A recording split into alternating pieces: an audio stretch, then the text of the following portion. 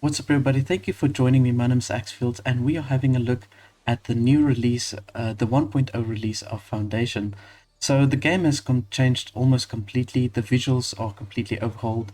The user interface is completely overhauled, and they've also added a whole bunch of new features within the game.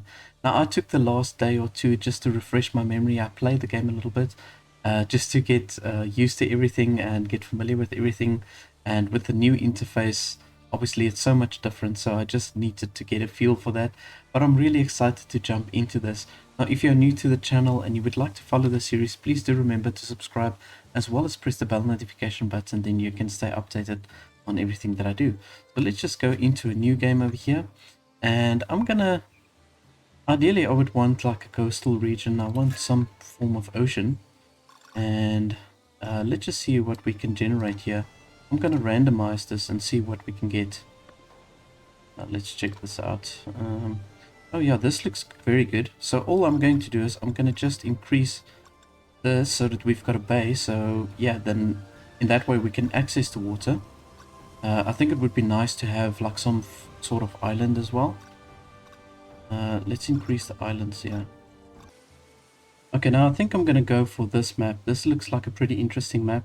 We can start the town maybe here on one of the borders over here, and then we can build a breach and we can place a monastery on one of these islands. I think it would look really cool to have it like that. So let's just do that, and I'm going to just go with the classical game, do all the standard settings, and then from here we can also choose an aspiration, and I'm going to just say relax and play on my own. So I don't have to choose a specific aspiration. We're going to just go whichever way the wind blows and see how big we can make the city. Right, so let's go for Greenshire. I think that makes sense for a town within Foundation. And yeah, I think I'm going to go for this name, Valhalla. So I am quite familiar with the name. We've got a few Germans in our country, so Valhalla will be a good name. And let's just see if we do it, maybe do it like this. I'm going to go for the checkers. I think we can make it black and white at the back. And then the symbol in the middle we can do red. I'm going to keep it like that. And let's see, I want to do... Oh yeah, this is going to look nice with the stag. And then I'm going to just do like a white line on the outside, or maybe black. Let's see how that looks. No. Let's do it like this. Okay. I'm going to use this as my flag. And let's get started with the game. Alright, so we are into the new map, and they don't actually give us the best starting points. So I was hoping to get a little bit closer to the island, or one of the islands, and so that we can use that then for the monastery. But yeah, I think that's not going to work as well. So, I in fact think this will be the best place to start, because then once I've got this slot, I can extend it towards this side. Or I must either choose this one, and then I can extend downwards, because you can get the first two territories you get for free. So unlocking these two, it would kind of make sense to have these two first. Maybe starting with this one, then extending towards this side. Alternatively, might be a good idea to go this way. We'll see. But I think this is going to be the best bet for me, to just start right over here. And to have the city center more or less there, I think it would make sense. Yeah, let's go for this. I'm going to go ahead and start right over here. Now, I skip the tutorials. I will just explain as I go through everything. But the first thing you need to do is to build your village center. Now, they've got this new thing where you can click and then you can rotate it around. And yeah, it's pretty nifty, the new mechanics of how you can place the structures. And let's just see, I want to kind of get it over here on this slope. Here we go. Ready. So then the next thing I want to do is I want to get my builder's workshop, and I keep this relatively close to the city center. I will move it on a later stage though. So let's go ahead and place it right over there. And we can add ourselves 3 builders. And then from there I'm going to place my lumber camp right over there. And we can just paint the wood cutting area. gonna just pretty much chop everything down over here. Now, I'm not going to worry too much about getting a forester because I want to clear all of these trees out so that I've got more space to expand my town with. And that's why I'm going to just let them chop whatever wood they can. I want to chop as much as I can. Right, and then from there we can place ourselves a stone cutter. Maybe not yet. Let's just leave the stone cutter for now. Let's first go for the gathering hut. Right, and all the berries are more towards this side. So we can place the gathering hut round about over here. And just let it face that way, towards the town. Right. So from here we can start with the residential area. Now what I am going to do with the residential area, I'm going to do a whole bunch of blocks. So let's just maybe start with the block right over here. And we can bring it a little bit down. Just like that. Now the reason why I'm using the square shape is when you use the paintbrush, the square paintbrush, the fences of the houses will also come out more square. If you do use the round brush, you'll see that the houses, the actual fences of the houses will come out round. So if that's what you want to do, then you can by all means do it that way. But I think I can manage my town a little bit better by having the square angles, and then in that way I can make prominent pathways through all the different areas within the city. So it will make more sense once I develop the city a little bit further. But now we can get ourselves another territory. So here you can see, oh yeah, this was definitely the right call. So you can see here we've got a massive territory we can expand towards. Now this is lovely. This is exactly what I wanted. Okay, great stuff. Okay, so from here we can add ourselves some foragers. And they can just start gathering the berries over here. And I'm going to place myself a well, also pretty much quite central.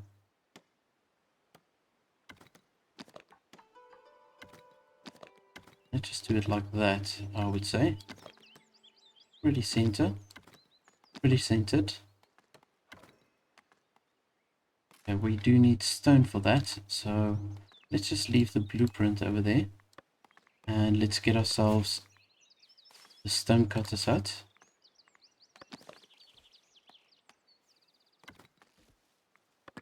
Now a lot of these structures I'm going to move on a later stage. But yeah, I want to just clear out all the resources, or as much of the resources as I can.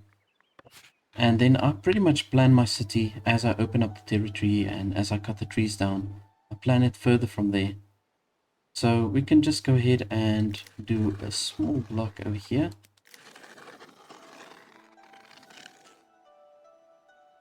So I leave enough space here in between these houses, so then from there I can do a proper pathway. So they do allow you to make cobblestone roads now. I'm not sure when you can get access to that, but yeah, we'll see.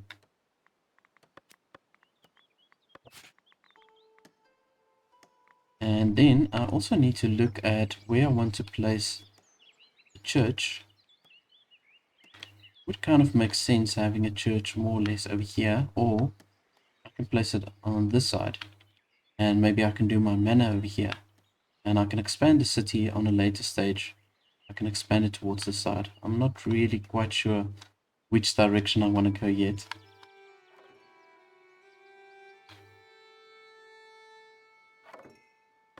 Right, so I'm going to just go ahead and assign 2 workers here to the stone mining camp, or the stone cutter camp. And then I'm going to also tell them to build a well. It's going to take some time until we've got enough stone, but I'm going to just tell them to start building. And then I'm going to place 1 market stall. And just thinking which would be the best way to place this market stall.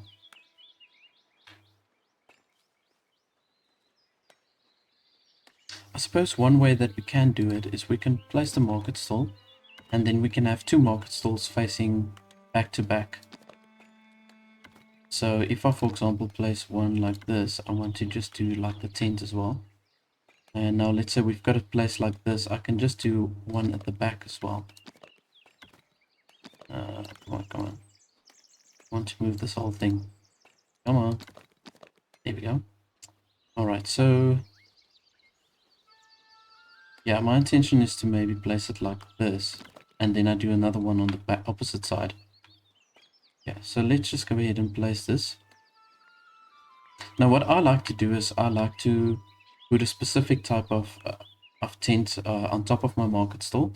So with the red market stall, I would do my foods, and then with the blue market tent, I would do my general goods, my non-consumables, and then with the tent that's like in a triangle, I would do my luxuries.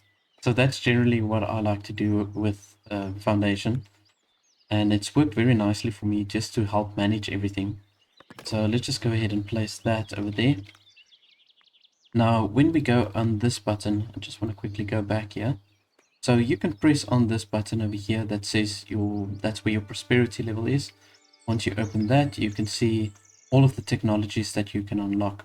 So we definitely need storage right away. So I'm going to just go ahead and unlock that. And we also can unlock the fishing because we need 2 types of food sources. And then on a later stage, I will unlock the wooden bridge. I'm contemplating if I should do the fencing now, but I think I'm going to just leave that until we make some proper money. So then from there, we can also unlock manor. I think let's just build a little bit further before we unlock the manor. I'm going to just extend this block maybe a little bit more towards the back. Here we go. And then we can fit 2 houses in. Perfect. And let's do the same here. Let's just extend it towards the side.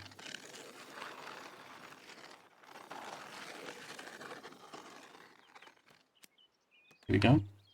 So you can see now once the houses are placed, they actually form like square yards.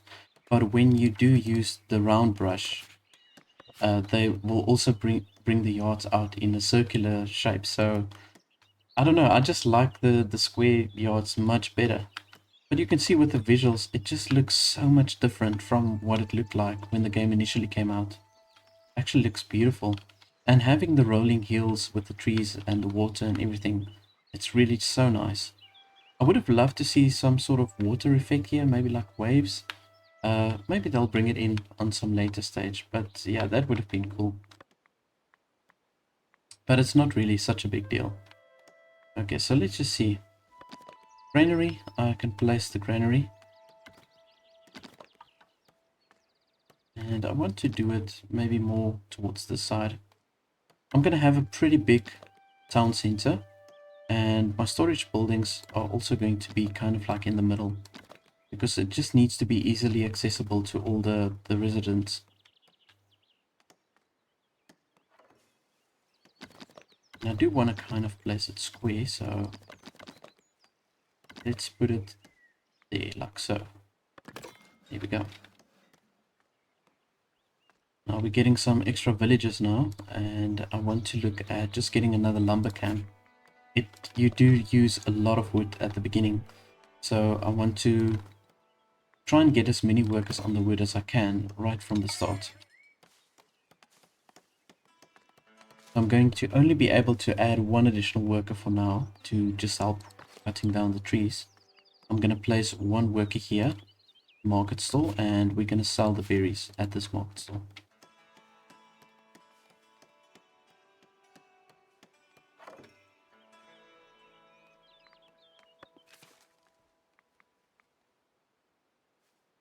Let's just maybe go ahead and unlock the manor house. This is a pretty important building that we need from the early stages. Now I do need a lot of space to expand my manor. It's going to really come in handy because the more additional structures I add to the manor, the more labor splendor I get. And at the beginning, the only way you can get that labor splendor, as far as I know, is by building the extensions on your manor. Then from there, you'll be able to build the tavern and a few bunch of other structures that you can add, which will then also give you the labor splendor. But yeah, you've got to keep out quite a decent space, just to expand your manor. Every villager will come. Okay, I will continue on my own. So I'm not going to let them now give me any direction on what I must do. Like I said, I'll just explain as I go through the game. I'll explain everything to you. So let's just see what the people need. We've got currently a 22% happiness. We need rustic food or additional rustic food. Now fish will count as a rustic food as well as the berries. And then aside from that, we do need quite a bit of extra housing. All right, we'll get to that now as well. And the refined food, we can either go for meat or bread, but I'll probably go for the meat. It's easier to get from the beginning. And the water I think will sort itself out now. Okay, I just want to check something here. Book. Here we go. Alright, so I can change myself to a lord now. It will definitely not be Lady Wilhelm. It's not 2024 or 2025. So we will stick with Lord Wilhelm. Right, and then from there we can add ourselves another woodcutter. Okay, cool. Right, so let's just check this out. So I'm definitely going to need some more space here for the houses.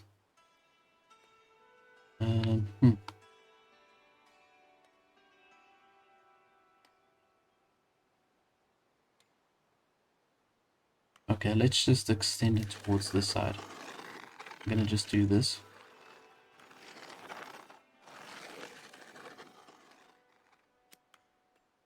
And I'm going to let them start building some extra houses right over here, like so.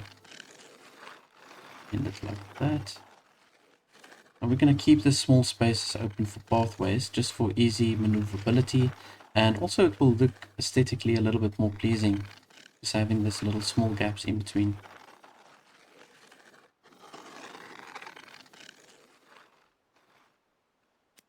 There we go.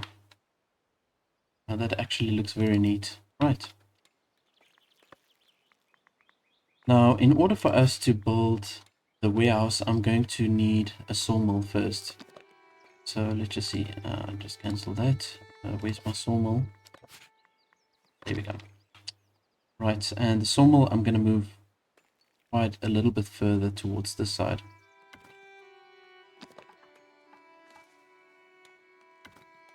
Keep it close here to the lumber mills. There we go. Okay, you can see the happiness is improving quite a bit. They've got some sort of fulfillment now with the rustic food. They're still not completely happy with it. And they still need a lot of housing, and then they need the service. So the service we get from the church. Now I just want to see when we do build the church if we need planks or if it only requires normal wood. You see. So we do need planks. Okay. So we'll have to wait with that one. I'm going to just keep this on fast forward. Right, we're getting now that extra houses. And let's just see. I'm clearing out all that trees over there. And I'm going to just do the same on this side. I'm going to just clear out all the trees right over here. Now I know the lumberjacks, they need to walk far now to get to these trees, but it's okay. I want to clear this. And then we can extend the residential area towards that side. Okay, we've got some extra workers now. And they are definitely going to work at my sawmill. Can maybe just add one more woodcutter over here, just for now. And let's just assign one work here for the berries. Okay, cool.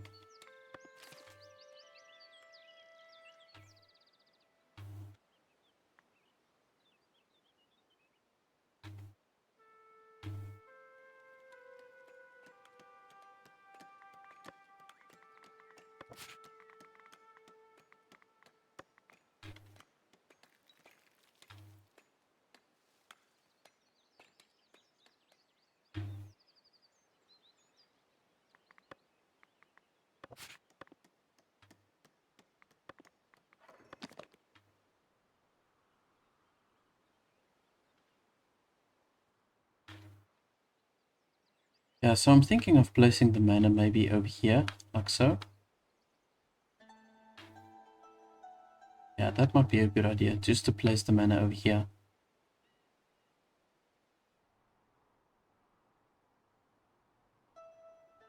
So what I'm going to do is I'm going to just build the Great Hall once I've got all the materials that I need to build this. And then from there, I'm going to go into the free build just to make like a really big fence around it. And then in that way, then I just know where the boundaries are for my manor itself. And then I can build all the residential buildings around that. But I do want to leave a pretty big space.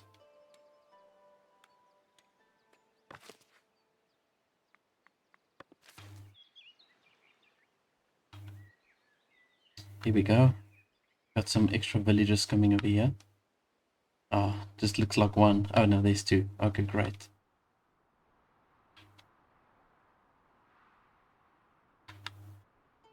I've noticed with pretty much all of the maps that I play, they tend to come from left to right. That's like the general trend. So if you want to get closer to the entry point of where the villagers come in, it's usually from the left side, either from the southern side or from the northern side, but it tends to always come from the left-hand part.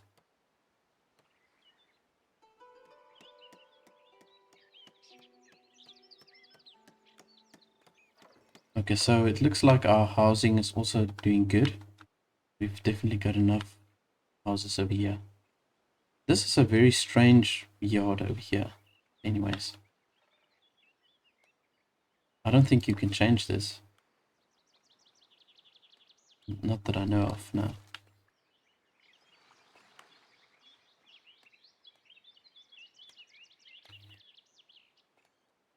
Okay, so I think both of these workers I'm going to assign at the sawmill. I'll maybe also take away one of the workers that's working here by the stonecutters. I don't know. I just have to get them a little bit happier and make sure that there's plenty of houses over here. So that will also invite more people to come in. Maybe take away this guy over here. Yeah, let's do that. And let's add another one then to the sawmill. Here we go.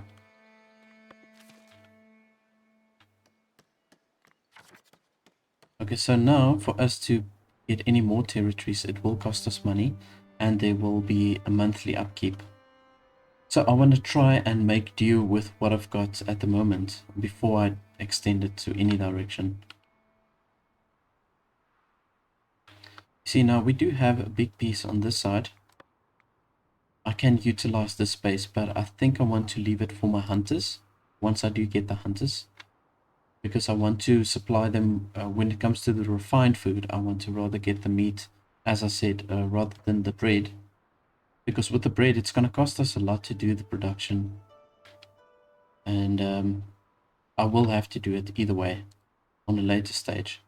Because now if we go to the trade menu, you can go to the royal book over here, and then we can go to the trade routes over here. So you can see here that Northbury will be the first one that we'll be able to unlock. We require 20 planks to unlock this trade route. Now I do want to get it unlocked as soon as I can, so in that way then we can sell planks to them. We get very little money for the planks, but either way we can just start getting some sort of income. And then here at the bottom you can see we need to, at Davenport, to unlock this trade route, we need 20 bread. And then on this side we need the clothes to unlock the trade route for Middle. And we can actually sell fish to them, so this might be very good to just unlock this trade route as well as soon as I can. And then Trotbury also buys fish actually from us.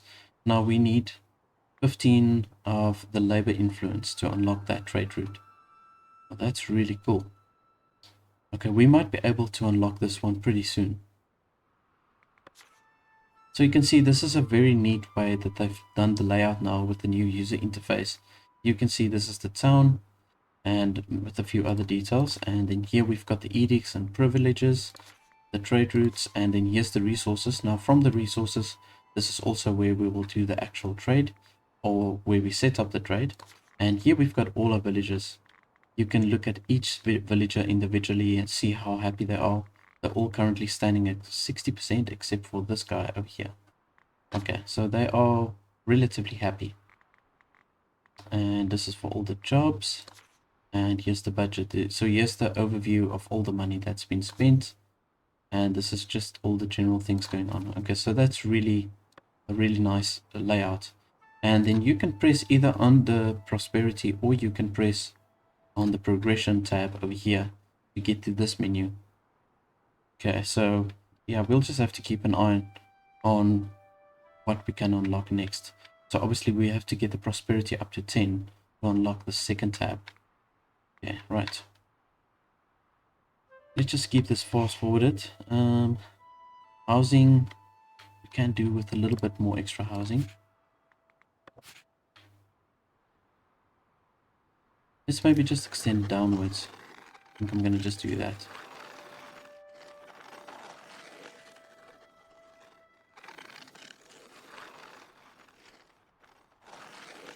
Okay, we've got some extra villagers coming in. Great.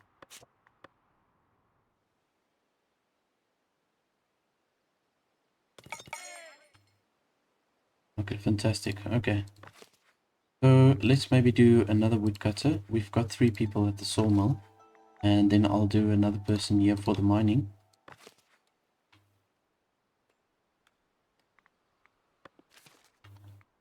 I think I should maybe just go ahead and add the warehouse over here. That should maybe be my next thing to do. And yeah, I'm gonna just go ahead and place it like that. There we go. Then we can assign 1 worker to work here for now. Now from here, I'm gonna also open up a slot here for the fish. And once we get that extra workers now, we can add a worker here to just go and do some fishing. Let's just change this around. And I just want to see where... Okay, there is a fishing spot right over there. Okay, perfect. So it's not too far from where I'm placing the structure. And yeah, let's just go ahead and place it right over there. Okay, so you see, this is a nice clean layout. We can even do this. And bring it down like this. And that just opens up some extra space for another house. Here we go. Perfect stuff. Right, and let's just maybe... I'm going to go ahead and first place my Great Hall over here. I think it's more important to have the manor set up. Because there's more things that you can do with the manor rather than with the church. We will get to the church eventually. But now I want to see how I'm going to set up the manor. Let's maybe do it kind of like square, like this. Yeah, I'm going to just go ahead and do that. And we can make this the main entry point. And yeah, this is the visitor location. We can also do here right in front of the door. Do it like that. There we go. So you must just make sure if you do place any of the structures when you get one of these bigger structures, like for example the church or the manor, you must just make sure that all of these boxes are ticked. Okay, so we've got all of them ticked, so that's fine. Not going to worry too much about the rest of the stuff. I just want to see... I can't do the fencing yet. Okay, well let's just do this. I'm going to just place that. And we can add the tax office. Let's see for the free build. I've got to unlock the decorations. The next level of decorations. Okay. Cancel that. Yeah, let's place the tax office. So with the tax office,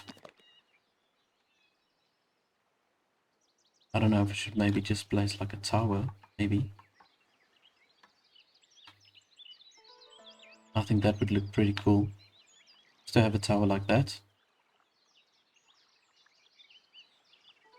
Now you see, we do need an entry point also for the tax office, and we can, yeah, let's maybe put it like that. I think it looks neat. And I'm gonna just go ahead and place it like that. Yeah, why not? Let's do that.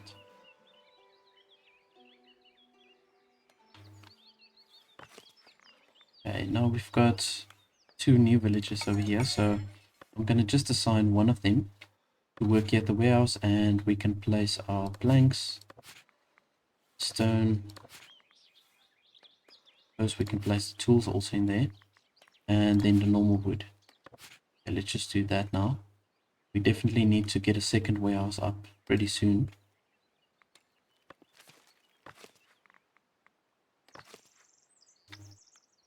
Yeah, and I can also assign a fisherman over here.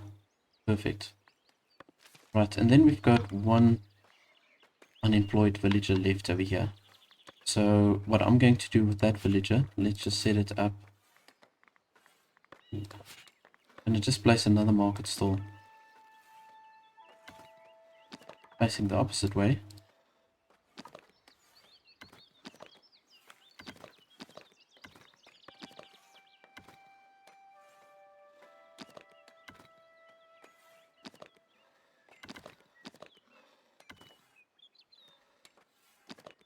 There we go. Alright, and I'm going to just place it like that, so they can be back to back. Here we are. I think that's good. And we will sell the fish through this market stall.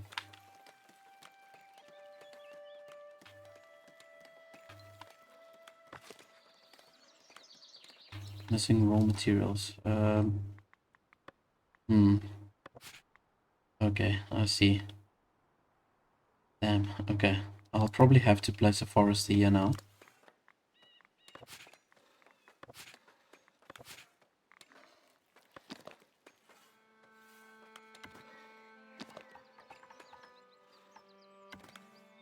Let's just do that.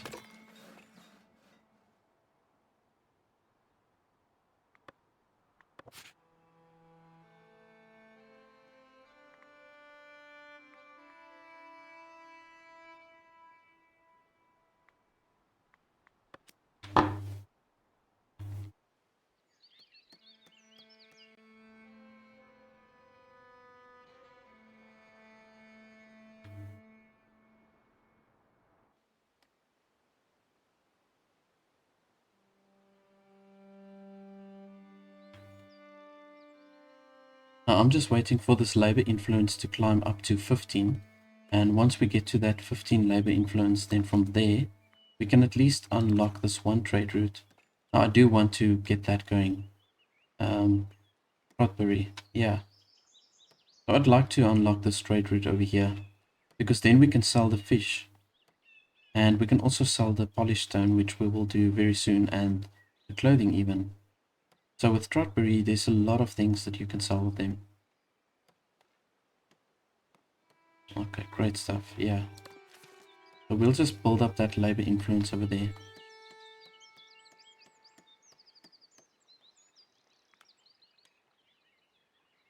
Okay, so now you can see we've got the Great Hall over here. So now from here, we can promote villages to a higher status, and we can also do the levies. Now the levies will make the people a little bit unhappy, but it will help us to just get some initial money, just to get the whole town going. I think what I am going to do is I'm going to just hold back on the levies for now, to see if I can manage without it.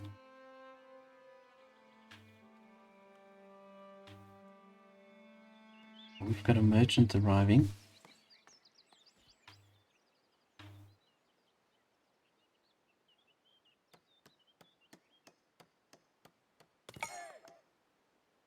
Now this game has got a pretty slow start, but once you get a few commoners and you've got quite a few people that lives in your town, and you've also got a good trade route set up, then from there things really escalate and start to move really fast.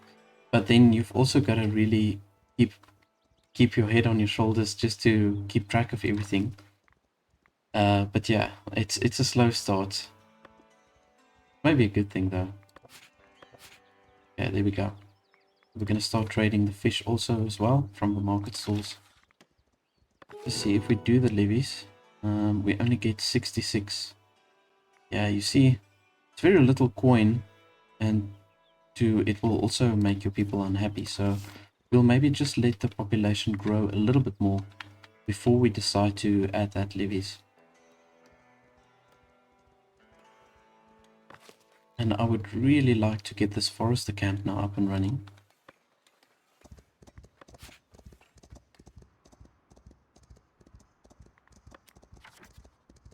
I'm considering to unlock this region over here just to get access to the wood. And that's a very small territory, although it will help me to expand the residential area. Anyways, let's just see here. Oh, okay, nice. We've got 100 coin there from the king. Just giving us recognition for everything that we've done so far.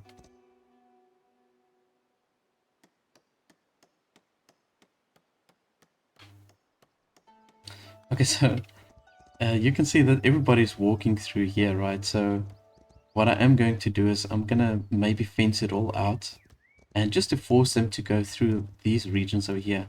I don't really want them to walk through all of the yards of the houses.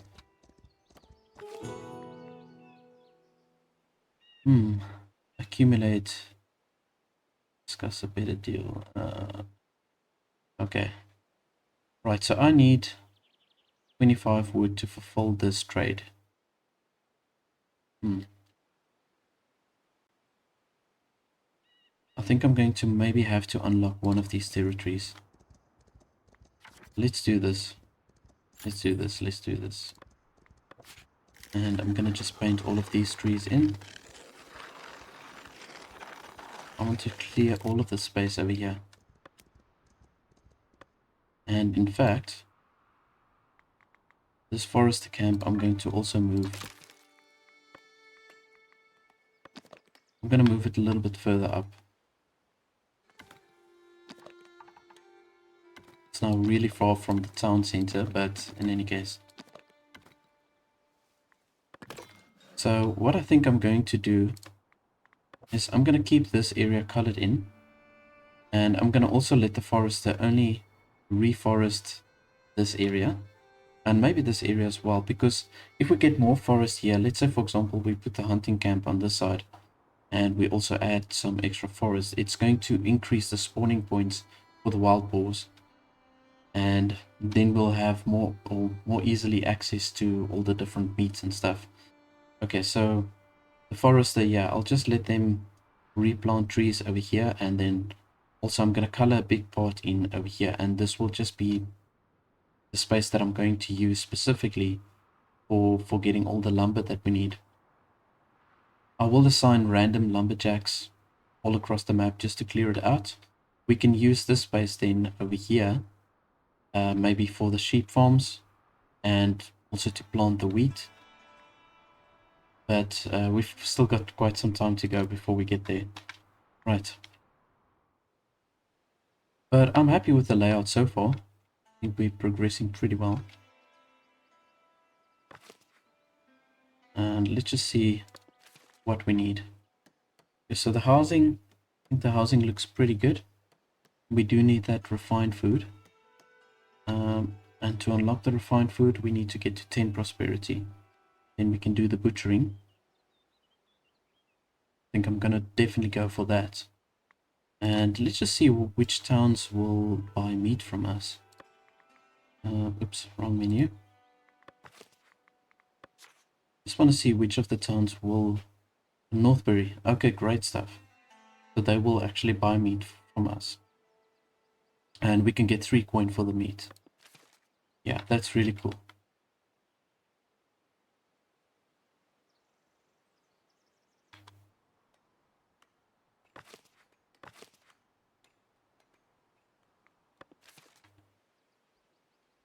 Right, I'm not going to build anything else at this moment. I want to just accumulate that wood so that we can fulfill this order. I want us to fulfill it in 10 days. Oh man. I hope we can do it.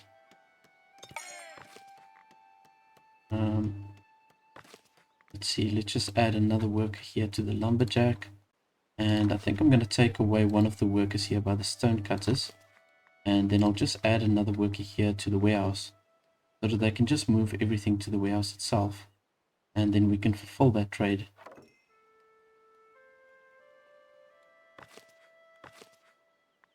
And I'll take another worker away here. We've got enough stone as it is, and I'll place that worker within the forester. So my idea is to repaint all of this, maybe towards this side as well. And we can literally just use this space over here. Just repaint all of this.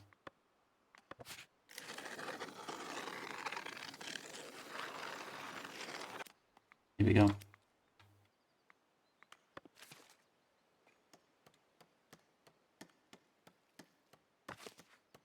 Okay, now I've got 6 workers assigned here to the lumber camp, so I'm really hoping they will get the wood now that we need. We've got 13. Oh man, come on. They still have to transport it also here to the storehouse. Let's maybe do this. Let's just take away one of these workers at the sawmill as well, just to complete that trade.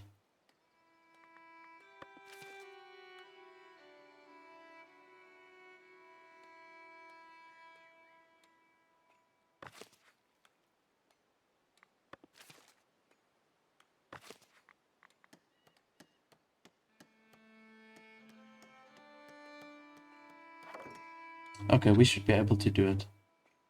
Looking good so far. They just need to take it to the storage. We need 2 more.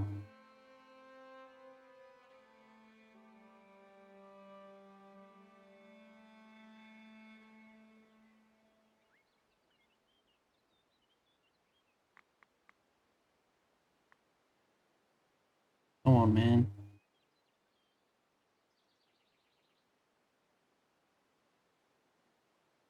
What else are they building over here?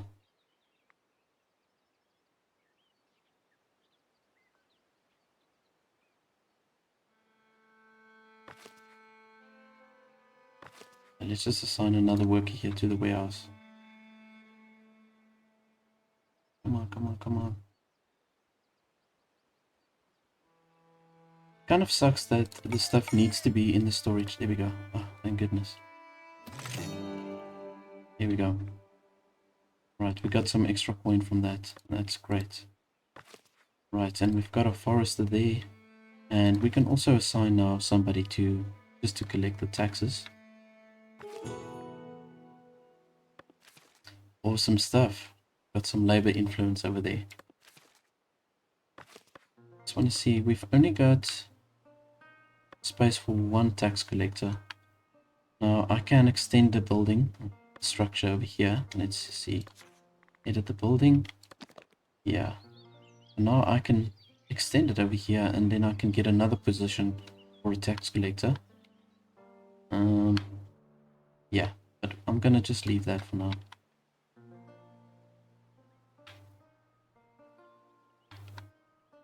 Alright, let's check this out. I've got now that 15 labor influence, so I can open up another trade route. Well book, let's just see trade routes. Right, I'm not gonna hesitate with this. I'm gonna just open it up and let's see what we can trade over here. Right, so definitely the fish. How much fish have we got? Alright, we've got 45. I think I'm gonna sell the fish once we get over 40. So let's just push this up, and when we get over 40 we can sell that. And then additionally we can not sell the planks yet. We first have to open up this trade route. So we need 20 planks there. What else can we sell? The polished stones. Yeah, that we'll have to do a little bit later. Okay, I'm gonna just wait until we've got enough planks, and then we can open up this trade route. Then with these people we can sell the planks as well as the meat.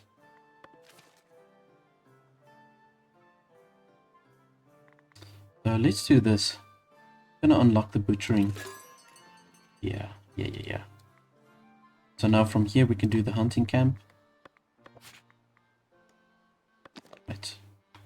Yeah, you see. Oh man. Only got like 2 spawning points here. For me to get to all of those to get to those boars. I'm not really sure if they can go into the other territories to get to the boars. I'm not really sure if they can do that, or if they have to stay within the territory. I don't know. But look at this. Wow. Got a lot of wildlife running around on that side. Okay, well, I hope this works. I'm going to just go ahead and place this over here. Let's just do it like that. There we go. And then the butchery. So the butchery, you don't want to place them close to any of the residential buildings. That also makes them unhappy. So let's just go ahead and place this close to the storage. I'm going to plop it down round about over here. There we go. It doesn't require too many resources to build, so. Right, so the manor looks really cool, I think.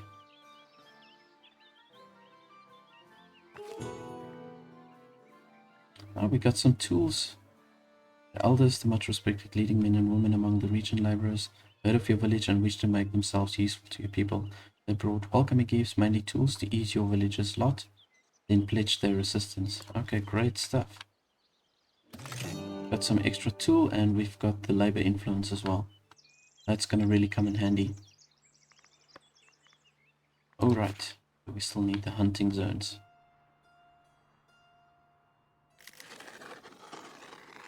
Okay, so unfortunately, yeah, like I suspected, we can't reach these territories. I'll have to open it up, and it's going to cost a lot. We'll just have to make do with what we got.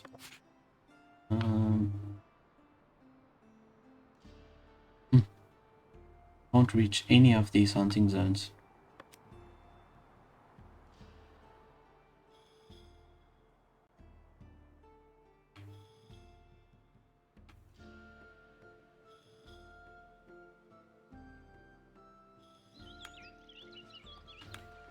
I've got one extra villager coming in.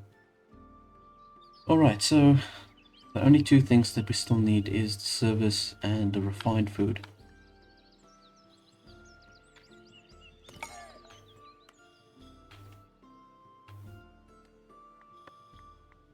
Okay, so I suppose we might as well start with this.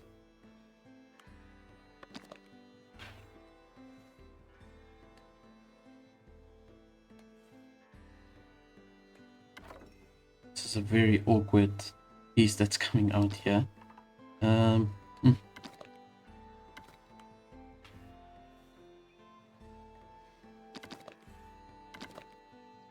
Right, I'm thinking maybe moving the church towards this side rather. Just check something over here.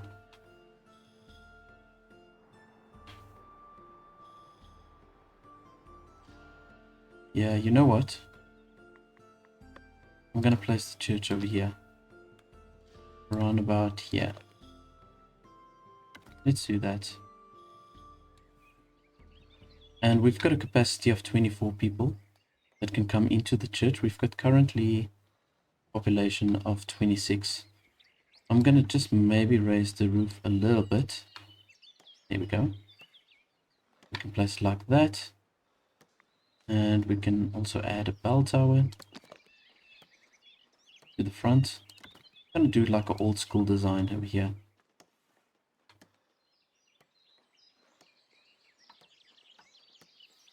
There we go. Right, and the door we can do right in the front. That's it.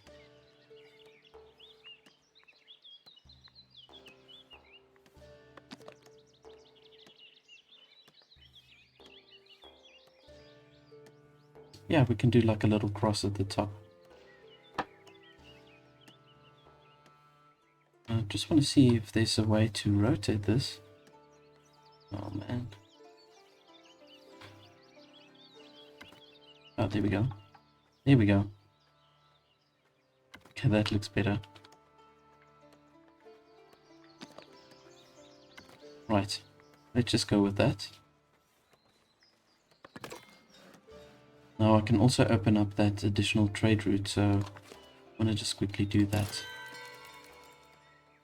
Nice. Right, so from here we can also sell the wood, or the planks rather.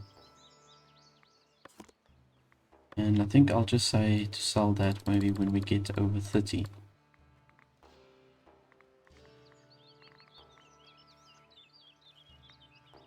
Okay, great, so at this stage we can also, no, we can only sell the meat, the fish and planks at this stage.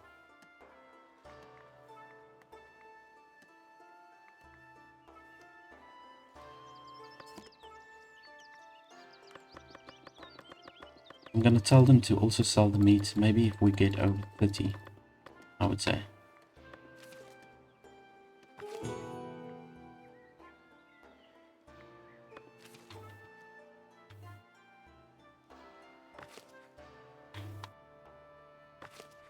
Okay, let's just add one hunter. We've only got one unemployed person, so I'll just add one hunter there. Now, I suppose I need to open up another territory here to get access to all the meat.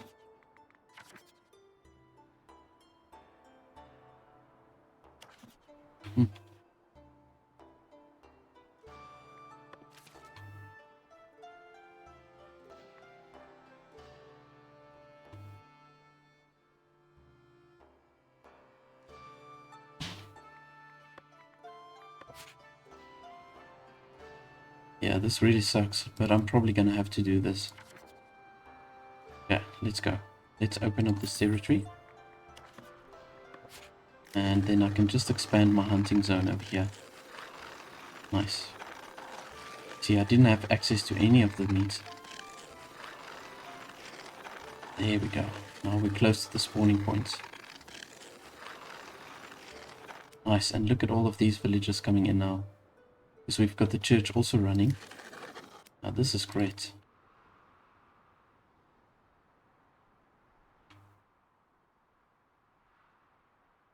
So another thing that I need to do, I've got a tax collector now, but I'm not really taxing the people. So you're going to go to your taxation button over here, enter the royal book, and then go to taxation. And we're going to just push it like that. So it's -5 happiness, but now this is going to go up to 80% in any case, because we've got the service. So now from here, we will get monthly, we will get 29 coin. Great stuff. Okay, this will just balance the books a little bit better. Let's see how this goes. Okay, we've got 4 extra villages. Fantastic. Right, so now we've got the hunting cabin over here. We can add another hunter. And then from there, we can also add... Let's add 2 butchers, why not? And we can add another worker here for the granary. And then we'll also assign them to just place the meat. And maybe let's just tell them to place the boars also here. It's going to be easier for the butcher to get to work effectively, you know, if we place the boars maybe also there. So yeah, let's do that.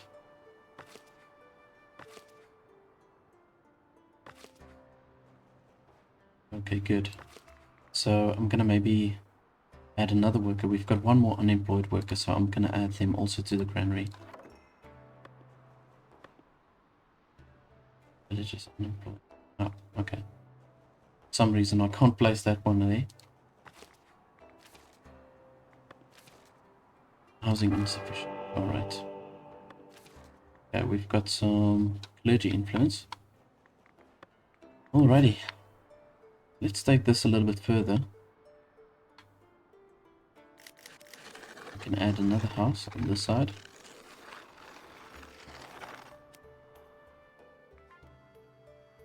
Now, I would love for my lumberjacks just to clear out this forest over here. We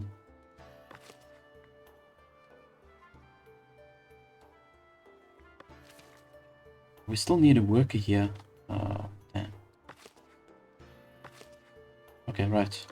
Let's do this. Let's take away one of the workers at the warehouse, and then I'm going to assign that worker here to become a priest.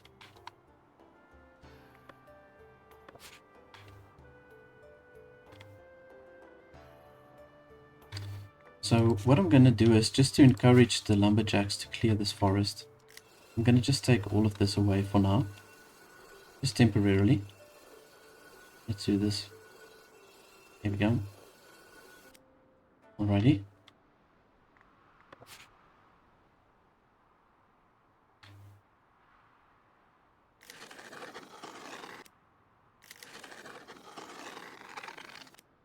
Okay, see, now we've got access to a lot of hunting points.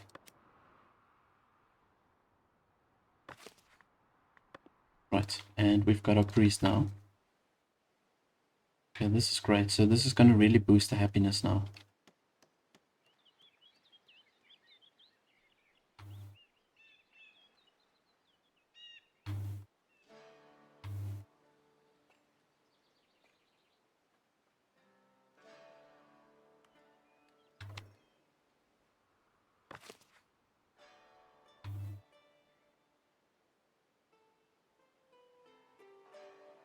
Oh, we've got the traders here from Trotbury. So they're probably going to buy some fish. Yeah, we've got plenty of fish for them. There we go. Okay, lovely. We got 25 coin from that. Oh, that's what I want to see. I can see they're bringing the meat over here. That's pretty cool. You can see the little boar he's carrying. He places it there in the granary. Okay, great stuff. Yeah, you see, this is going to make it much easier then for the butcher to get to the meat. Okay, we've already got some meat. Should probably release this to the people, or give access to them. But I don't know, I want to maybe hold back on that, just to make a little bit of trade income just by selling the meat. You don't get expiration on this, it can't expire, so I'm thinking I'm going to just maybe leave it for now.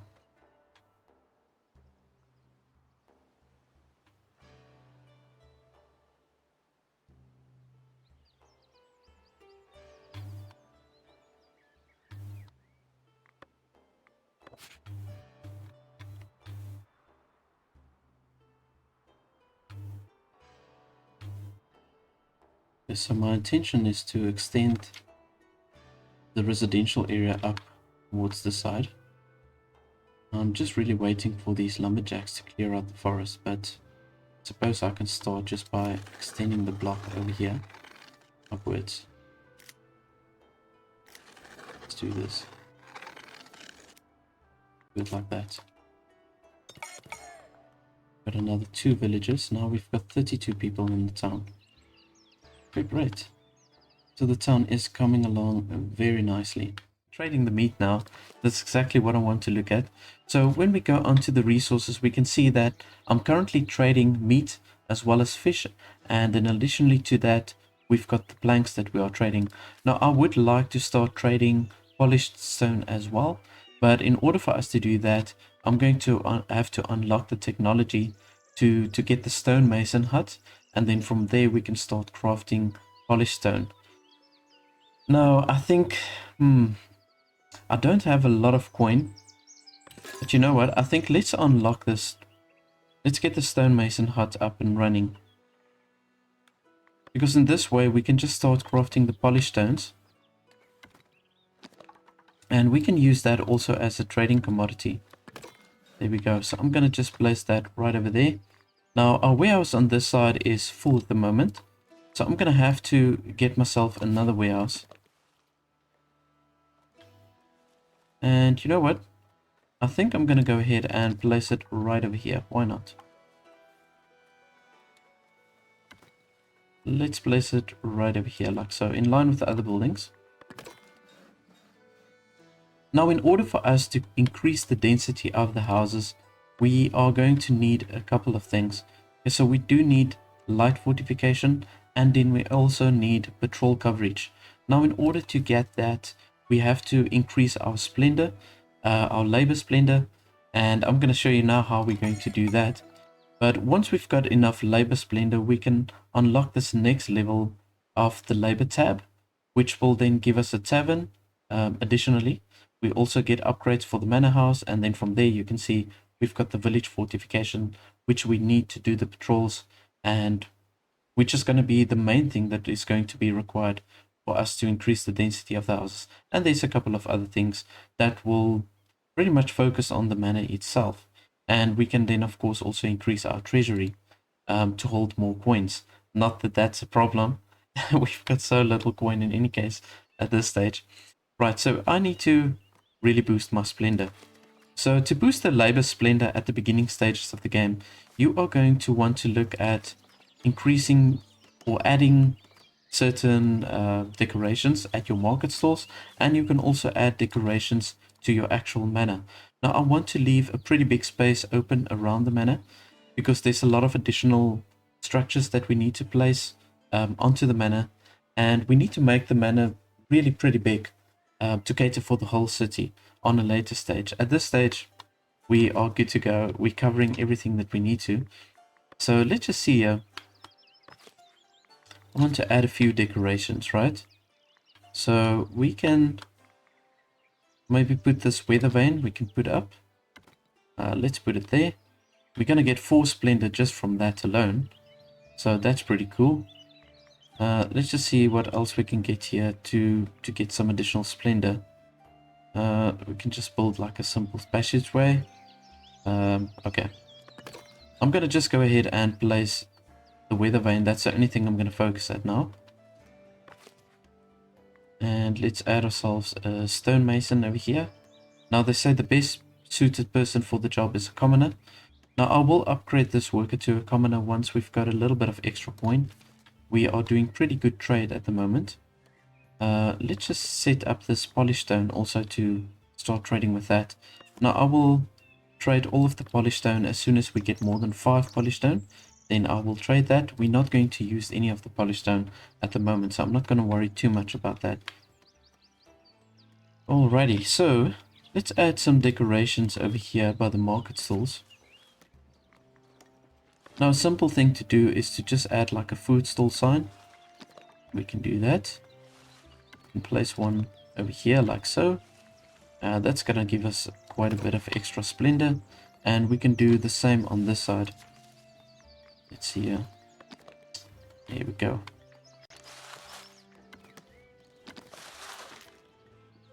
Let's just also place this one right over here like so. Okay, fantastic. Right, let's just do that for now and see where it's going to push our splendor up to. And we can add maybe 2 workers over here. We're going to place the polished stone in here. We're going to also need to maybe place the cloth as well as the clothing. And then I think the other goods we've already got sorted. Yeah. So otherwise there's nothing else that we're going to have to place in the storage as of yet. Those are the only non-consumables that we are going to place in. We've got a courier arriving. I'm hoping that I can get some sort of a deal. I can just make some extra money. Where is all the traders, by the way?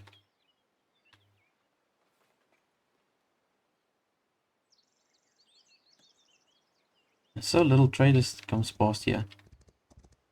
You know, in fact, I want to quickly look at who else we can get to trade with. Okay, so we've got Northbury and we've got Trotbury. Now, in order for us to unlock these two, we need a little bit more clergy splendor, or clergy influence rather. We are getting close there though. Now, I need to maybe extend my church, my chapel rather.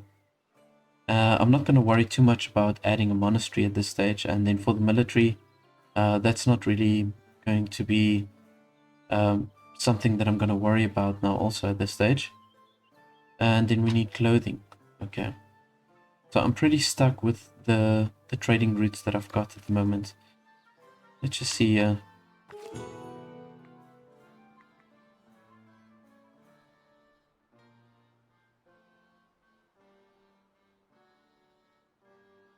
okay, I need to send one of my builders. Okay, that's fine. I can sell one of the builders. Send one of the builders. No problem. We get that extra influence.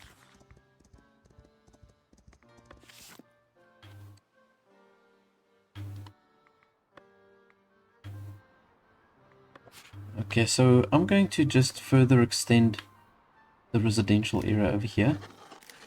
Maybe we can just squeeze another house in here.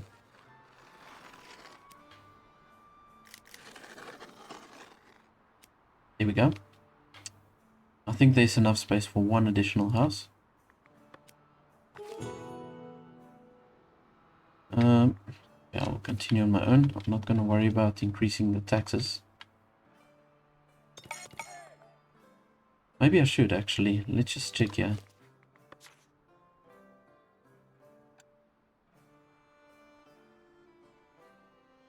Yeah, okay, let's keep it here for a while. I'm going to move it back pretty soon. Just want the coin to build up a little bit. We've got some fish that we sold over there, so that's good.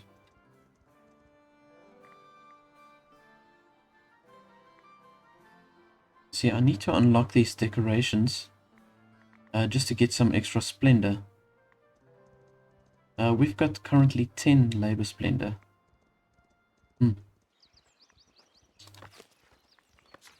Yeah, see, if we've got those decorations unlocked, we're going to have a lot more that we can do to unlock the labor splendor. I don't really want to build a wooden shed. Okay, let's leave that. Let's check what we can do over here. Oh man, so little that we can add really. I'm going to just maybe do another weather vane over here. It does give us an additional 3 labor splendor.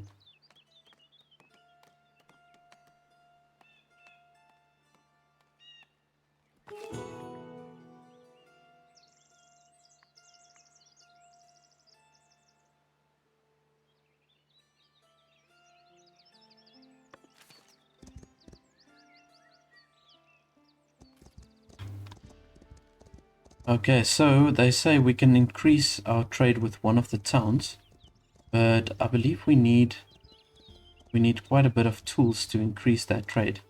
So let's just check quickly here by the trade route. I think it's over here. One, is this one? Oh, there we go. Yeah.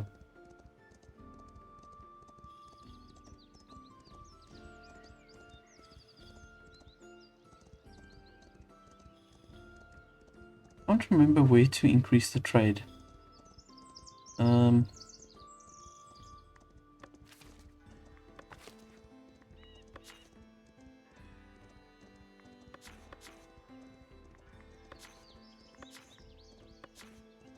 remember seeing this somewhere where I can press on a certain button to improve the trade. I don't know.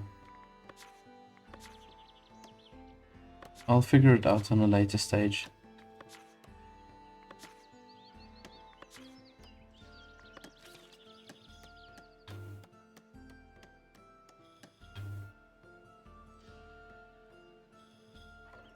Right, we've got currently 13 labor splendor. I'm thinking now if I should take the risk just to buy those decorations. And I can maybe then add another levy on a later stage.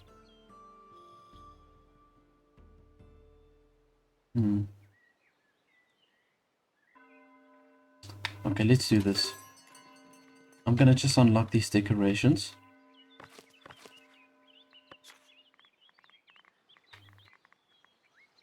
Yeah, see, there's a whole bunch of stuff we can add here now. So a very easy way to do this is to maybe just add some pots right by the entrance. That's a pretty easy way to add some additional splendor, and we can probably do some stone benches.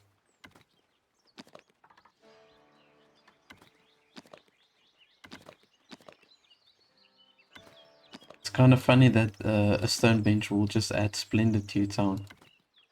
Like they put the stone benches in such high regard.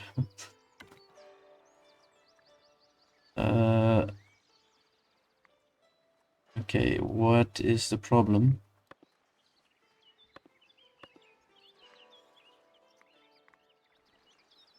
Oh, I need... Oh man, I need that coin. Okay, you know what, let's leave that over there. Let's just quickly do that. Let's add some levies over here. Oh, here we go. This is where it is. This is where you increase the trade. Okay. You have to go here to the mandates. Alright. Right, let's do a levy over here. Yeah. I'm gonna have to do this.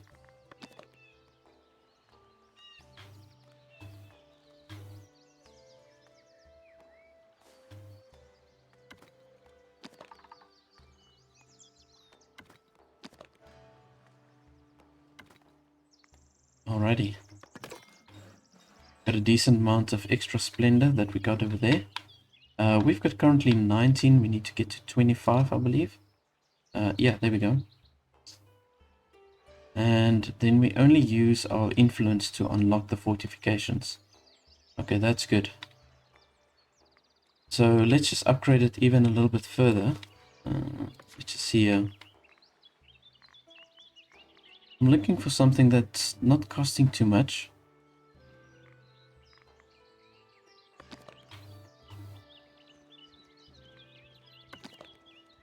Yeah, let's do this. That's another 3 splendor. I can do that.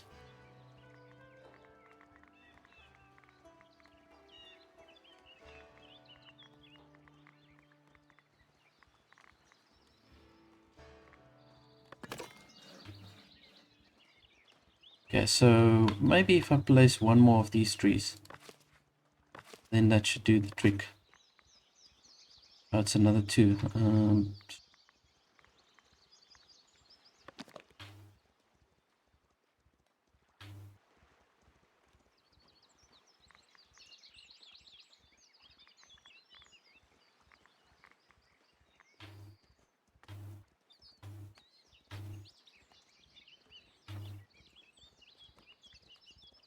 You know what? I've got actually a type of idea. I'm gonna just do this.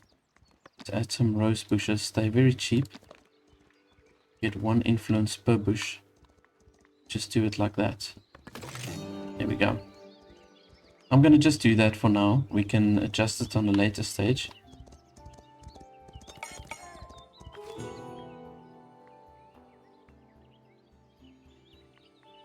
Yeah, they just say here my community is unhappy.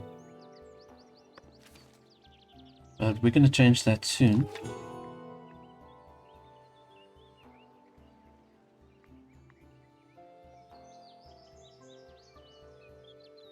Okay, so these guys wants to give me fish for stone. I think I'm gonna go for it because I'm trading the fish, so yeah, let's do that.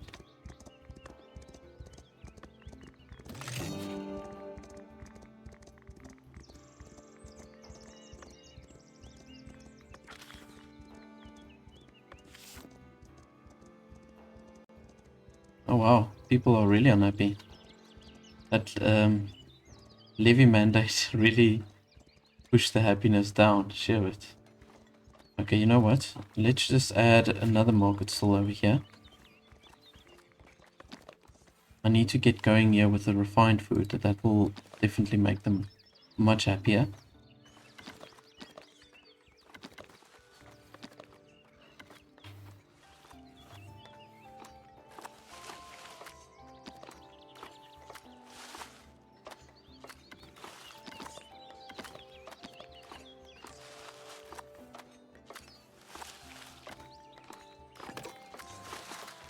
Okay, so with this market stall, I'm going to assign them to do the meat. We've got plenty of meat. So we can distribute the meat to the town and then also sell it at the same time.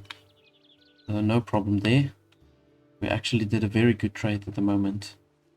Yeah, the coin's looking much, much better. Okay, this is good. This is really, really good. So I'm going to just unlock these fortifications. I'm going to only worry about that for the time being. I'm not going to do the tavern at the moment. I want to, in any ways, maybe look at first unlocking either the bread or the clothing, either one of the two.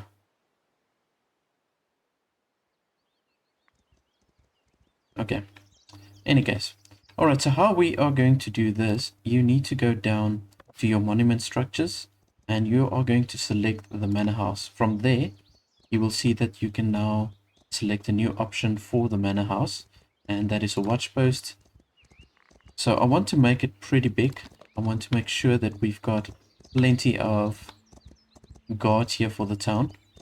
So the watch post is going to house your actual guards for the town. So we can maybe just go ahead and place it like that. I'm going to slightly raise it. Maybe make it equal with the opposite roof, or the roof on this side. Yeah, let's do that. Okay, so now we need a separate entrance here. Oh man. Let's see if we can do this. It's like a really awkward space. Maybe we can do it at the back.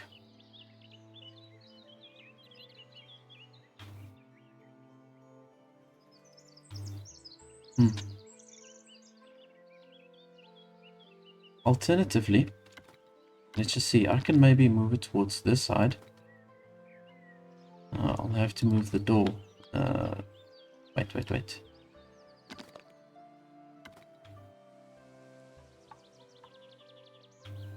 Let's rather do it like this, I think.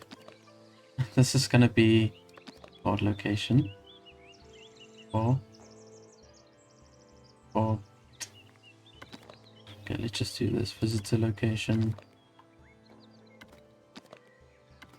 Okay, I don't think I'm going to add a guard location here. So we're gonna have plenty of guard locations over the town, and we don't really need a guard location here close by. I don't think so. So let's just build this. I'm gonna build it just like that. See to it. Okay, improve trade. Alright. We need a whole bunch of tools for that.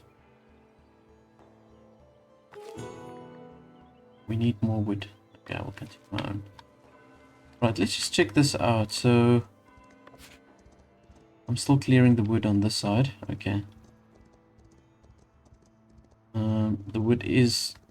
looks like it is becoming a problem over here. Right, so I'm gonna just let them start harvesting the wood on this side.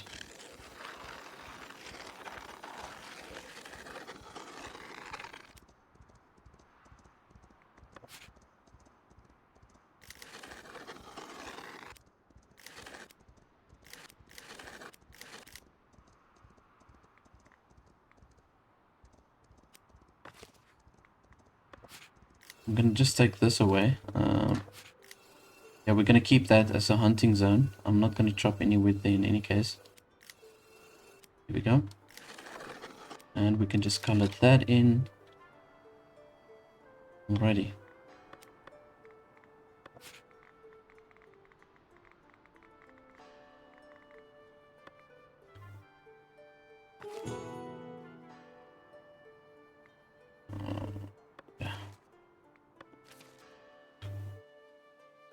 Alright, so now we're going to make the refined food available here for the people. Let's just place the meat over there. There we go. And this should really make them much happier.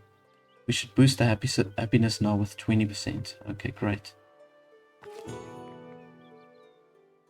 What do they say here? We need to accumulate 100 wood, and then we will get 5 clergy influence. And this is really going to come in handy. I want to accept the deal. I've just got so little wood. You know what? We can actually place another lumber camp over here. I'm going to maybe take that one away. And let's place another lumber camp. Here we go. Right, so once this structure over here, let's see, the watch post, once this is done, I'm going to assign patrollers as well as watchmen. And then we can maybe just let them cover this area over here. Then we can increase the house density just here at the bottom, and we can systematically extend the coverage as we progress with the town. We can extend it on a later stage. But I'm going to maybe just let them cover this bottom piece over here so that we can improve the density and just basically give more housing.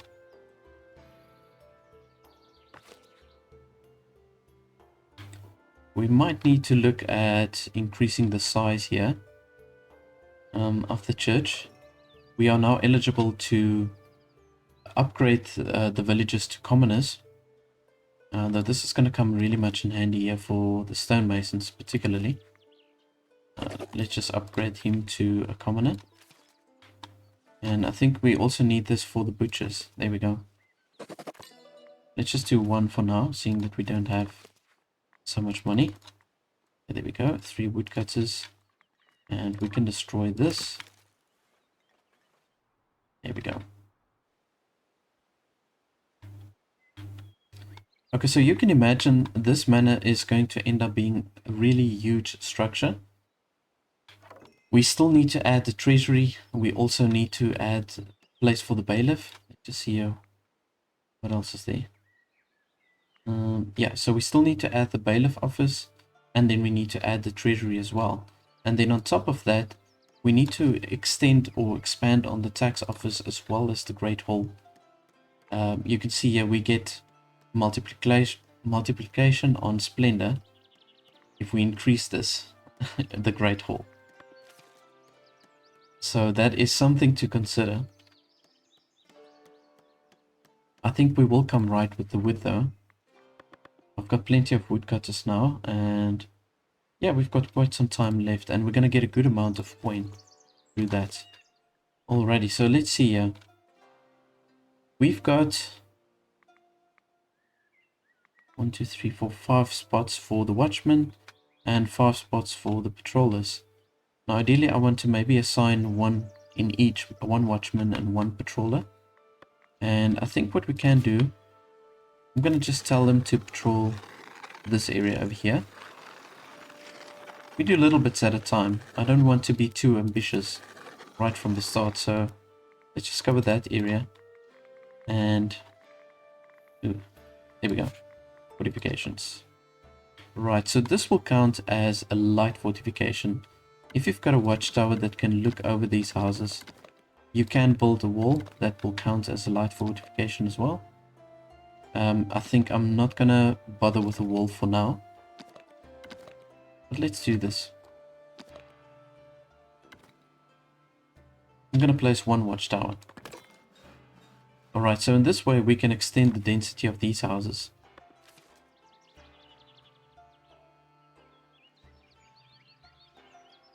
Okay, I do think that this was a good idea to extend the manor towards this side. I think it's gonna look pretty cool.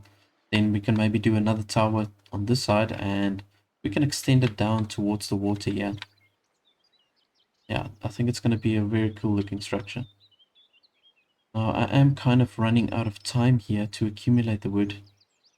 These people really need to make a little bit faster. Planks, stone, wood. Okay. Let's add another transporter over here. We've got 3 unemployed people. So what I'm going to do is I'm going to add 1 patroller and 1 watchman. Now they say ideally it would be good to have commoners to use them for as well. I'm going to just maybe fulfill this trade. Hopefully I can accumulate the wood fast enough so that I can just fulfill that trade. I'm really hoping I can do this. Man, I've got so many lumberjacks over here. Like, seriously. Come on, guys.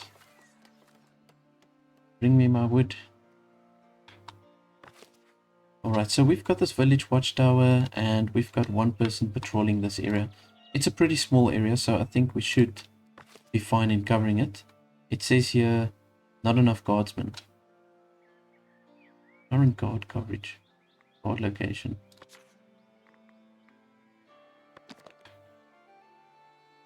I suppose we need a guard location. No, they only allow us to place a guard location like very close to the manor. So yeah, let's maybe do it like this. Let's just do it like that. 2 unguarded locations. Total number of fortifications. Current guard coverage, unguarded locations. So I suppose I need 1 more extra watchman to keep guard. I'm not really sure. Let's see how it goes. Right, I can upgrade myself now to an elder. Let's go for it. Elder. Elder Wilhelm.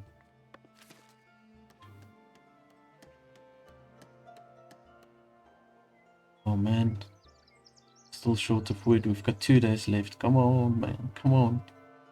We're gonna get a negative rating if we don't fulfill this.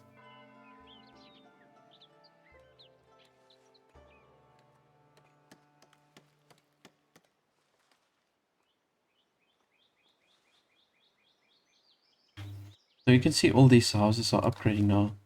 And I think that's where all my wood is going. Oh, no, actually, they're only using the planks. Okay, that's fine.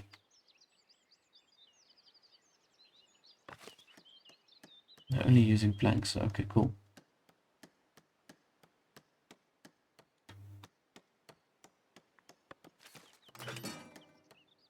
Oh, man.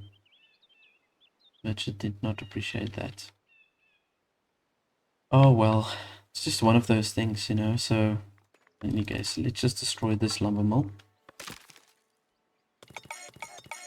Okay, there we got a lot of people coming in now. So seeing that we're increasing the density of the houses, you can see that they are a little bit bigger than the village houses we've got on this side.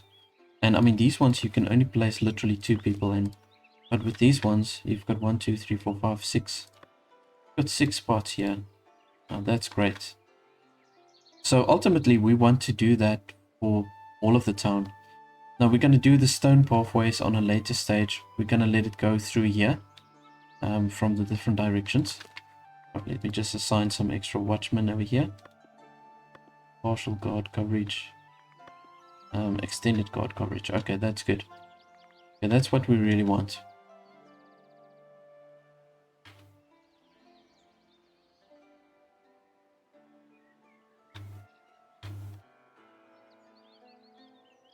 Okay, now we've got very good guard coverage. Now I want to just go ahead and upgrade these guys and girls. Also to commoners, just a few of them. I want to use all my money now. When is looking pretty good. I'd like to add something here.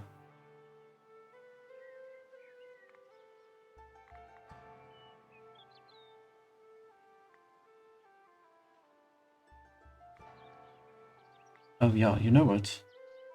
Into the village fencing. I really want to get that going. Let's just unlock that. And then I must really choose between the clothing and the farming.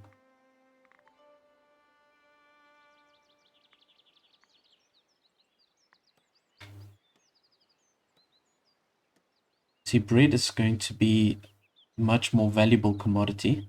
It's going to cost more to get the whole production going. But at the end of the day, the bread is going to really count in our favor more than the clothing, I believe.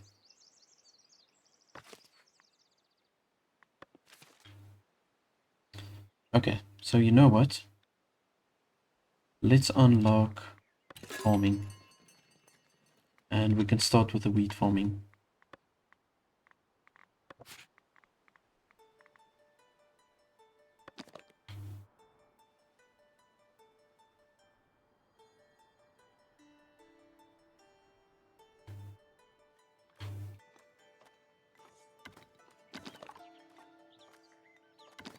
Okay, so I want to maybe go for the square layout for the crop fields again. It just looks so much more neat. I know a lot of people absolutely despise it because they say it's not medieval enough or something. But I don't know, it just, for me, it just works so much better. It's just more organized. So let's go for that square layout. I'm gonna place right here at the bottom. We need to start importing tools. That's another thing. Man. Let's check this out. Trade routes. Resources. Are we importing? Where's the tools? Here we go. Okay, we're not importing. So, yeah, I want to start importing some tools. I'll have to push it maybe up to 10. Damn.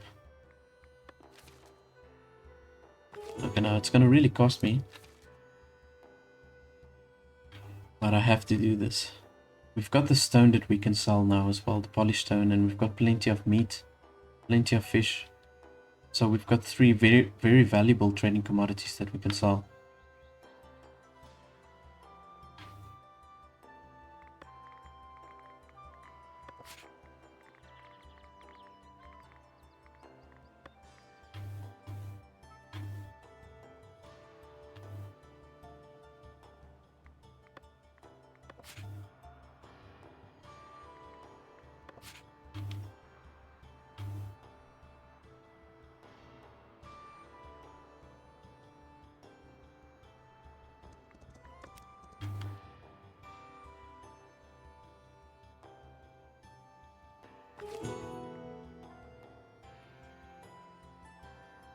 Oh, okay. So they're gifting us with 25 tools. Oh, this is great. And then we can just pay it back on a later stage. Oh, awesome stuff, man. Well, this is going to really help us to just get this going.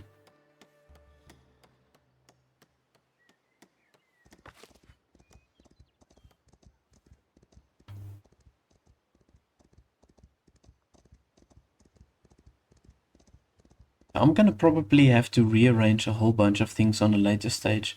The residential area is going to be fine, but a lot of my production buildings are most probably going to have to move, because I'm going to do like an outer wall of the city. It's probably going to extend from here roundabout. I'm going to go all the way around, I would say there, and come here from the back of the manor. I would love to utilize this island. I just don't know how I'm going to do that. But from here we can place the monastery. Now, it would look cool to have the monastery here, but it's also not practical because you want people to have access to the monastery. It will just make them so much happier if they can get access to the monastery.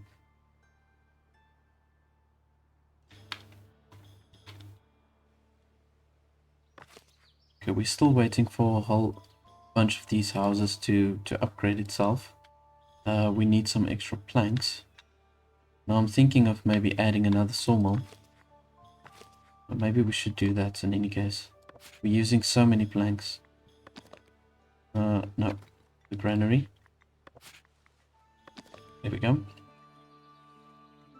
Okay, it's 10 stone and 20 wood. Okay, that's cool. Doesn't require any tools to build the sawmill in any case, so let's place it right over here.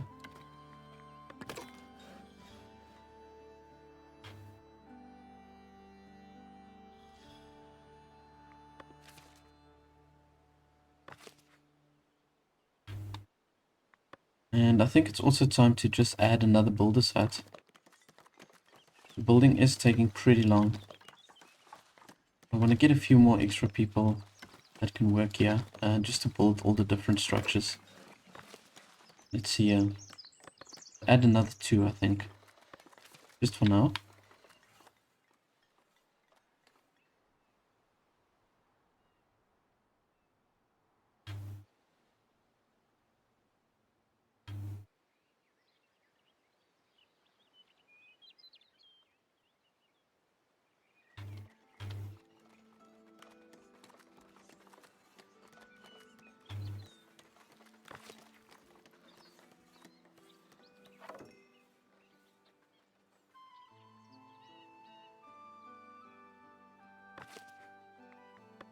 Okay, there we go. Got another 2 people working at the sawmill. So we're going to just really increase the planks as quick as we can. Got some extra villagers moving in. And I'm going to just assign them straight to the farm here.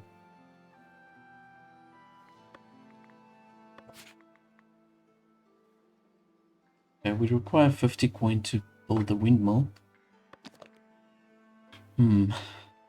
Now the windmill I'm going to place a little bit higher.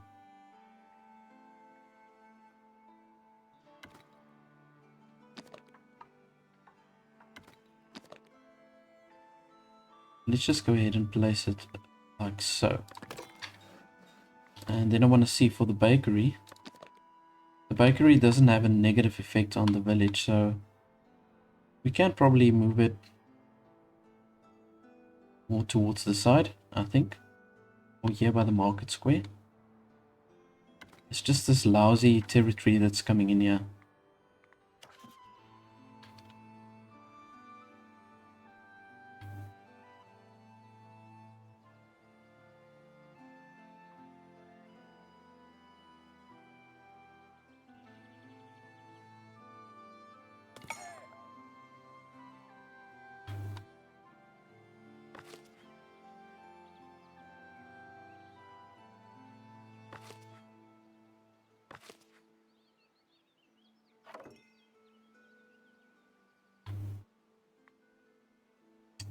I suppose we can build another watchtower. Just check here.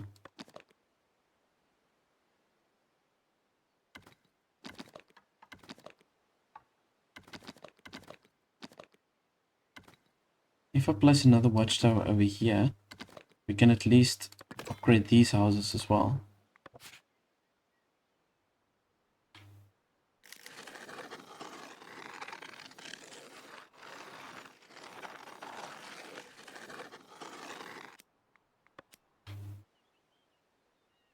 I'm thinking I must maybe decrease the size of the patrolling area. Maybe if I do it like this, they will patrol a little bit quicker.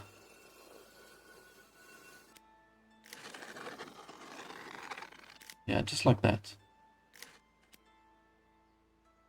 And let's see if we can do the same over here.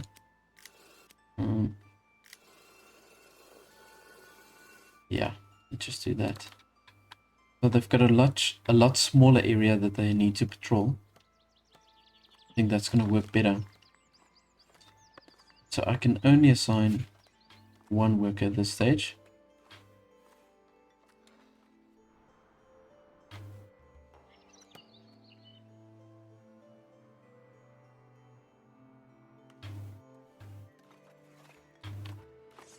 Okay, I don't know why everything's kind of like turning yellow. Maybe it's not the ideal place to place the crop fields, but I'm gonna just go ahead and place it right over here. Gonna make it square, just like that.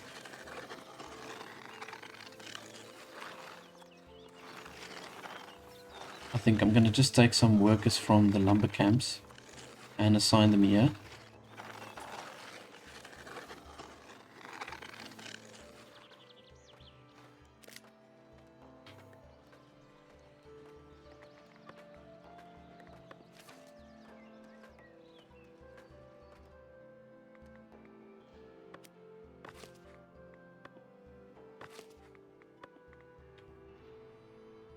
Okay, there we go. We've got now 2 farmers there for the wheat farm.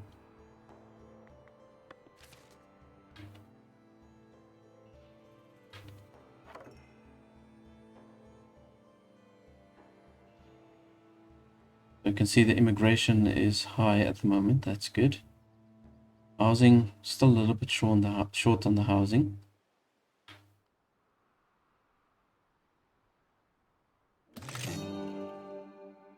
Common path tier 3. Let's check this out. Oh, okay, cool. We've got a few extra buildings unlocked over here.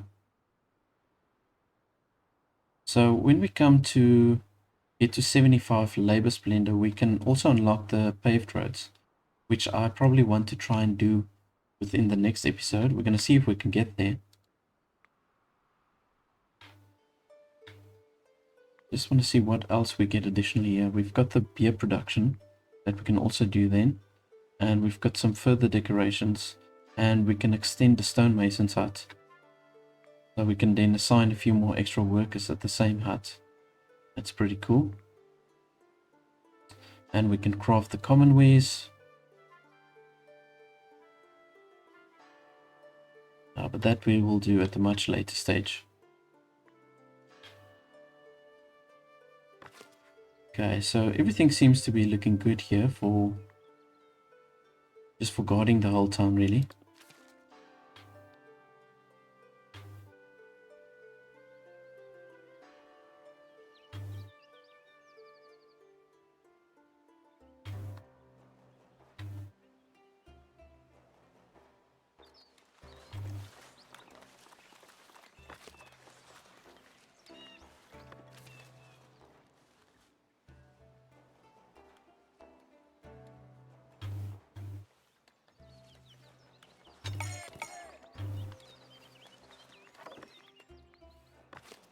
Right, so we've got the windmill up and running. Going to only assign one worker now. And let's assign one worker for the bakery.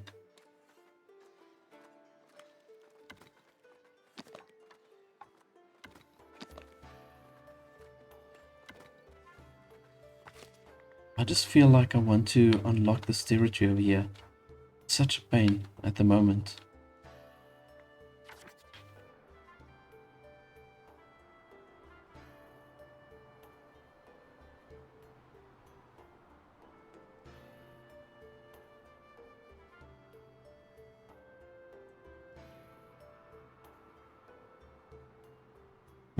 It's going to really increase my upkeep costs. But I'm going to go for it. I own 5 territories. I suppose it's not too bad. Right. So we can squeeze in the bakery over here. Ideally, this is where I want it. Oh no. Let me just see which side is the front. Okay. I think this is the front.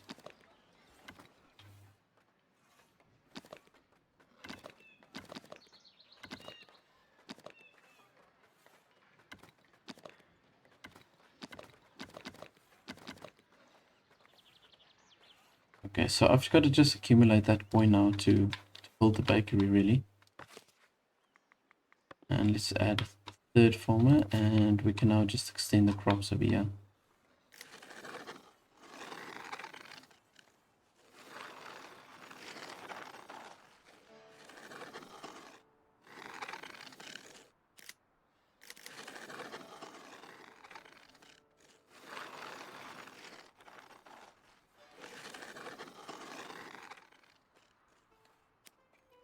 Okay, so this is a problem that I've noticed, like when you draw or paint the certain areas, you get like overlapping lines.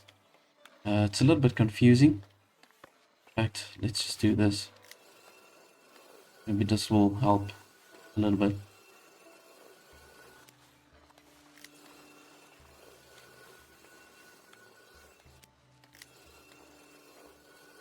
There we go.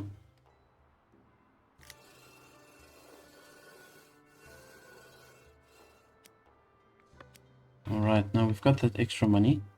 I'm going to go right ahead and just place this bakery over here.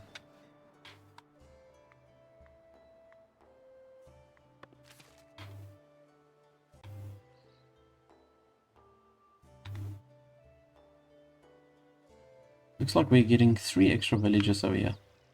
Okay, great stuff.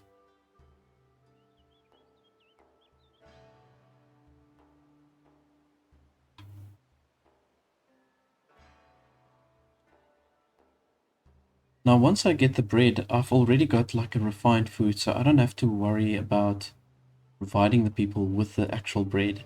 The bread I can just use as a trading commodity and also to unlock a lot of these trade routes. So, like when we go here to the trade routes, we've got this one, right? That we can unlock with Davenport. And then we can also sell the bread to Davenport. So this is going to be really handy. Trotbury will also buy bread. But I think if we get more feet that can come through the town, it would be a good thing maybe. And then also when we go here to the mandates, you can see here that we need bread to improve all of these trade routes. Okay, and we need a lot of bread. But if we increase the trade routes over here, this is also going to help us with trading with the fish and the meat and all that stuff.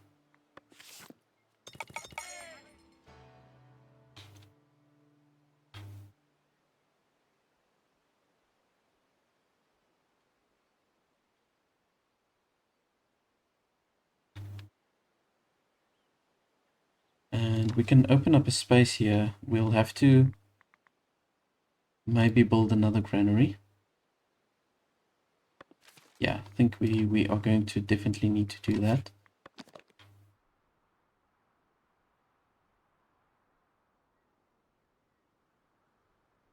So we can do an additional granary, maybe here towards the back.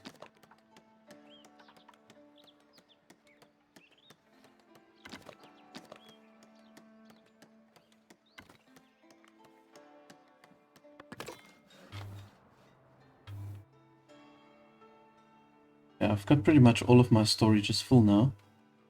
Oh, we've only got one miner here. My goodness. I was wondering why the stone is so low. I just forgot to replace some of the workers.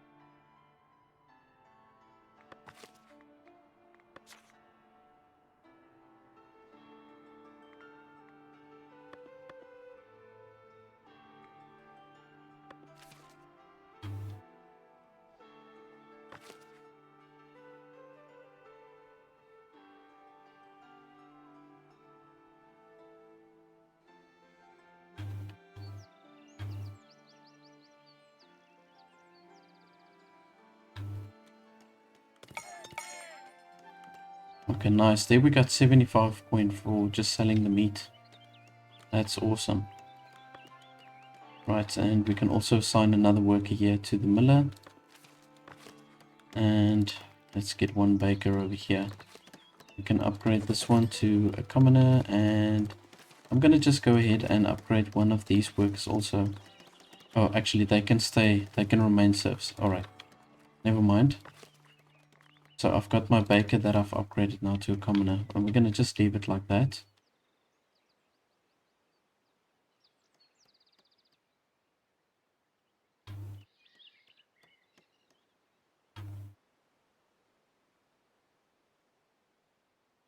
Okay, so overall, I think I'm doing pretty good. It's just my taxes that's bringing the happiness quite down.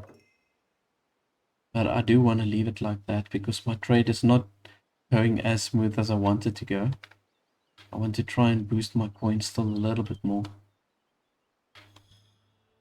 Let's see. I want to take away another worker somewhere.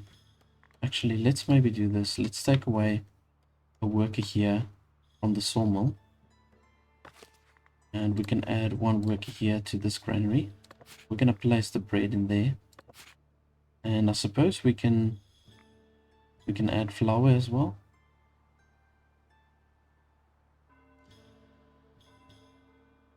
I suppose, yeah, let's do that.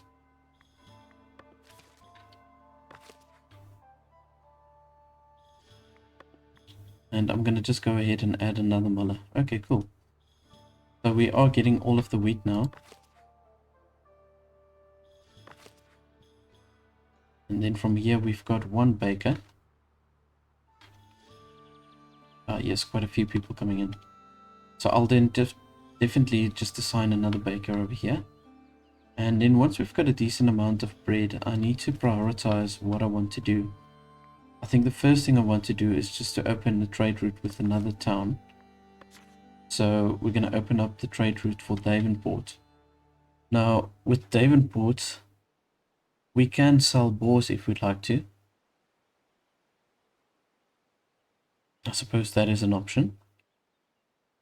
And then, of course, we can also sell the bread, the actual bread. And then, even if we've got a good hops production, we can sell that.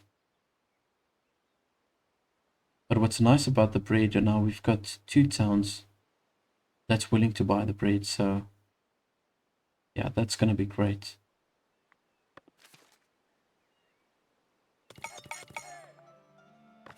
Right, let's add another baker.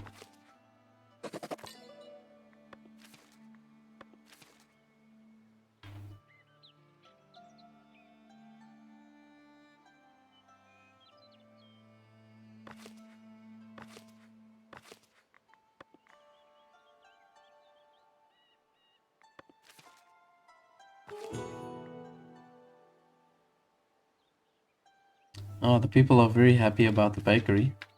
Okay, so that's just going to boost their mood with 10%.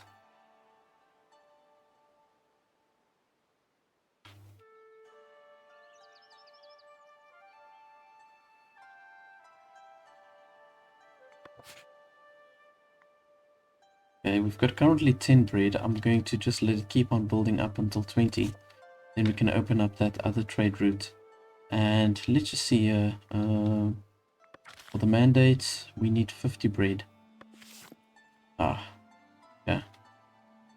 Would have loved to just start selling the bread immediately. But I'm gonna then just let it accumulate by itself.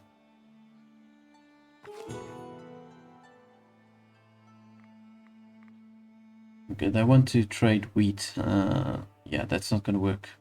Maybe next time.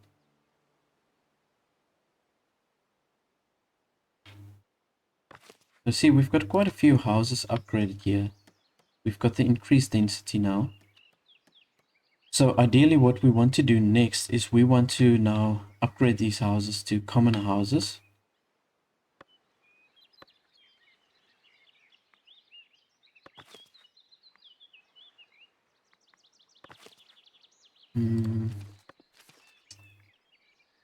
Let's see which one of these has got commoners in.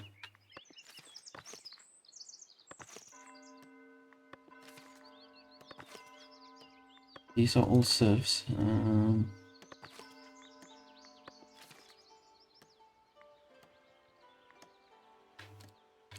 Okay, you know what? Let's upgrade this guy to a commoner.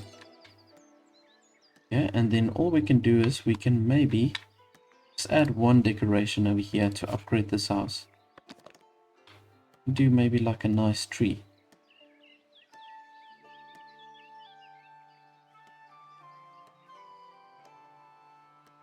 Just like this. There we go.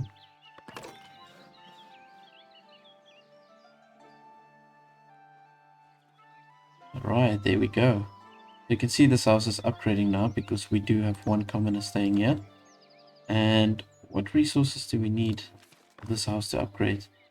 Okay, 2 wood, 4 tools, 16 stone, and then 40 planks. That's just crazy. Okay, so I'm really waiting for these people now to come, the immigrants to come, so that we can just get maybe more carpenters or something.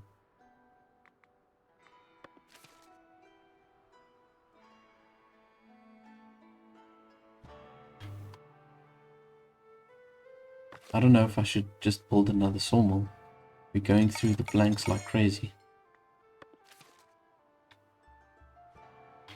And I'm assuming that when we go up to the next level, the polished stones are going to be the next thing that's going to really struggle. But I'm going to just let this house upgrade to the level 2 or the tier 2 housing. And then I will call it a day for this episode.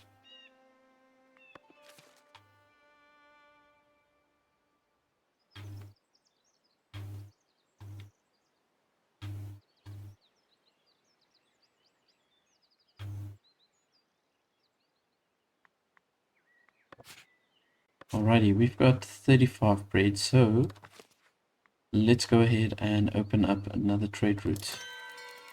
Here we go, Davenport.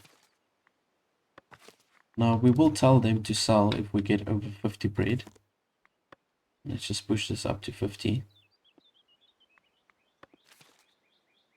Ah, there we go. Nice little amount of coins there. 135, okay, cool.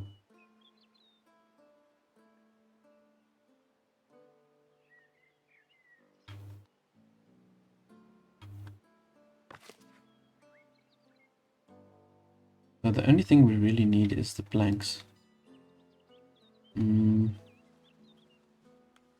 Check this out.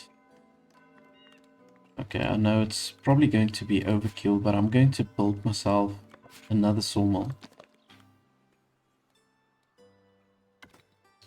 We're going pretty wild here with the sawmills.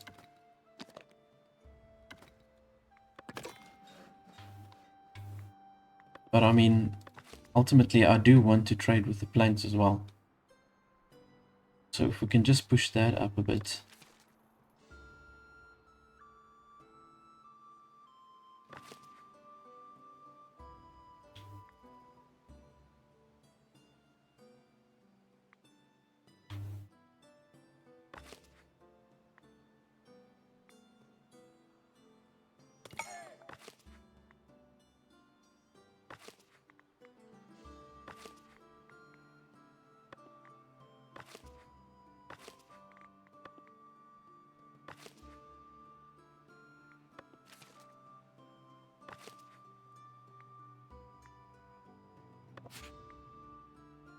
Okay, so I just am going to prioritize this house over here,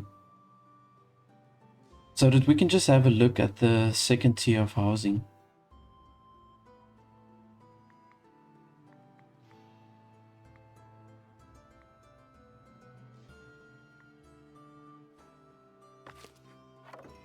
Now we also only have one tax collector. I'm thinking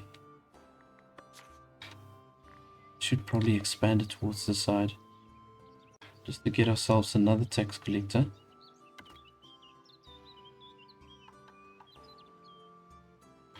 I see, this will allow us to get another 2 tax collectors if I place it like this.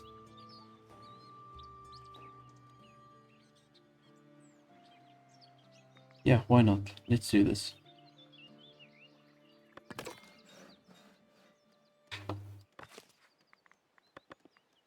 And I'm adding another 2 workers here to the sawmill. Newly built sawmill. And now we should accumulate the planks really quickly. Let's see. Yeah, we've got enough workers here by the warehouse.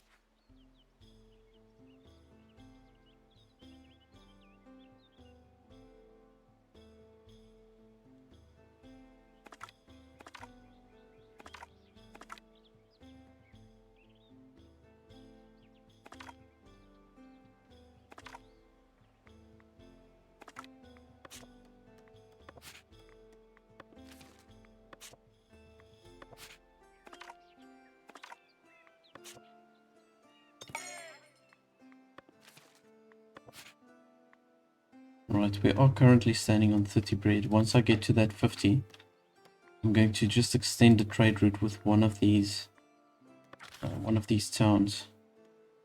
Now, I think improve the trade route with Northbury. Monastic.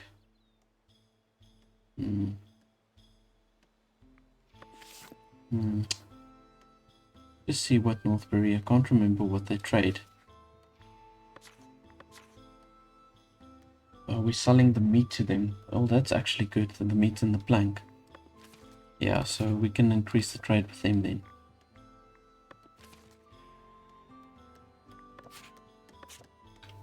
Nearly there.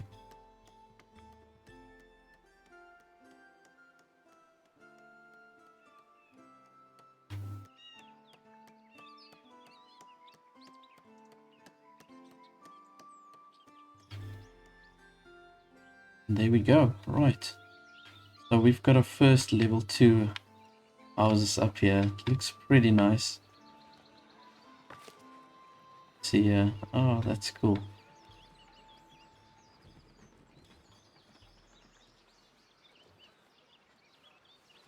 Okay, so all we need now is we need the heavy fortifications to further increase the density over here.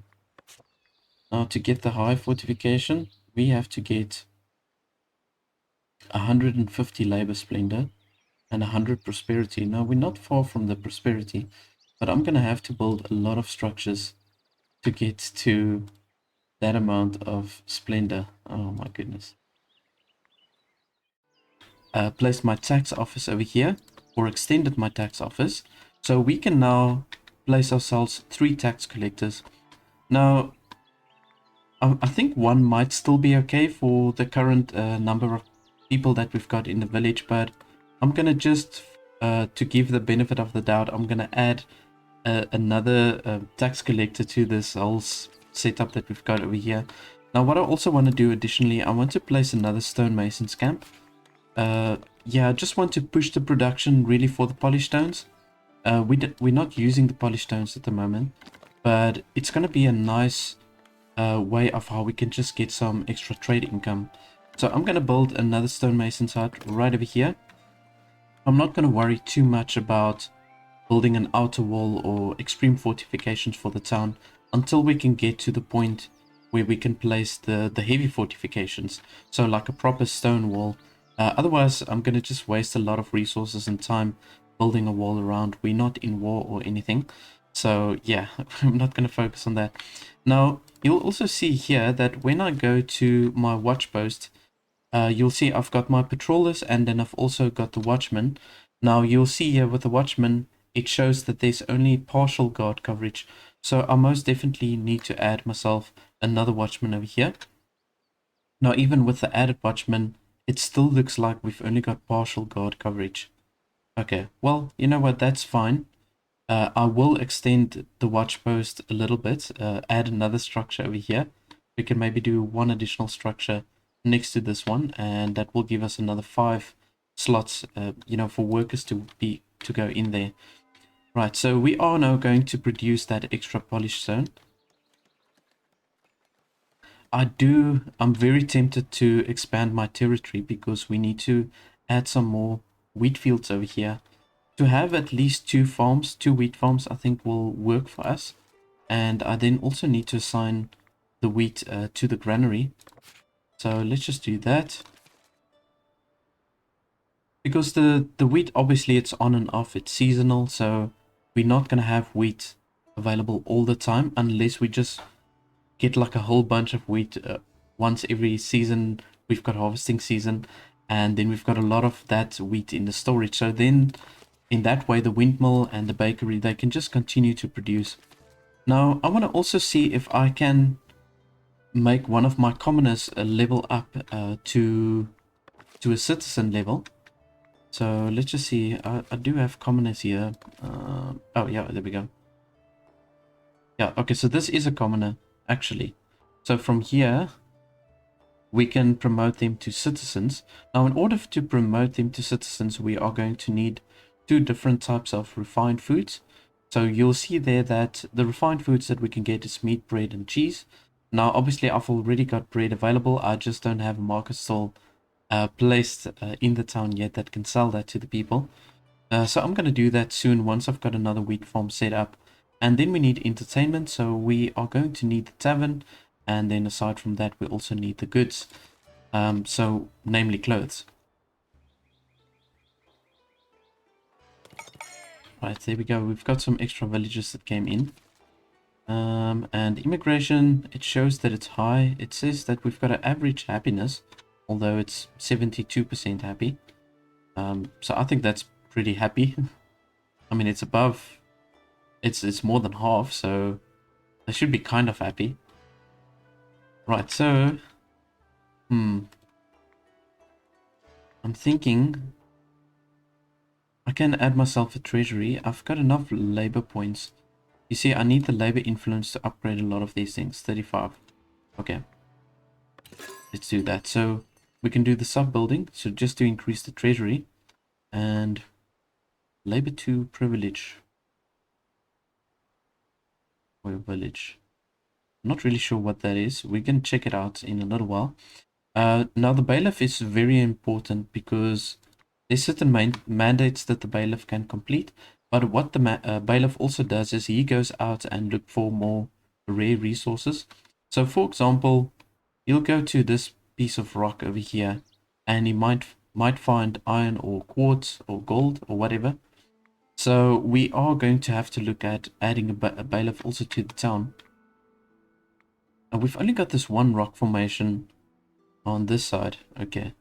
So I'm hoping we're going to get pretty good stuff because there's nothing else really close by. So yeah, let's hope and pray we get something decent over there. But now I've added now the treasury technology. So we can add a treasury here to our manor. Let's just see, treasury. Okay. So I want to kind of like figure out how I'm going to expand this whole structure over here. That's a tricky one. You know what? Let's do it like this. We do need a door for this treasury, unfortunately.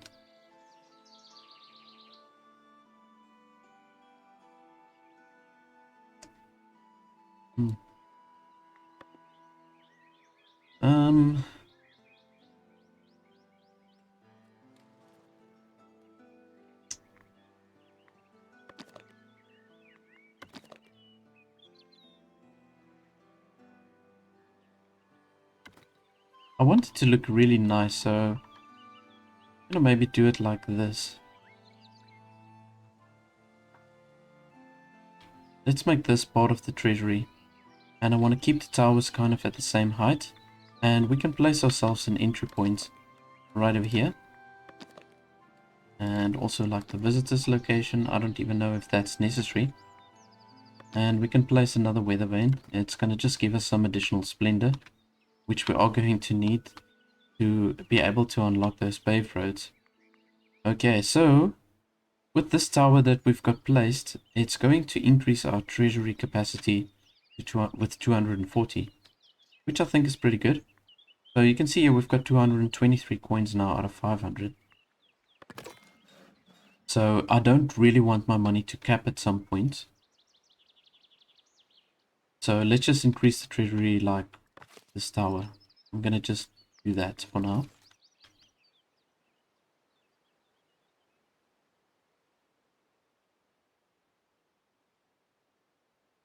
I suppose I need to build more of these builders workshops as well.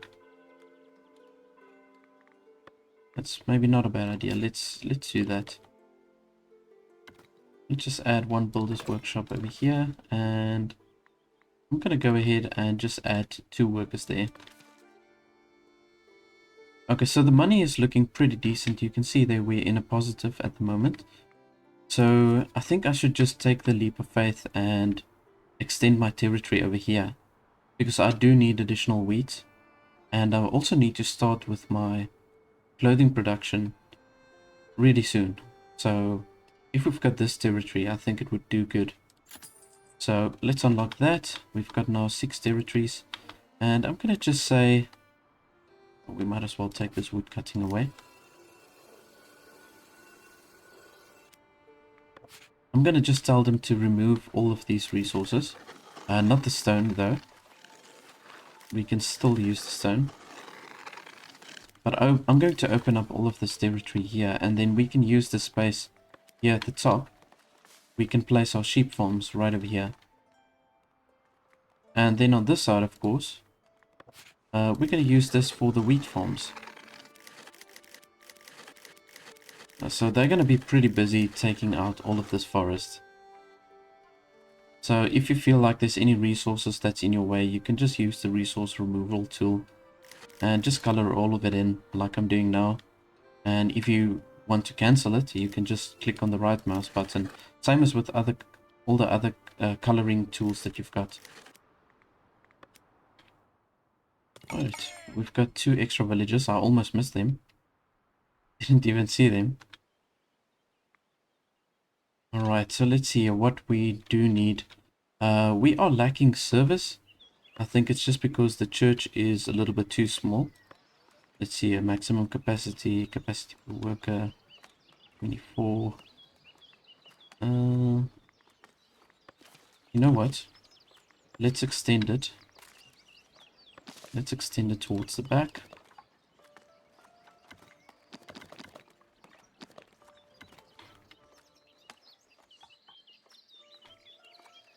There we go. So that's going to increase our capacity with another 24. And then I think that should be fine for our service need. And you can see there are people that's starting to look for entertainment. Now for the entertainment, let's open up space right over here. Well, it's either I'm going to use this space for the tavern, or I'm going to use this space. But I want to maybe keep this open so that we can place the sheep farms over here. So yeah, let's rather keep that part open. And I can unlock the tavern. We've got all of that labor influence. So this all just requires labor influence to unlock. I'm going to just go ahead and unlock all of these. But for these ones, we are going to need money.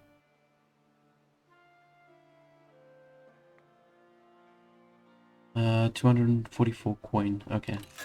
Let's just unlock the clothing as well. Mineral deposit discovered nearby. Where's this now? Oh. That's quite odd. It says here that we discovered a mineral deposit, but I mean, they don't really show us what we discovered, so...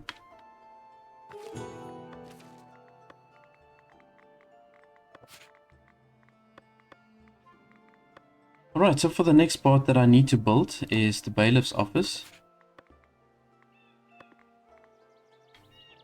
I feel like I want to build like a completely separate structure for the bailiff.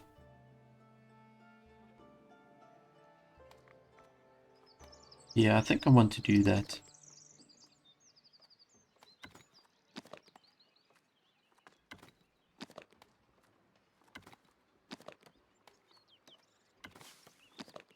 No, because within the old medieval times, the bailiff did kind of live separately, but that's from what I know.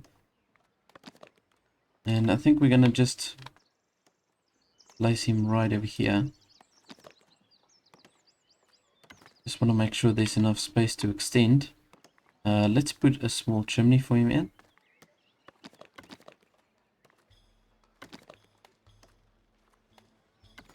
Here we go.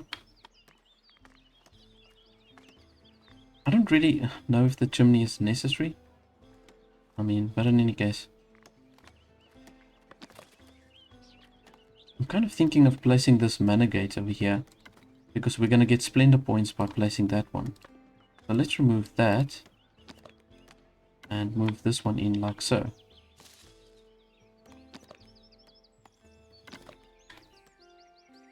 Requires light fortification. Oh man. Okay, so we kind of need to be within range of one of these watchtowers.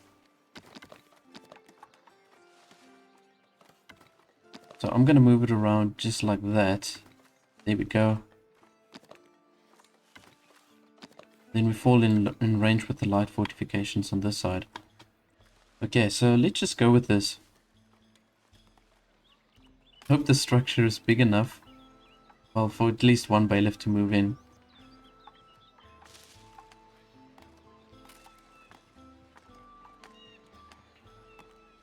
Okay, let's do it like this.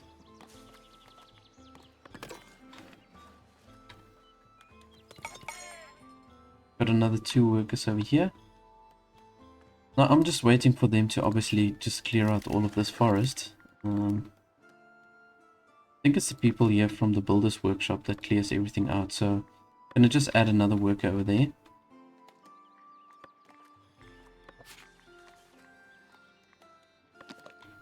And let's place ourselves another wheat farm. Round about over here.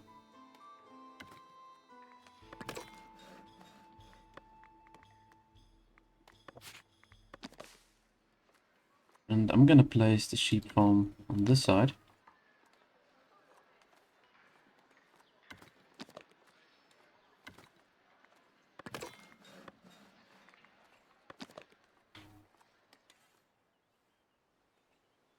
Now the weaver hut and the tailor I want to get more or less in the same area.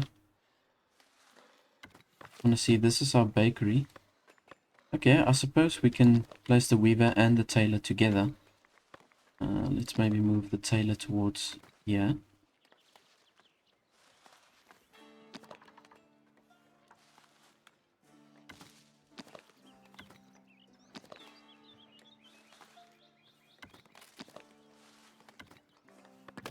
There we go. And I'm going to place the weaver here on the back side of the bakery. I'm going to just do it like this. Here we go. I'm using a lot of my coin now, but I think we're still okay.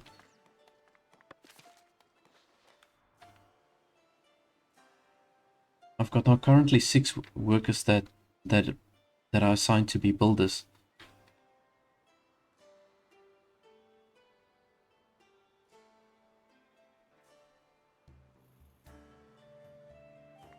I see our fish is also running low, so that's something that I also need to just take in consideration.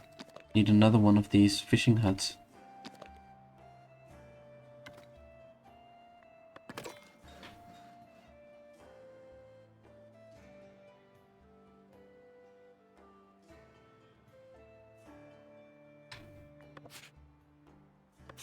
Okay, now we've got 80 bread in storage.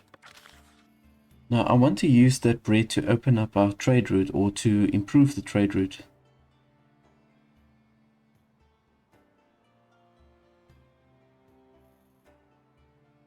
How do I do this? You need a royal courtier in your village. Royal courtier. Need a bailiff in the village. Okay, I don't know what the royal courtier is. Okay. The monastic emissary. Okay, that I understand. We need a monastery for that. And I am currently busy with my bailiffs house. So we can use the bailiff then to open up the trade route or to improve the trade route for Northbury. See, I want to prioritize the bailiff's place. So let's go ahead and just say, yeah, prioritize construction. There we go. And now we need quite a whole bunch of tools. Let's just see here within the trade. How many tools have I gotten assigned here?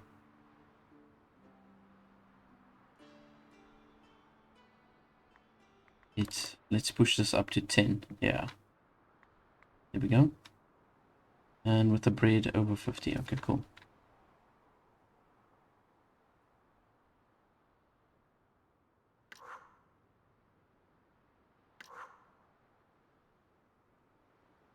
They say our housing is still insufficient. Let's add some patrollers over here.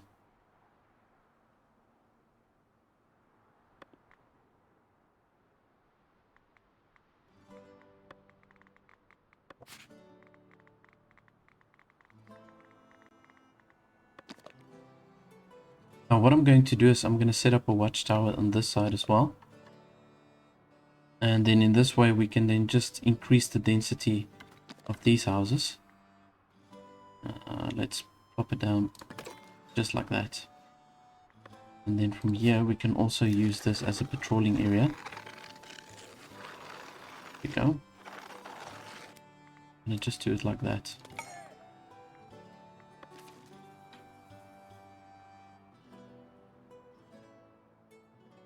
Okay, so we've got a whole bunch of structures that's busy being built. I still need to pay these people for the tools that they gave me. Oh my goodness. Okay, at least there's no timeline on this. I'm gonna just maybe keep that on a back burner.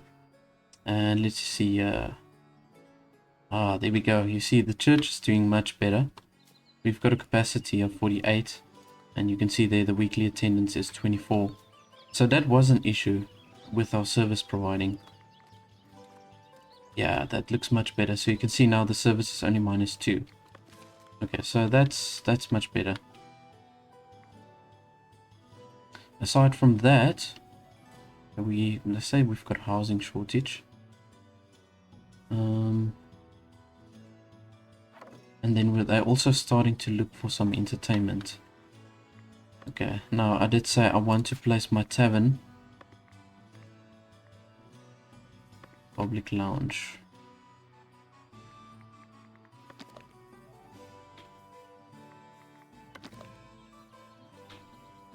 Yeah, this is a nice big space over here. So I'm gonna use this structure as the primary structure. And we can maybe just turn it like this way around.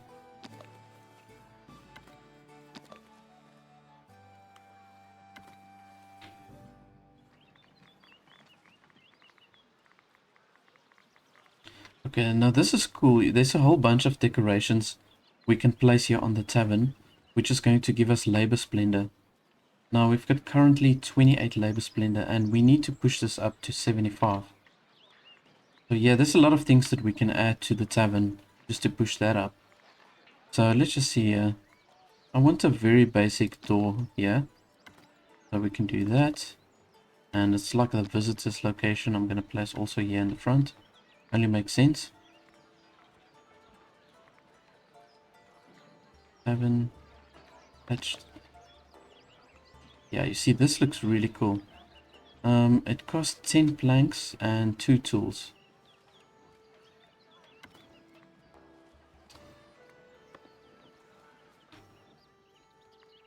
And we can also add some tables over here. But we need commonwares to place that one, so not going to bother with that now. Let's just do the weather vane. Okay. I'm going to just go with this for now. You see, the reason why a lot of these structures are standing still at the moment is because we need tools. So we need to wait for one of these traders to come to the town and just bring us some tools. I should probably request a little bit more tools. But in any case, let's just keep it like that. Our money is kind of like on the low side. But look how nice the manor is looking already. Yeah, so we've got the treasury now also in place. We still need to get the door there. Looking for another 2 tools. Man.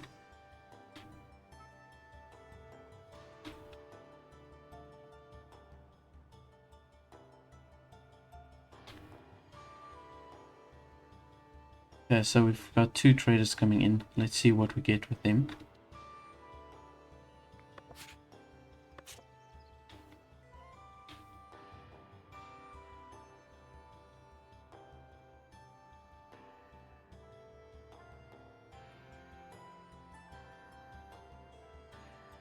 Okay, so that's Davenport. They just bought bread from us. I think from this one we're going to get the tools. I think it's from Northbury.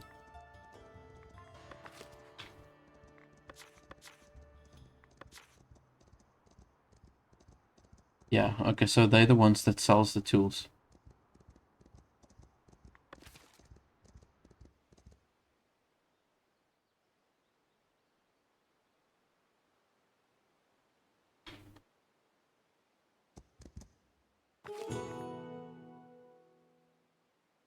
Okay, now they want us to hold a regional fair. I don't know, this is always tricky for me because many times my happiness drops under 75. And yeah, you get a good bonus with that if the whole fair succeeds and everything. But you lose a lot of happiness, and it's just like the negative effect if you don't complete it is like also quite bad. So you get a good benefit if you succeed, but it's also bad if you don't get the happiness up to the level that they wanted. So I mean, and I'm borderline at the moment. I don't know, maybe I should just take the risk in any case. Let's do it. I don't think I'm going to do major expansion at the moment.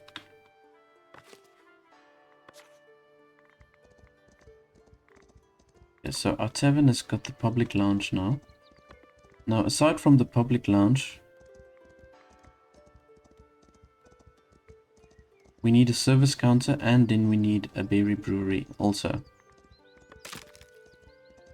So I'm not going to bother with that at this stage. We've got a whole bunch of other things we need to build first.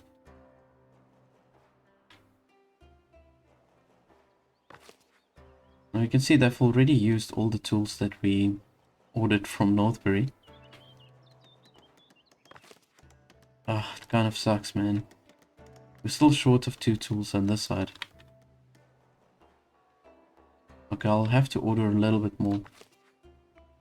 Let's just increase our resources or our tools that we want to get. Let's maybe push that up to 15. Okay, we've got a lot of different commodities that we're trading with in any case. Ah, we're missing cloth for the stonemason. Damn. Alright, well at least the sheep farm is done now.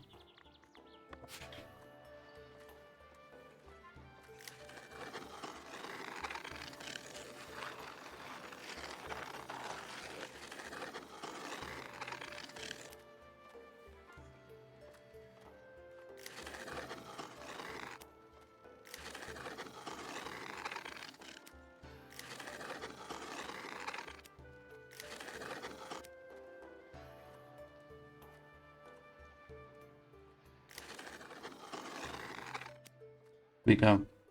Alright, so we've got a big enough pasture now for the sheep. We can leave that like so, and we can assign a bailiff here. Looks like it. Click to assign bailiff. Okay, so we've got 3 different people that we can assign. Combatant training speed is increased by 10%. Job learning speed is increased by 10%.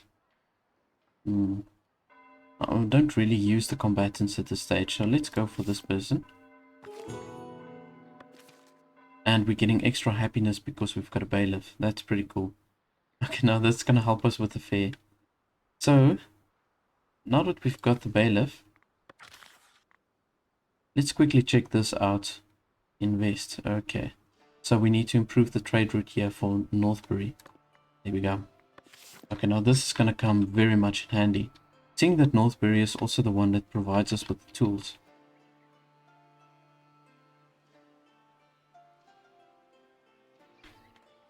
You know, while we wait for the tools, I'm going to look for other ways that I can improve the splendor, the labor splendor. Let's check this out.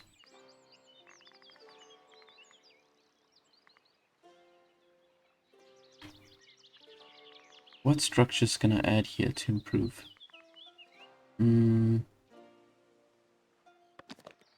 Let's maybe do one of these terracotta trees. It's only going to cost me coin. It's quite a steep price though. Oh, and we can do some rose bushes. Why not? I'm not going to extend the manor towards this side, so we can maybe just place a rose bush or two.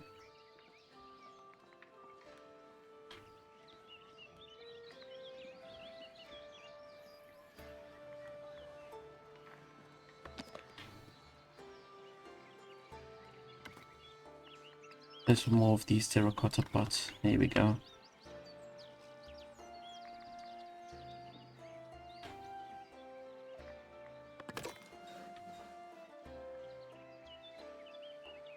Okay, so we've got our splendor up now to 34. There's some extra villages.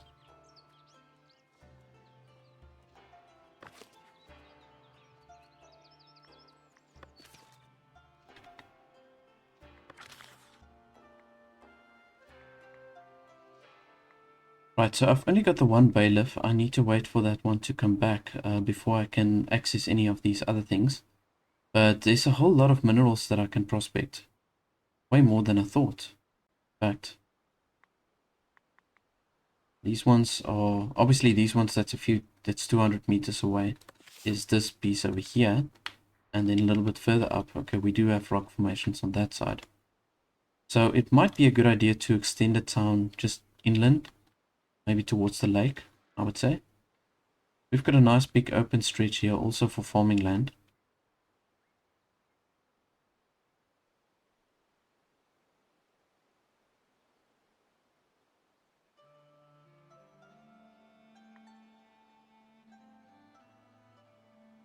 I see now we've got enough coin to settle this bill here with tool traders. That's going to be pretty much all my money. Yeah, I'm going to just wait for it to build up a bit more.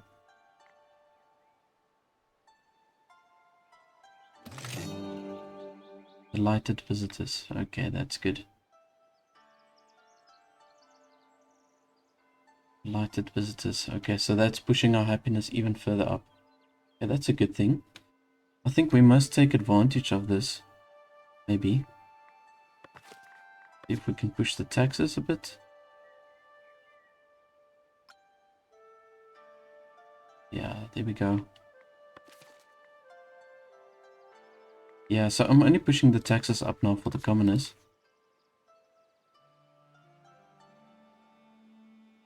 But that's a decent amount of tax only for 9 people.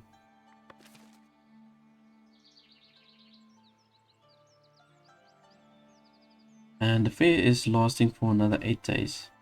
So we just need to keep this mood that we've got currently. So you can see all the people gathering here for the fair. I don't know, there's no funny animation or anything going here to showcase the fair really. But when there's a fair, you'll just see a whole bunch of random people gathering here within the city center. I need to also look at adding myself another market stall. But I'm just waiting for those traders. Kind of sucks that we've only got the one town that can sell the tools for us. Oh, there they come.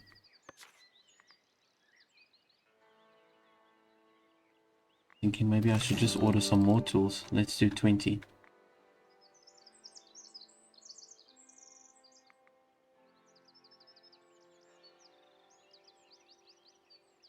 Okay, and once we've got our clothing production also going, that's another item that we can trade with. let's just see how much will we get for the clothing. Only 2 coin. That kind of sucks.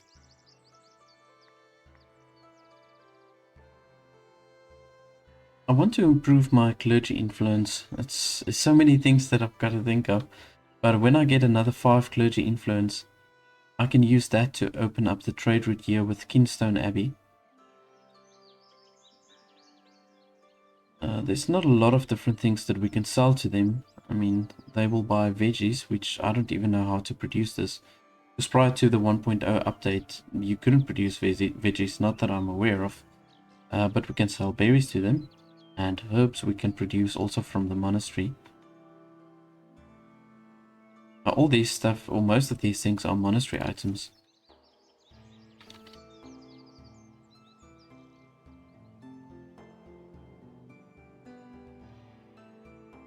Okay, so now once you've got the sheep farm up and running here, it does take some time before you can get the first wool, because the sheep first has to grow, and they've also got to get more wool, or the wool has to grow on their bodies, and the actual sheep has to grow.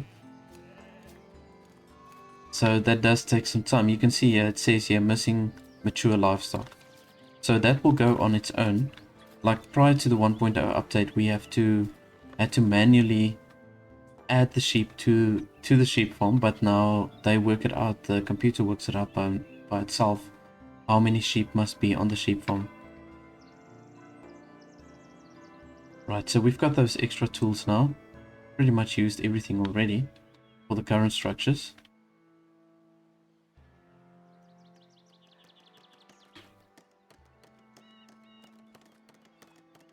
Yeah, there we go.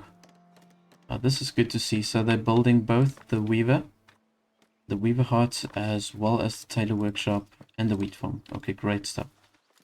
So that will keep me busy for quite some time once all of these items are set up. Now what I'm going to do is I'm only going to assign workers at the weaver hut so that we can get the cloth, and then in that way we can finish the stonemason's huts.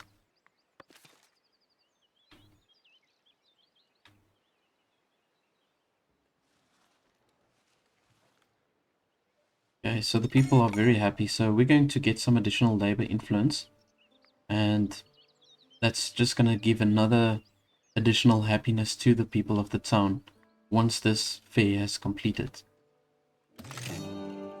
There we go. I had a merry fair. Great stuff. Okay, let's see. Tier 2 labor provision. Yeah, we can unlock that. We've got enough influence. There's another thing that I do want to check out with the edicts. Let's see. That's the privileges. Okay. Trade price bonus of 10% from village with labor allegiance. Oh, this is a good one. Labor buildings upkeep reduced by 25%. That's also cool.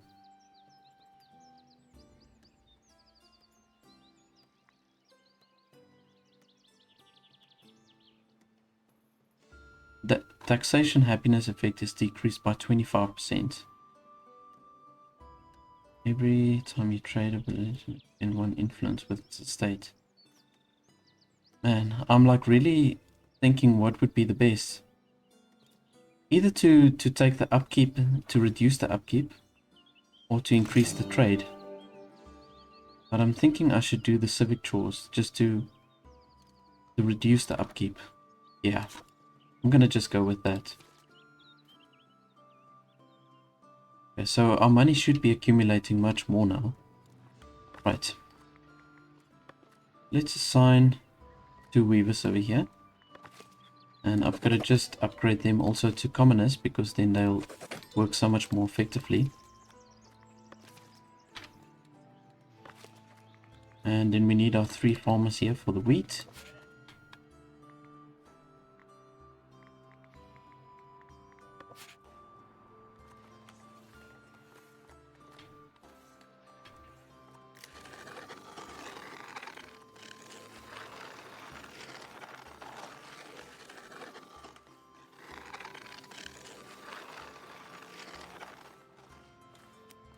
There we go.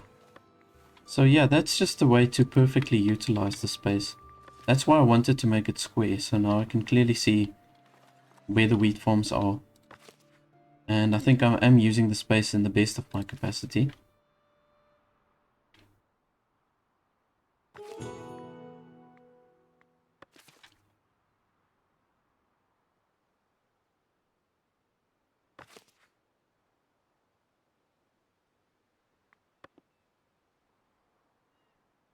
Oh, interesting. I didn't even know that I can assign a stonemason already.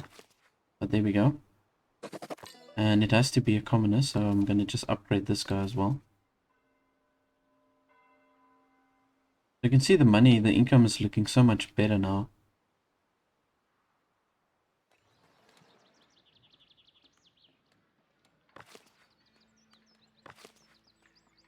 Yeah, so we're also starting to get some wool in over here.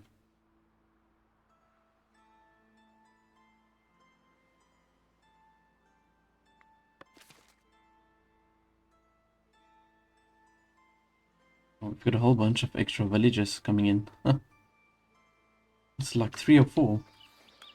4 extra villagers. Wow.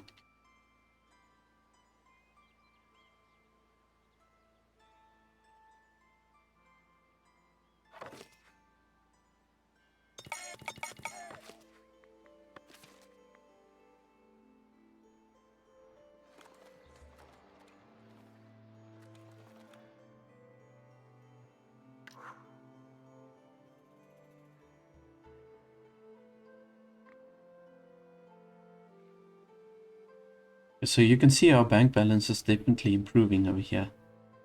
That's looking really nice. Let's see what else we can do over here. Goods market. Unlocks the goods market, which lets you sell goods to your villagers. Goods. Okay, we do need this though, before we can even distribute the clothes to the villagers. So I think I'm going to just have to do that. Lumber camp improvement. This is also a very good one.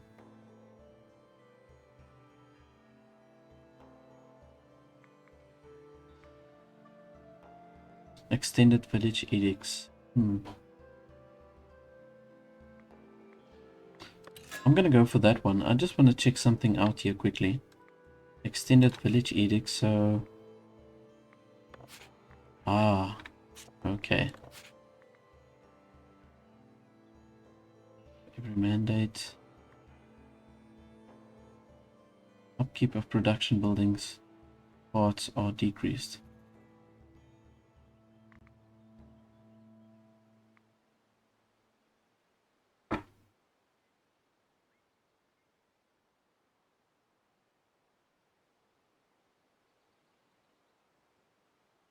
Bulk trade. Trade quantity bonus. Okay. I think I want to decrease the upkeep. I think I'm going to do this. Sturdy materials. Let's do that.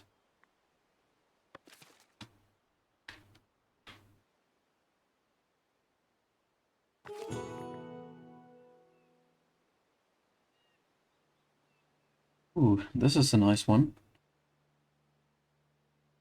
The king wants us to sell wood. We'd need to accumulate 100 wood and then we can get 150 coin. Let's do that. Let's just see if I can set up another lumber camp.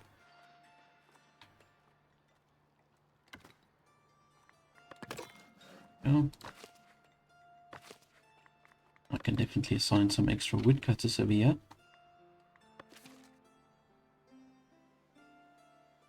And yeah, I should be able to accumulate that wood within 14 days. I'm pretty sure.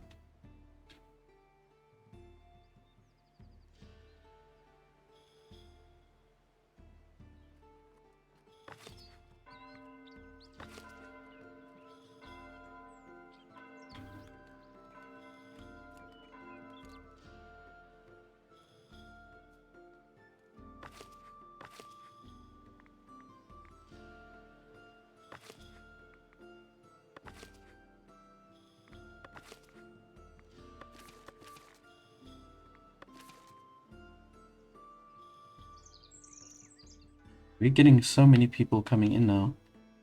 Yeah, see, because the happiness is so high. Housing is becoming a problem.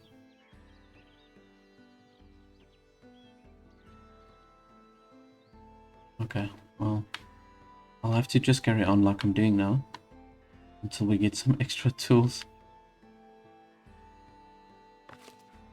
Now, I want to use my bailiff. Let me just see here. Ah, there we go. So we can prospect these mineral deposits that's nearby. Welcome 5 community village. Okay, now let's do this. Prospect. Here we go.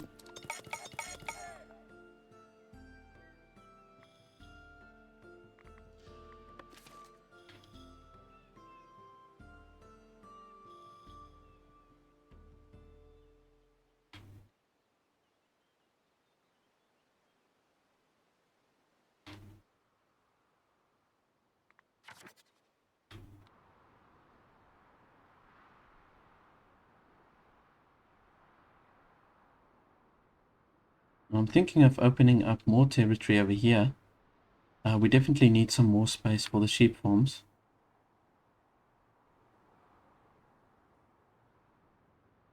These territory puzzles are just in such weird shapes, so it makes it really hard to expand your town the way you really want to.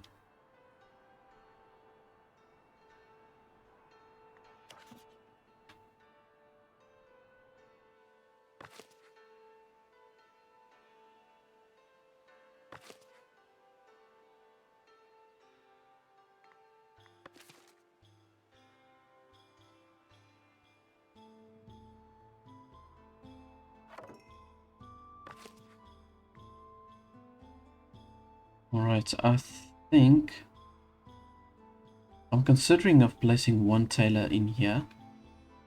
Now, a commoner can work in the tailor workshop, but I think they're going to just produce the clothes much slower. So it just says here, best suited to a citizen, so I think they will just do the work so much quicker.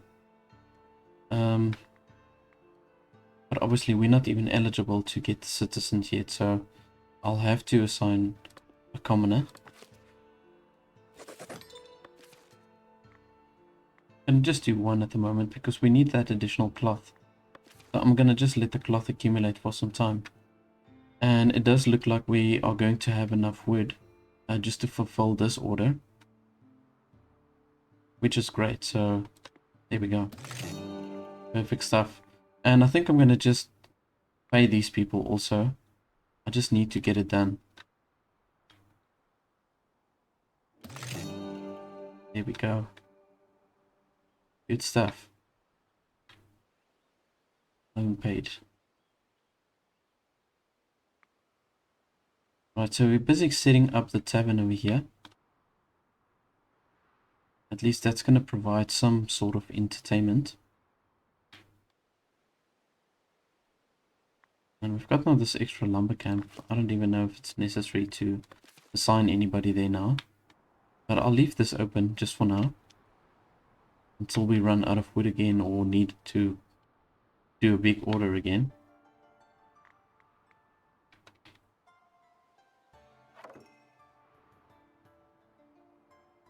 Okay, so this watchtower is also done. So this is going to help us now to just increase the density here for these houses. Because we keep on getting this message saying that we've got a housing shortage.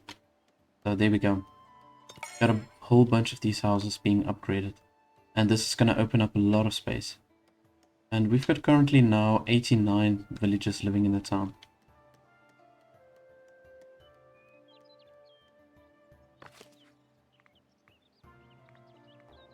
I'm thinking of also expanding the watch post. So placing a similar structure to the one that we've got towards this side.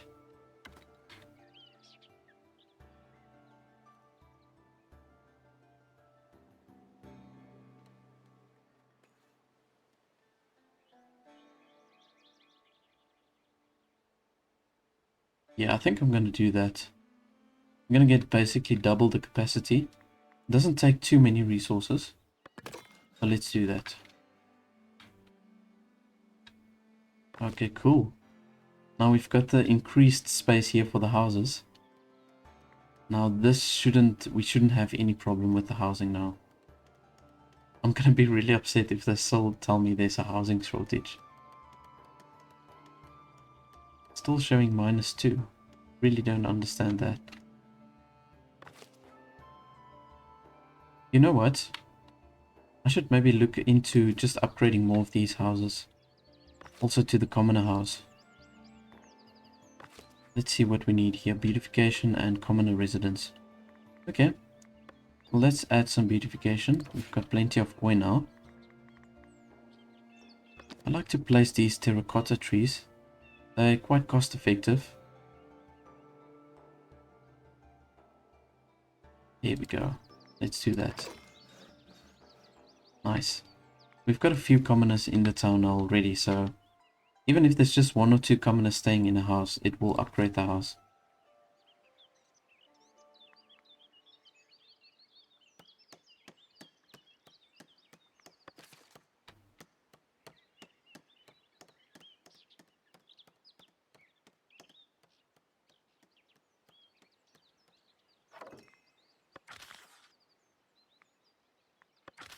And let's just see here. Oh, we've got so many serfs. We've got to upgrade all of these guys. Okay, this is pretty cool because now they show you the current serfs that needs to be upgraded for the specific job that they are doing. If you do promote them, you see there's a little white symbol there, and it just says it will improve their productivity for the specific jobs that they are doing. So I want to maybe just focus on upgrading these guys.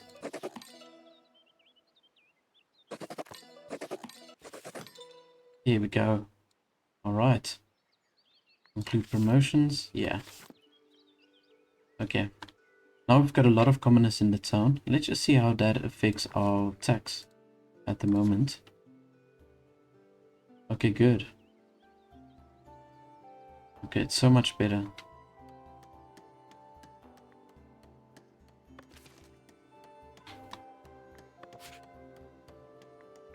We are starting to produce some clothes. You know, I do want to maybe move this builder's workshop. I want to maybe move this away. We need to open up more space for the market stalls. So let's just place... We've got one builder workshop on that side, so let's place another builder workshop this side. And I'm going to just destroy this building over here, and let's add ourselves 3 builders on this side. Okay, now we've got plenty of extra workers, so I'm going to just assign them here to work at the storage units.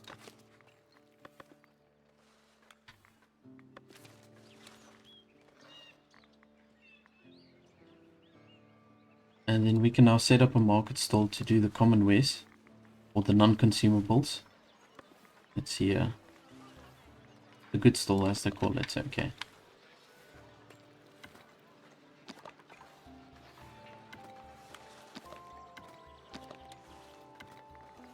And I'm going to use the blue tent to just mark the goods stores, or the goods market stalls. Let's place it kind of like so. There we go. And now this will be for the clothing. And we are going to need another stall to have a secondary refined food, which is going to be for the bread.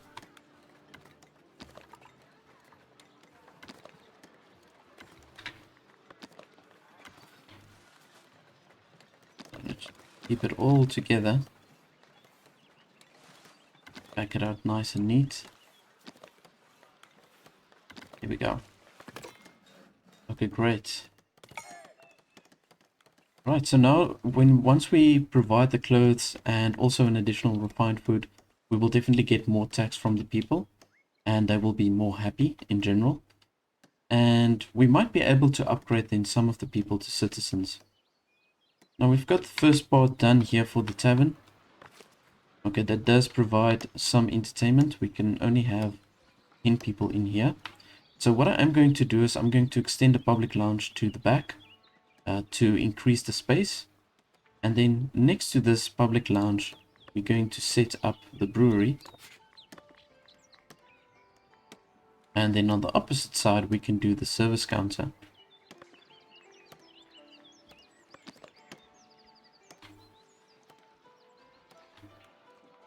So yeah, this is going to be my service counter. I'm going to do it like so. kind of let it go into the building if we can. No. Well, I can do it like this, I suppose. Storage capacity, 1 taverner. Okay, now obviously what we can do is I can build another structure like this.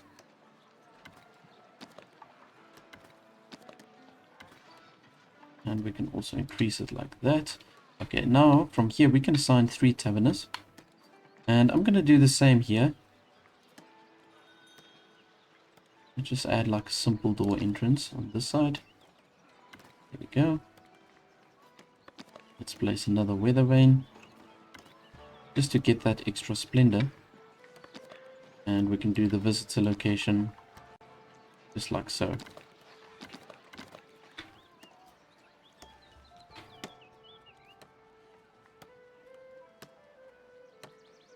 Okay, so we are going to need 49 planks, 12 tools, and 7 stone. Now from here, I'm going to also add my berry brewery, which will be on the opposite side.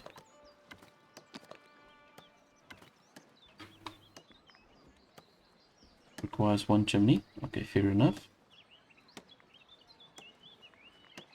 We don't need a fancy chimney for this. There we go. And we can also do an entrance on this side for the brewery. There we go, just like that. Right, and then we can extend it backwards if we need to extend it. That's it. Right, so we've got a good stall here now, and we can definitely sell the clothes. And then from here we're going to sell our bread. And let's just see how that affects our tax. So currently we've got 71 that we're getting per month from the commoners. Now once we've got the clothes and the breads that's being sold, I'm going to now just let it run for a bit. And then we can see how it affects the people's tax that they pay. And the overall happiness as well.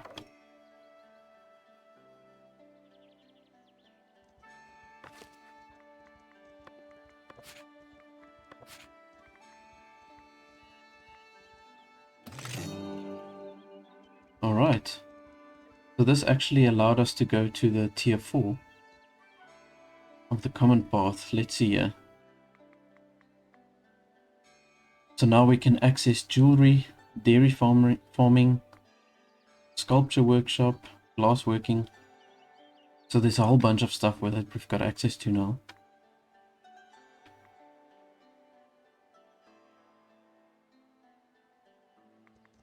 Let's just see, our splendor's at 42 at the moment. I'm going to get a few extra splendor here from the tavern. But I think what we can do, we can also add some signs here for these stalls. A good sign stall. Oh man. Just cost more tools.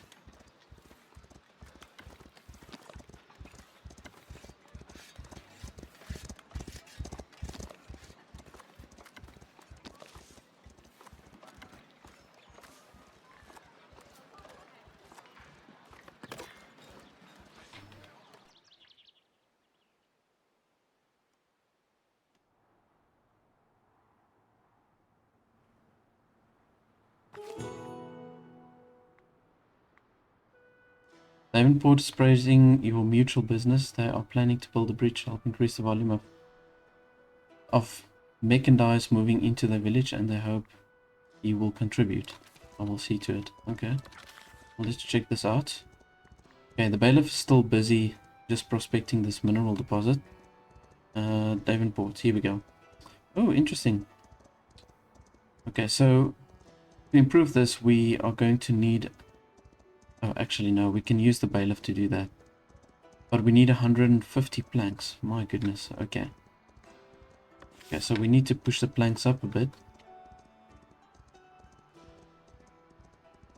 I think I should just keep that on a back burner. Not really too much of a pressing matter, because we only sell bread to Davenport. Let's just see here. Davenport, where's Davenport? Yeah. Sell, okay, we sell the boars. And we sell the bread. Yeah, you see, that's not really such a pressing matter. Okay, so I'm going to just leave that on a back burner. Housing, they still say housing is an issue. I don't really understand. The goods is not a problem. Entertainment is still -4. Yeah. Tavern. Oh, here we go. Gonna assign a tavern over here. And that should give us some extra entertainment.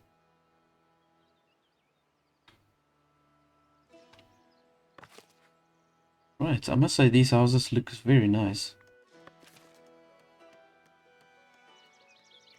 It's starting to look like a proper village. Just see, on stone. It's just like one massive stone deposit. That kind of sucks. I mean, we've got stone over here. Plenty of stone. I don't even know if these stone deposits can deplete. I'm assuming they can. These smaller ones.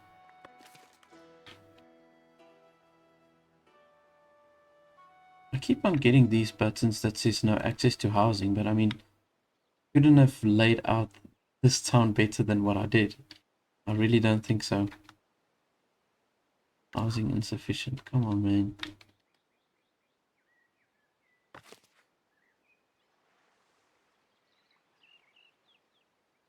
Oh, this kind of sucks. See, I wanted this one to be the same level as this structure over here. Oh boy. And I can't edit it.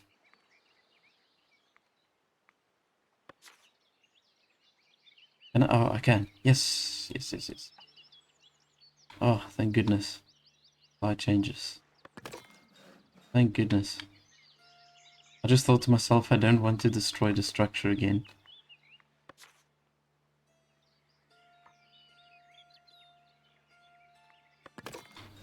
Ah, that looks better. Okay, so we've got some extra space here for guards. Let's maybe... Partial. It still says partial. Partial. Extended. There we go.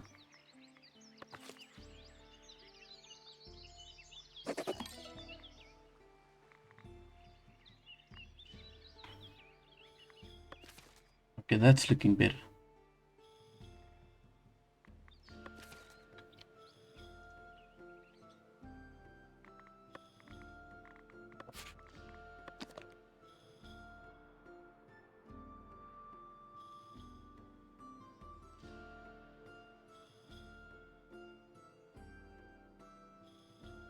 Okay, so the only place that doesn't have light fortification, it looks like it's this house over here.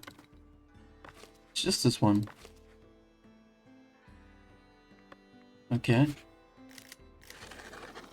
Let's just add the patrolling area. And we can add a patrolling area for this as well. Okay, and then what I'm going to do is I'm going to maybe just place a little wall over here, like so. And we can just have a guard spot over here. I will obviously remove this once we've got the heavy fortifications. But this is just now to help all of these houses increase their density.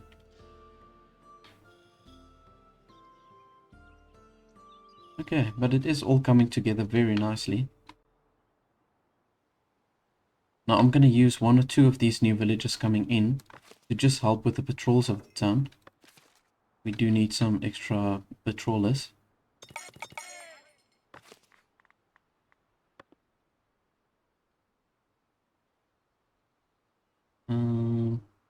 Yeah, I'm going to just do one extra. I think that should be fine.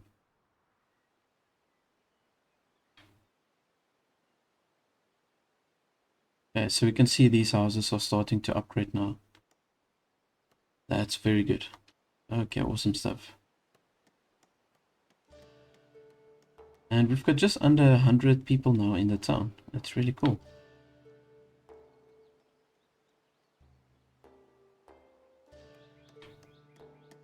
And the coin is keeping up very nicely. Now we've got our bailiff that came back now. I just want him to prospect another mineral deposit. Let's check this out. Prospect. Here we go.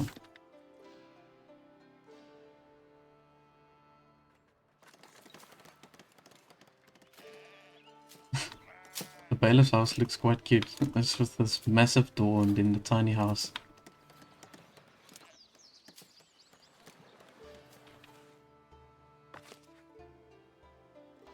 Okay, so now from here we can add a brewer. Before I add a brewer, I might want to get some more gathering huts over here. This might become an issue. You see, now this is where we are going to be forced to build the monastery, because through the monastery we can have berry plantations. And as you can see, we are really depleting all of the berry spawning points that we've got currently in the map. So I'm going to just go ahead and place another gathering hut right up here. I suppose I need to destroy that one. And let's move this one also towards here. Here we go.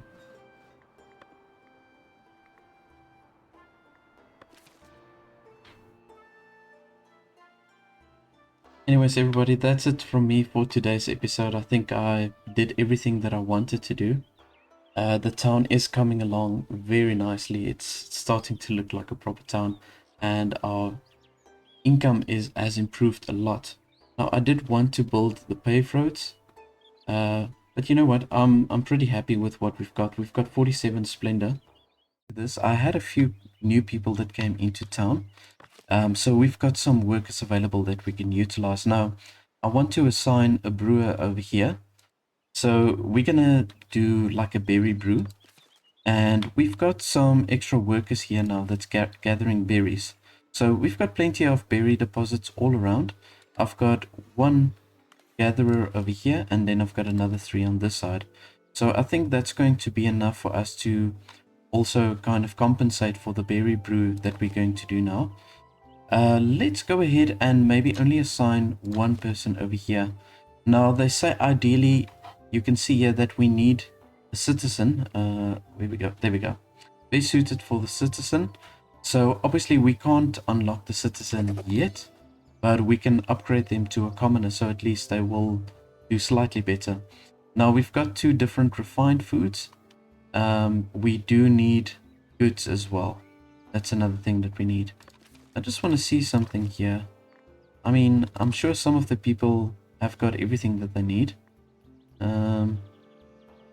Let's just see here. I need to go to this tab over here. Mandates. Remote villages. Let's see if there's any of them that we can promote to citizens.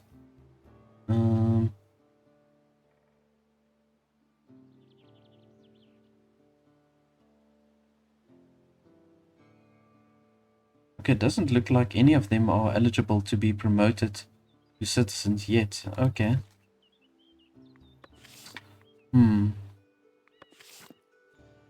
Because I've got the goods available now. I'm definitely... yeah. We don't have a lot of goods. We still need to boost the production, I believe.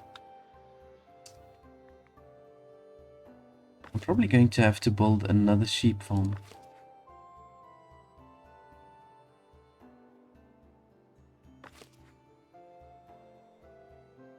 Okay, actually we do have enough wool. You can see the weaver hut is full here, so maybe I must just assign another worker here to work at the tailor workshop. Okay, so let's assign another person here. Here we go, and I'm going to just upgrade her to a commoner. That should help us a little bit.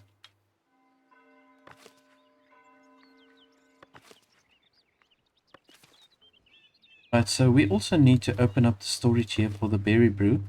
So we've got one more spot left here in the granary.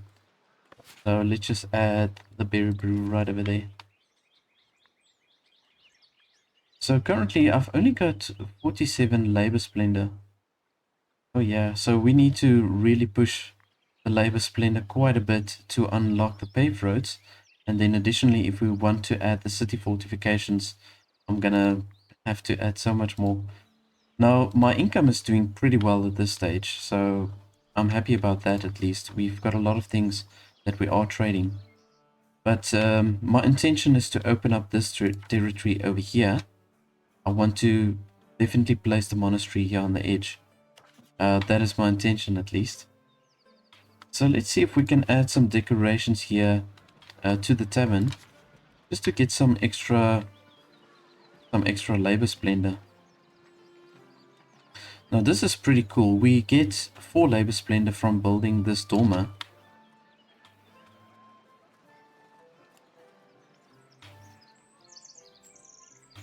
Now it looks kind of funny if I place it on that side. Let's maybe add it over here.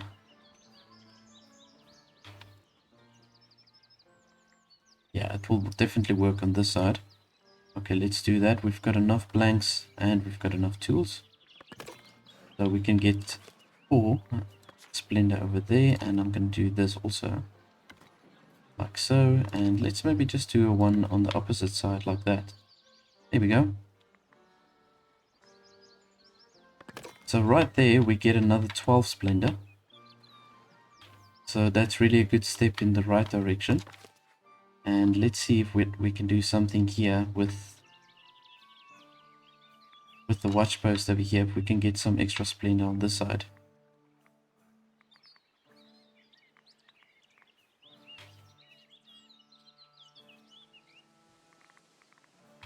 I want to rather try and add some attachments to the building rather than placing a whole bunch of things around the manor, because I might want to expand on a later stage.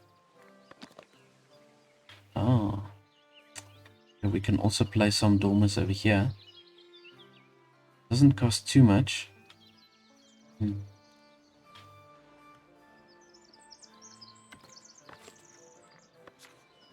See where we can squeeze it in.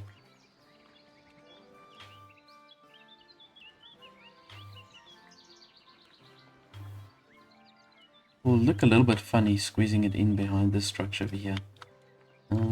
Let's check this out. I'm not going to expand more towards this side, so I can definitely do one maybe there. And you know, why not? Let's just do one on this side, I think.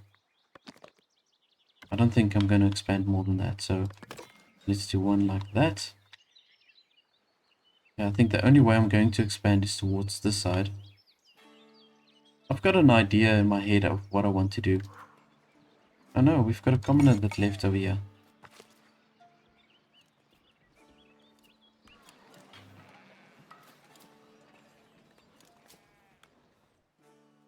I wonder why. I mean, we're pretty much meeting all the needs. I think they're just a little bit upset about the taxes, maybe. So, let's see. Yeah, you know what? Let's push the taxes a little bit back. I want to keep it in the green over there.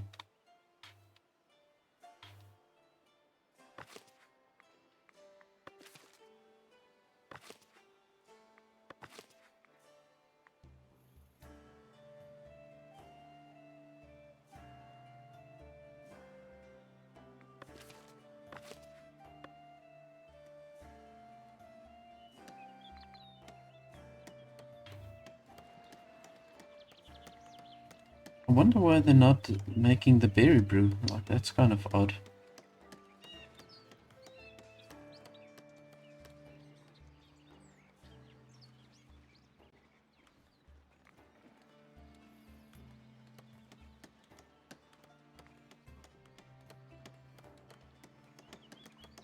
I'm gonna just go ahead and assign maybe another person over here. See if that works.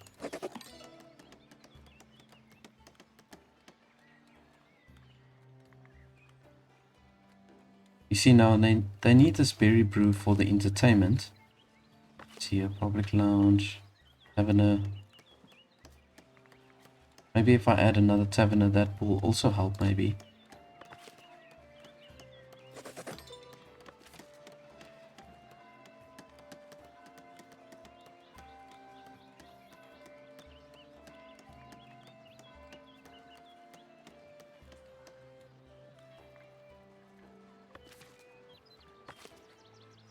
Ah, there we go. Now we can see the berry brews finally coming along. So maybe we did need 2 workers here to just get the berry brew going. Okay, but it's definitely working now. Yeah, let's just maybe... Oh man, let's just maybe assign another one.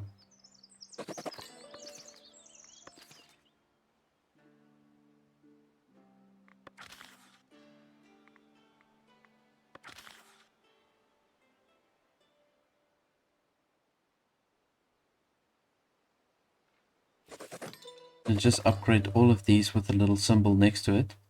So if you see any of the villages that's got that little sign with the arrow and looks like a little figure that's in the arrow, you can upgrade those guys because they will perform much better in the specific job that they're doing. You don't have to really upgrade all of the people at the same time.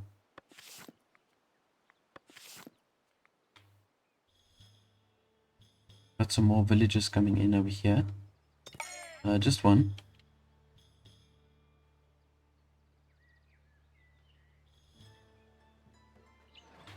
Okay, I actually want to see, maybe I can add some more labor splendor on this side. Always add some crates. I mean, that's a really affordable way just to add some splendor.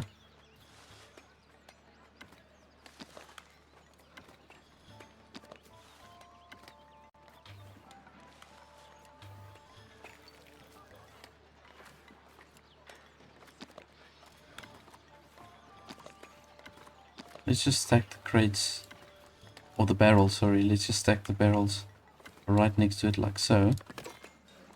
Yeah, that looks pretty cool. But we can do the same on this side.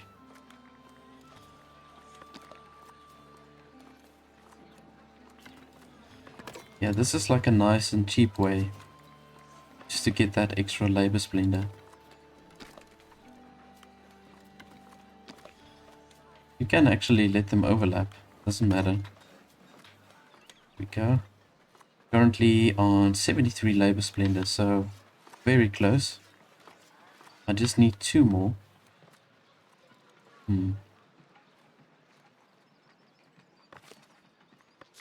If we can add something else.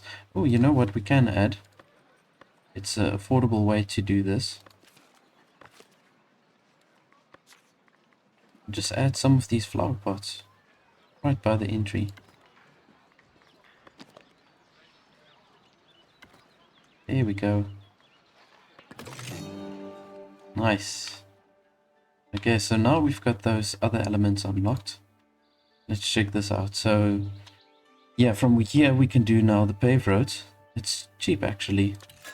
So I'm gonna just go ahead and unlock that.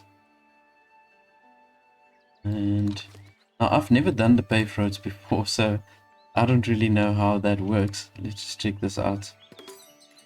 The paver's yard. Pave and maintain nearby dirt paths into stone roads. Okay. Ah. Okay, you see now, I'm actually glad I kept these little spaces. Because now from here, we can do all the paved roads. I'm not sure if it should be connected within the homes. We're gonna figure it out now. So now the first thing I need to do is to build the paver's yard. Yeah. Now this is very expensive. It's costing me 200 coin. My goodness. Alright, so we're gonna definitely have to push the trade up a little bit more before we get to that point. Yeah, I think while we're at it, let's maybe just unlock the bridge over here. And I'm also gonna go ahead and unlock the monastery. And once we've got some extra money, I'm gonna unlock the territory over here and we can start building the monastery. Now I want to get some of the monks to start working here and just to collect some herbs. I think that's gonna really help us.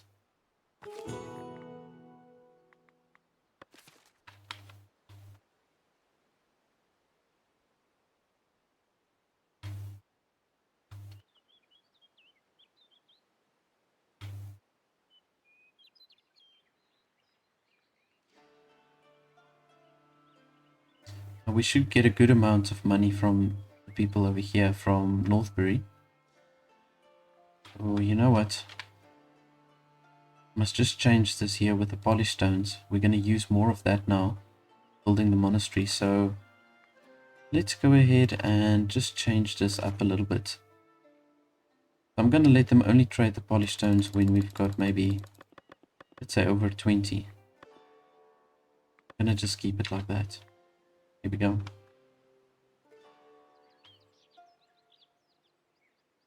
Oh, we've got quite a few extra people coming in.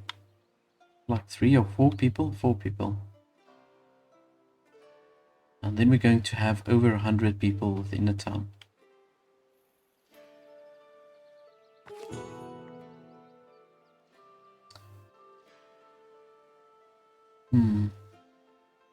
Accumulate 150 wheat within the storages.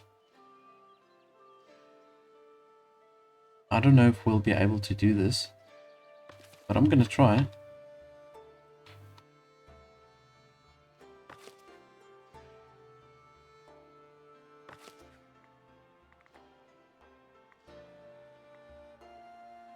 I'm gonna just say here stock maximum. There we go, and this should boost storage a little bit more, or the amount that we have within storage at least.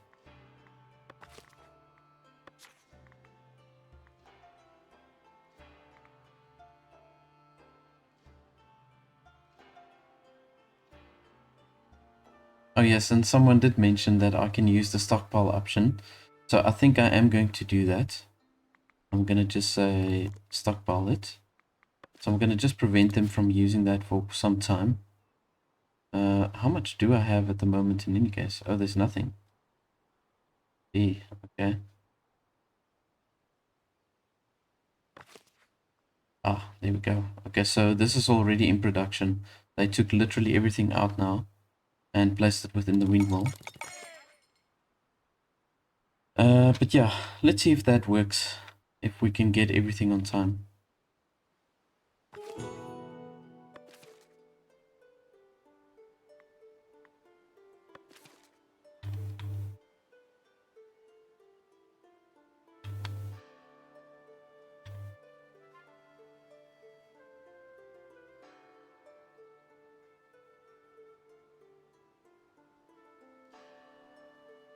So this is another way that we can just get some extra splendor.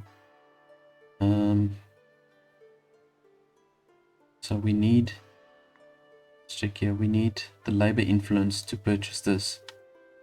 Okay. So this accumulates over time in any case. So we'll just let that build up by itself.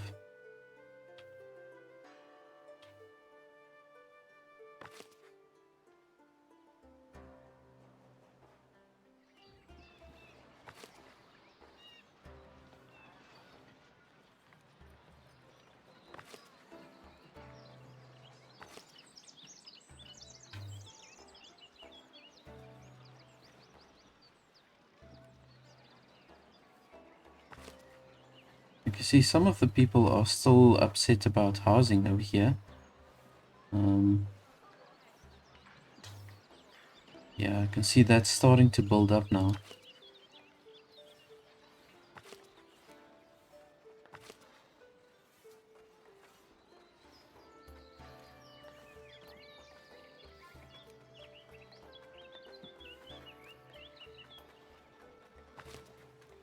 I'm trying to figure out what we need to make the people happy over here.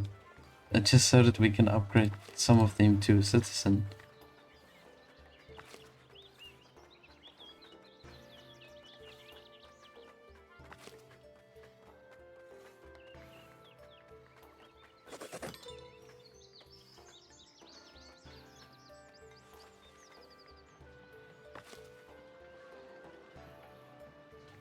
Like, you know, they say they've got an issue with housing, but I mean, here's plenty of space left over here.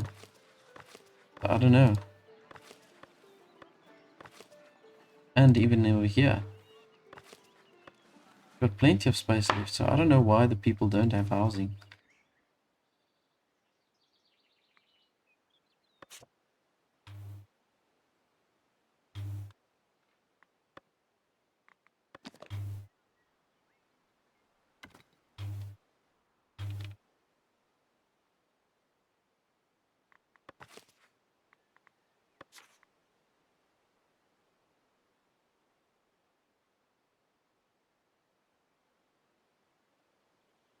No, we can probably start exporting clothes as well. We don't have a lot of clothes, but when we get over a certain amount, I think we can start exporting. I'm gonna just maybe say when we're over 15, maybe let's push it up to 20. So when we're over 20, we can sell that. And I think there's somebody that might buy the berry brew also. But 51 berry brew. Oh, jeepers. Okay, now we can't sell to anybody. Let's just see if there's any other towns that maybe would buy from us.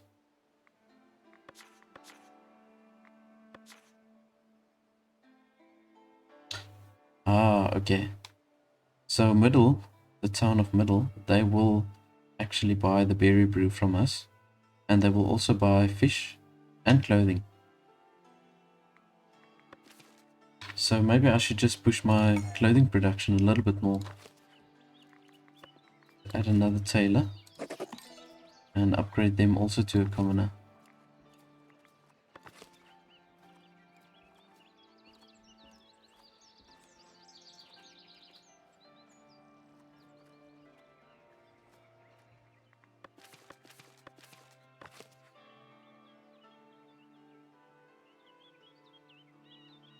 Okay, so I think to upgrade some of these commoners to citizens, I think the houses also needs to be upgraded to these homes.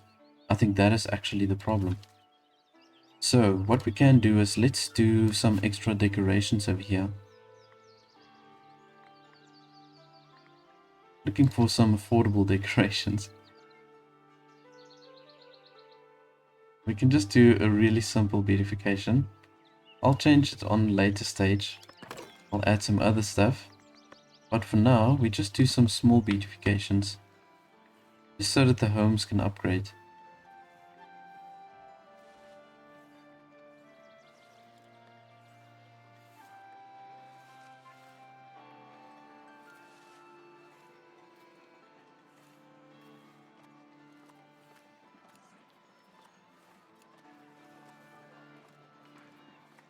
Ah, here we go.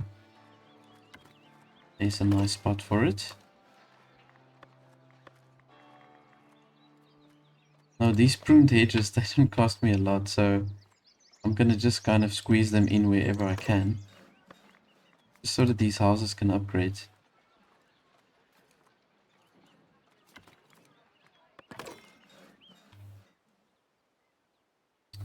Alright, so now you can see there's a whole bunch of houses that's being upgraded.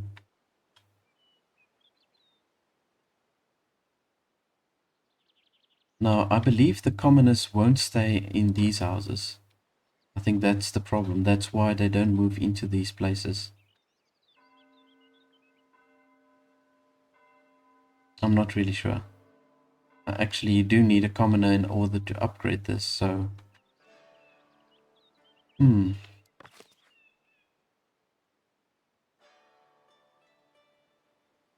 a whole bunch of different things that I still need to figure out. Obviously, with this leveling up structure with the houses, this is a completely new thing with the 1.0.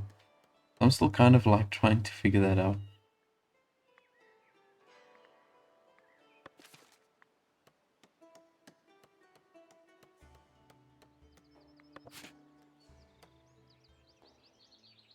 Yeah, let's see. We've almost got enough of the wheat now that we can sell to these people, to the elders. But we've only got 1 day left. Oh, jeepers. Yeah, see, we're not going to make it on time. Yeah, in any case, I thought we won't, so I'm going to just change this back to let them not stockpile it.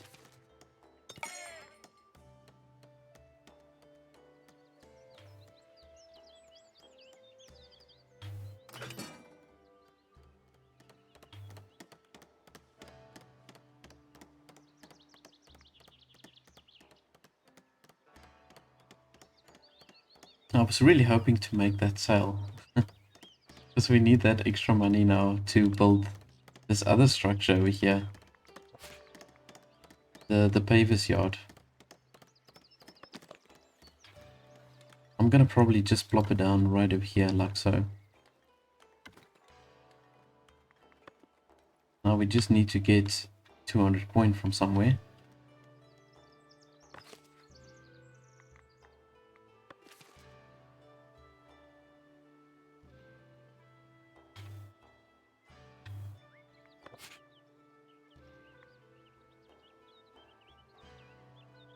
Okay, we can see the clothing production is going up. So I'm going to just let the clothing production keep on going up until we get to 20. Then we can open up that trade route to middle. And then once that route is opened up, we can start selling some of the berry brew as well.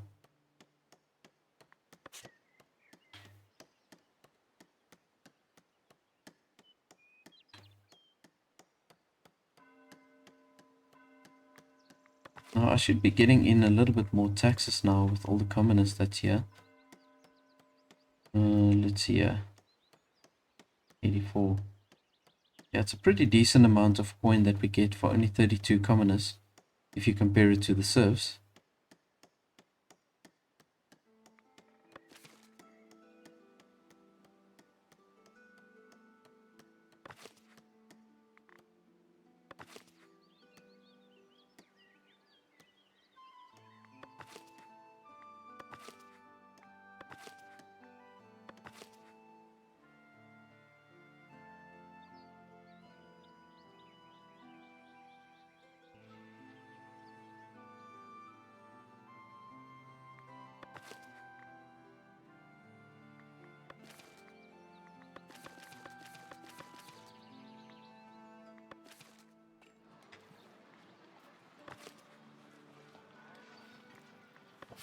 Oh my goodness. Okay, this is what I did wrong over here.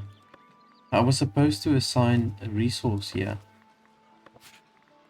Man, that's why I couldn't upgrade them to citizens. See, I haven't played this game in a while, and that was actually a thing before. I just forgot to assign the resource over here.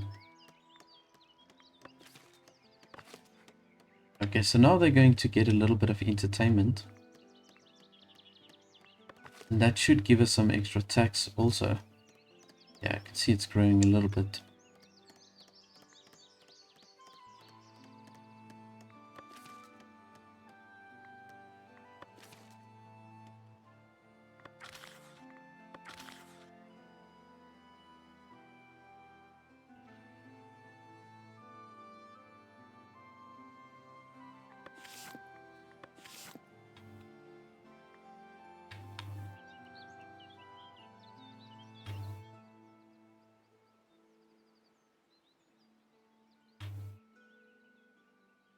No, at one stage the money was looking so good, but now it's just dwindling at this stage.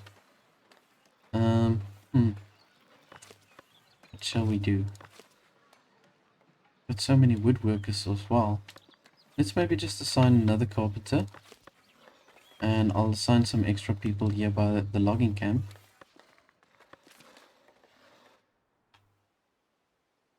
Maybe we must just push up our sales for the planks.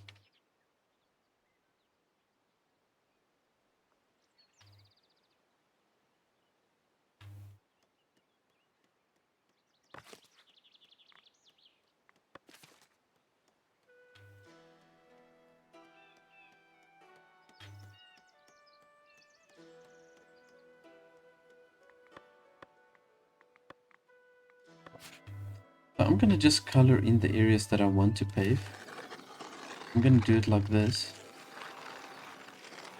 Just down these strips.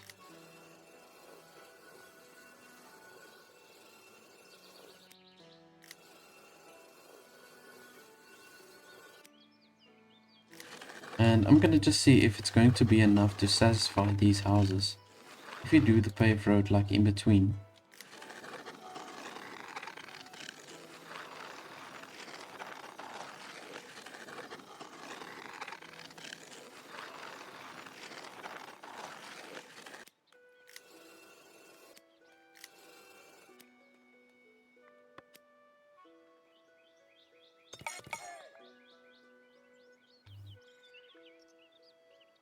Yeah, we've got a little bit of extra coin we got in now. There we go.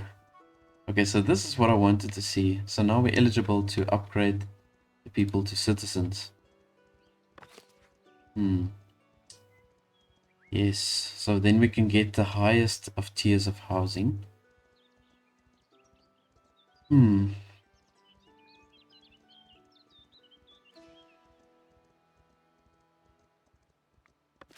Got a courier approaching. Maybe they give me some extra money.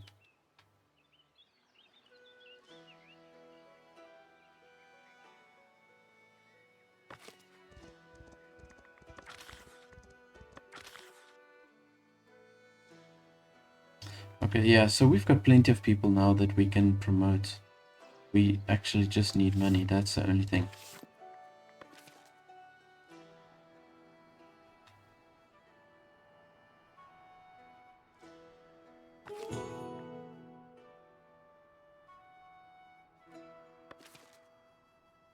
Okay, we're doing like a regional fair. The happiness seems to be pretty good. So I'm gonna give it a go. I'm gonna just try. And there we've got our traders coming in now. I'm gonna get a decent amount of money now just through the planks that I'm accumulating.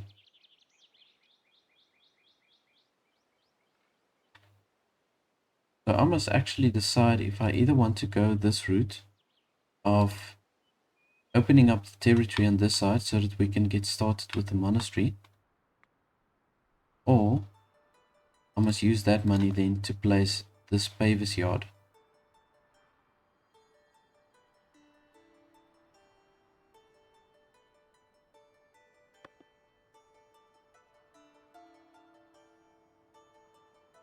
You know what, I think we must maybe first start with the monastery.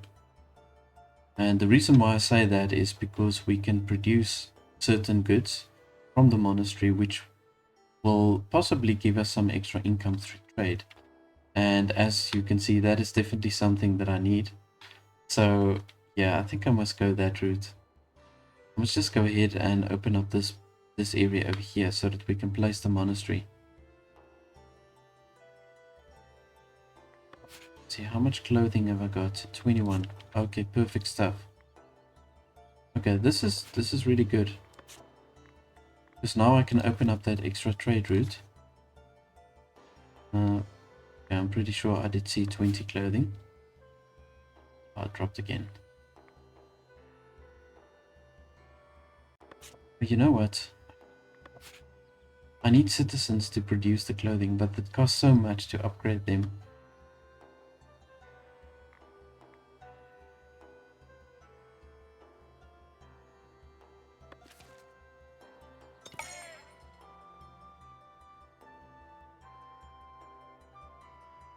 I'm very tempted to place the levies now.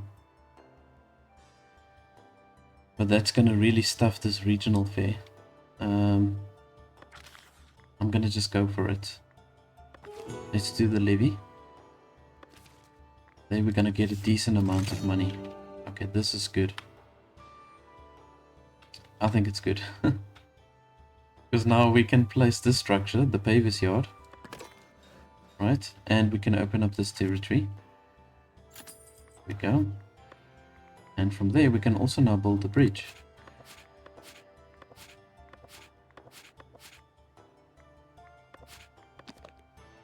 Okay, so let's do this. I'm gonna let the bridge run from here across, just like so. We need a hell of a lot of planks to complete this bridge.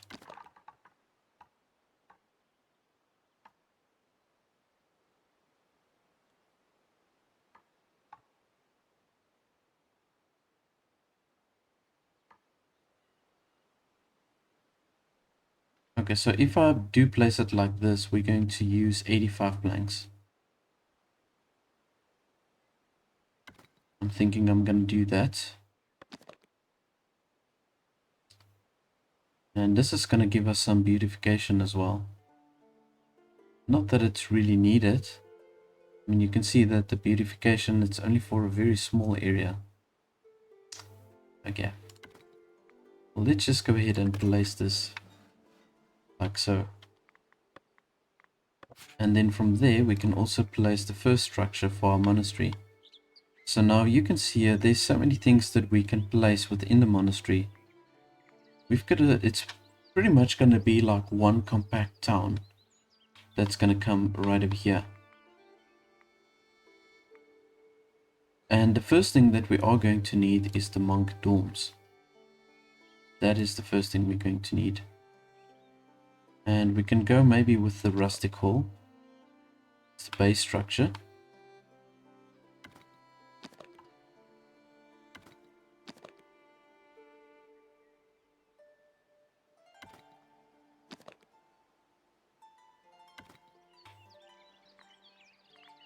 Just want to see if I make like a little entrance. Make it like so.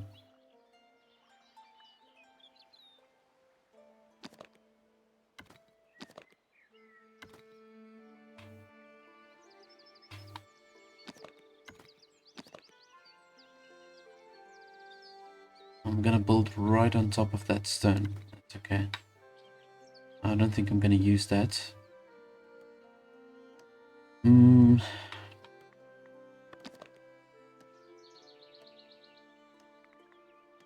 I would like to place this facade as well. I think will look nice. Got that. I can do that on a later stage. Okay. Right. We can do the visitors location. Also right over here by the monk dorms.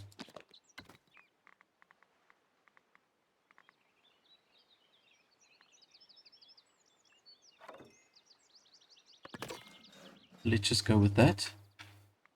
Okay, so then secondly, we can look at creating ourselves a herb garden.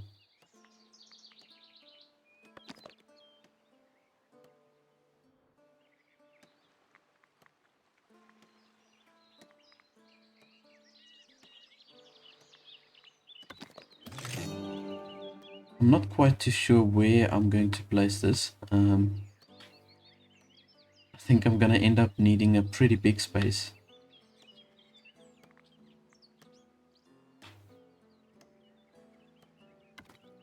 Let's just go ahead and place a few, maybe like so. I'm going to just go with 3 like that. There we go.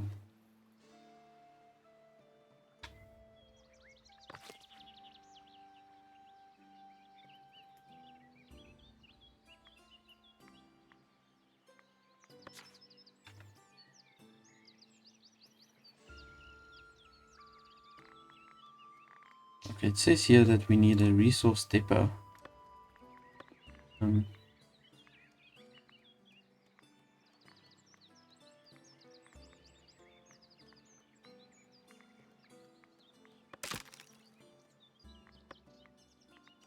I suppose we can place a granary over here like so. I think that would be close enough.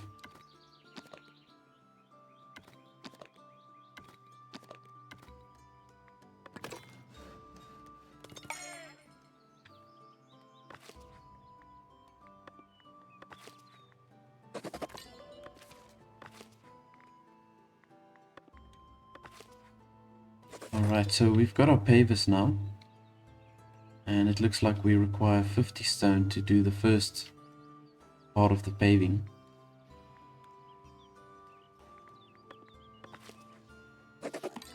I'm going to just assign 2 for now. And let's just see how this goes. So I've already colored in the areas that I want paved. And then I want to see if it's going to be enough to just satisfy the houses that's nearby.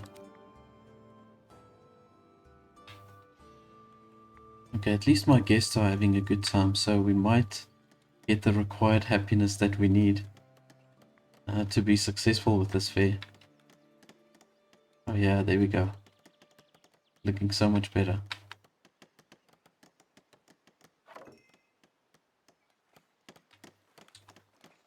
Oh, I see what's happening over here. So they're literally only paving the existing roads. That kind of sucks.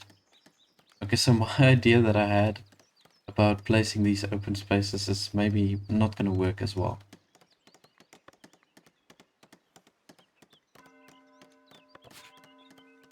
Alrighty, well then I suppose I must just do this thing.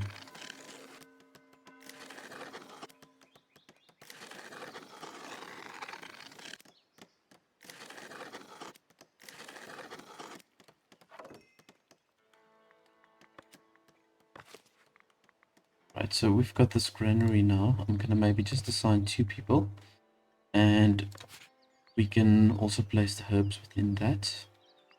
Here we go. Let's see if it works.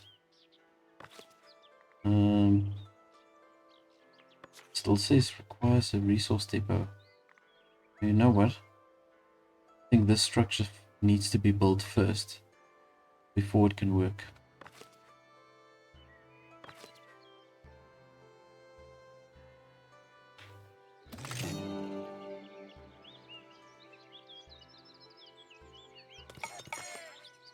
I'm hoping the builders can cross this. Let's just see here. Can they reach it? I don't know. I haven't even brought any resources yet, so...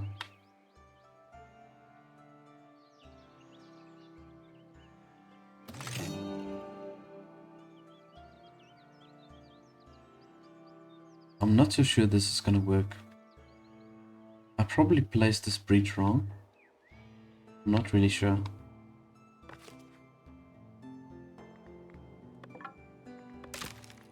Let's try this again.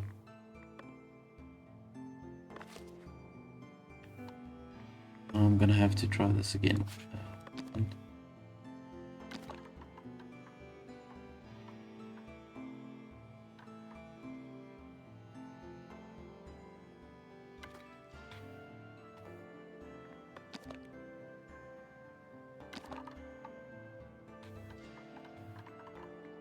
Maybe if I place it more towards this side.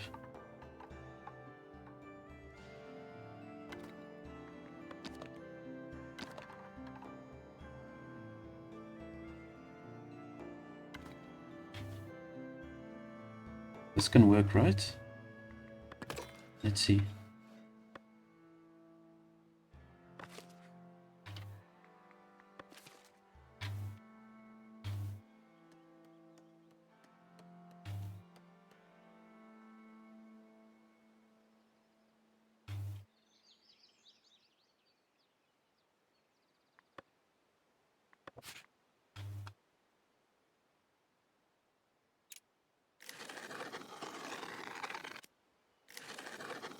Might as well just color all of this in as residential area. Not gonna make any difference now. But you know what I can probably do is I can place this middle area. I can fit with a whole bunch of different decorations or monuments and statues. So it's maybe not the worst thing with all this open space that we've got in the middle. It does give us room to place some extra stalls or anything small that we need extra within the town. We can place it then within this little square or a T-junction. Looks kind of like a T-junction.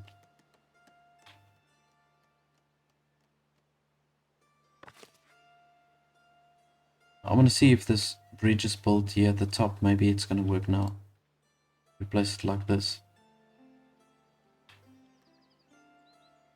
Otherwise, if all else fails, I'm going to have to just abandon this territory and open up a territory maybe on this side. And then I'm going to do my monastery right over here. That's definitely going to be my second best option, is to just open up this territory.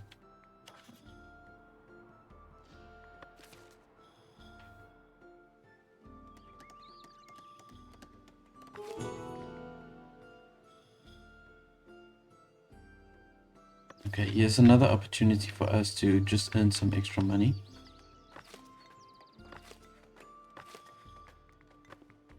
So let's just go ahead and add another work here, and we can then stockpile the wood itself. Stockpile, there we go. We've already got enough, in fact. I just need to place it within the storage.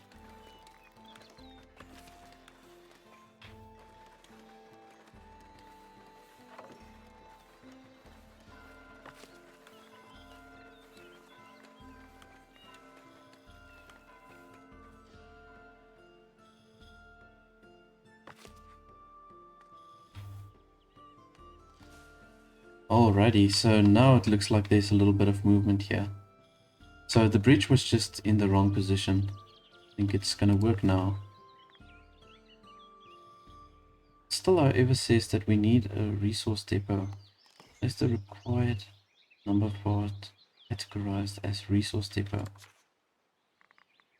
Resource depot.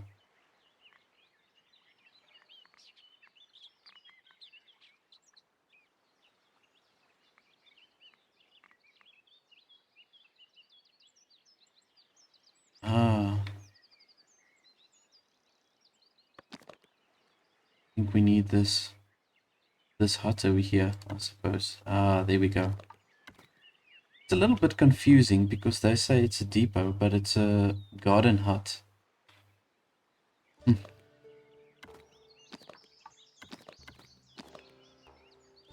quite confusing. Alrighty. Well, we can place this then over here. There we go.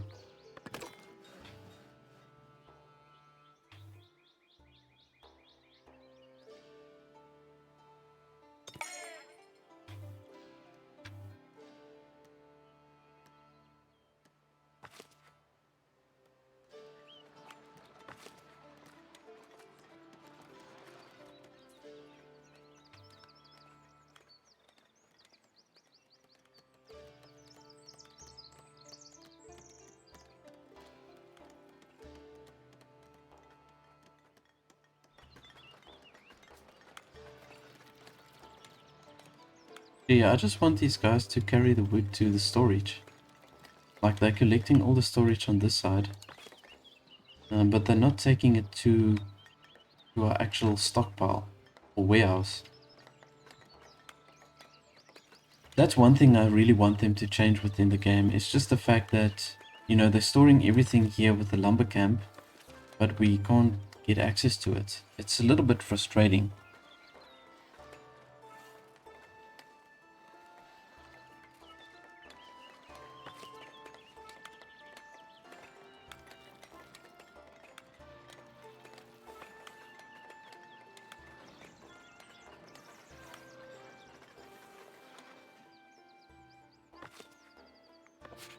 I'm gonna just assign maybe some extra wood on this side as well. See if that makes a difference. We've got a second storage for the wood. But I remember even prior to the 1.0 update, that was something that I struggled with, is to just get my storages or to fill the storages. It's just been an issue. Okay, there we go. Finally. Thank you. Alright. So we've got a decent amount of coin now. Take away the stockpile option over here. Nice.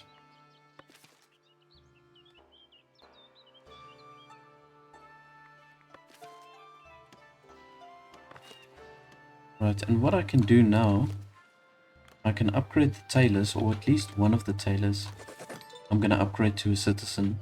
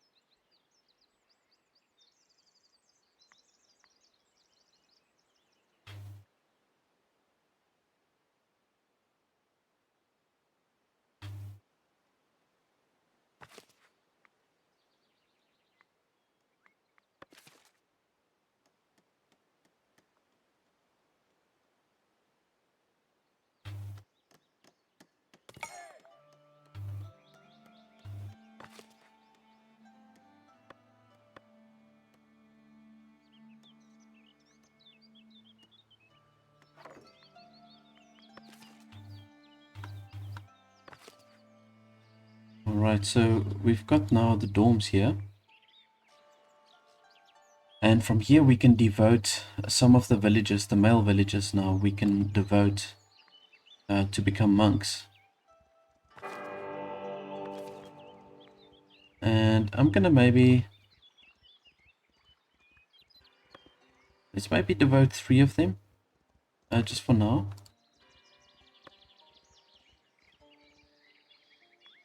And then those 3 guys, I'm going to all assign them to work at the herb garden. And then we've got the granary right over here, so they can store the herbs within this space.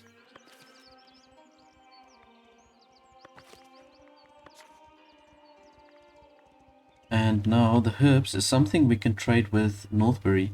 And you can see they give us 3 coins for every herb that we sell. So the herbs trade for a tremendously good price. If you take in consideration it's just a raw ingredient. There's no chain production. It's literally you grab it from the monastery's garden and you export it and you get 3 coin for that. I think that's pretty cool.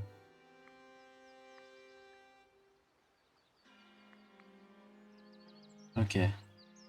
Yeah, so I can now choose any direction, and to be honest, I do want to only have the monastery there for wealth. So I'm gonna just go ahead and select that. Then we do get our extra point from that.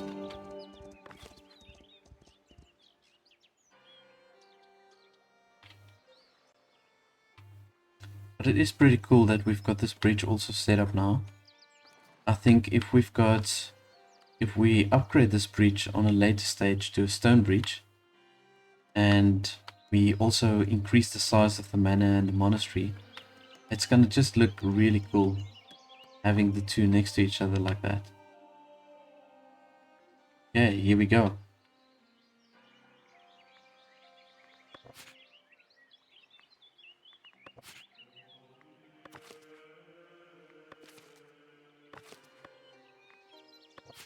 Right, so we need to assign these guys, I believe.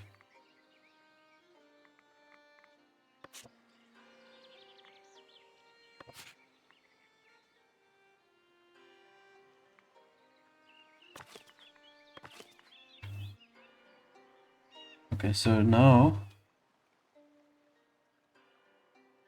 man, how do we employ these guys?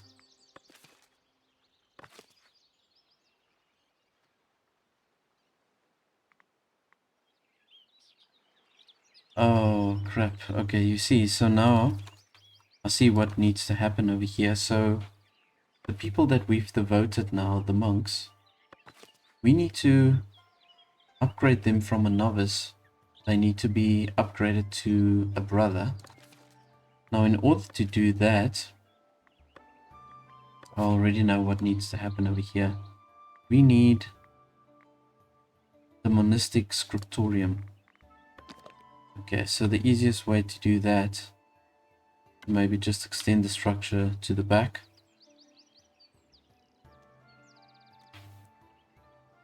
I think that's what I should do. And then we can make like a small entry here on the side. Why not? Yeah, let's do it like that.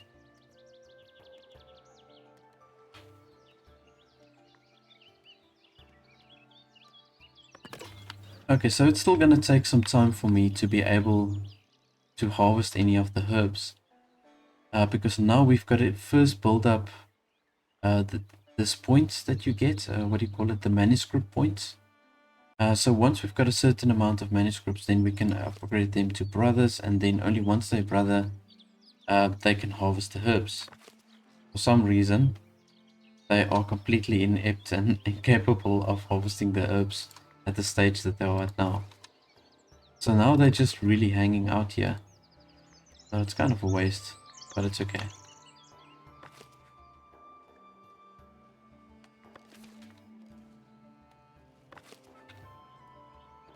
Alright, so we've got a house now that's upgrading to the highest tier. That's pretty cool.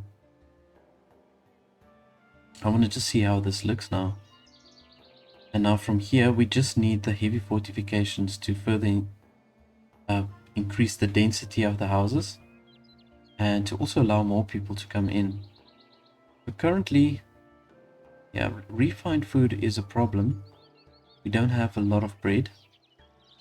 And, oh, actually, we also don't have a lot of meat at this stage.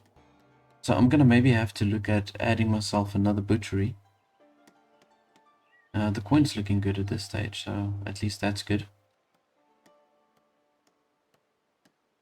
We are getting that extra taxes. Now, I believe the citizens pays a significant amount more tax. I haven't even assigned them to pay any taxes, but let's just see how this works. Okay, so we've only got one citizen and we're getting 9 points from them. So now I believe this is really where the money starts coming in. Now with the citizens. So even with the one citizen we've got, we're getting pretty decent money.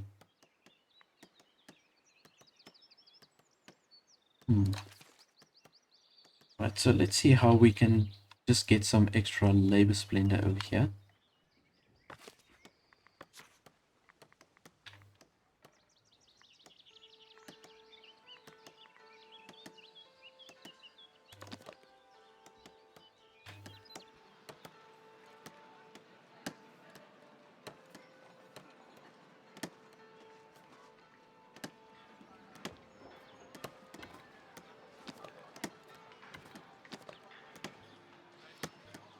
Okay, so I'm assuming this banner, I don't really know where it has to go.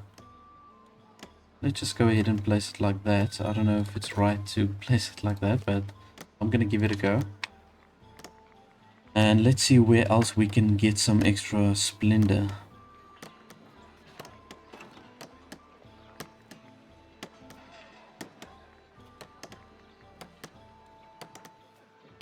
Now I like these beach planters. They are pretty straightforward and they make the town look really nice. They just do cost quite a bit of coin.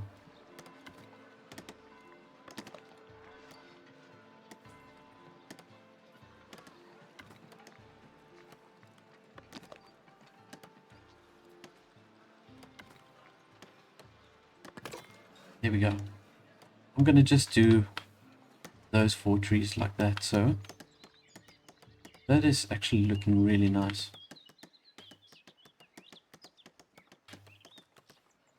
You can see the pavers, they are working to keep the paved roads looking nice. Well, we've got 8 unemployed people, so I suppose I can just assign another person here. Oh crap, okay, we're missing glass. That kind of sucks.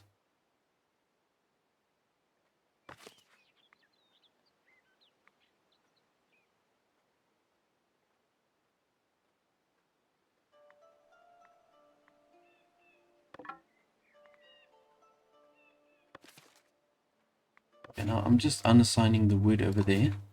And I'm going to import some glass. We only need 2 glass.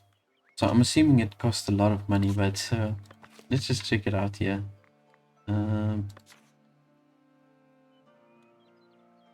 Glass. Right, buy. And I'm literally only going to buy 2 glass. That's all we need for this house.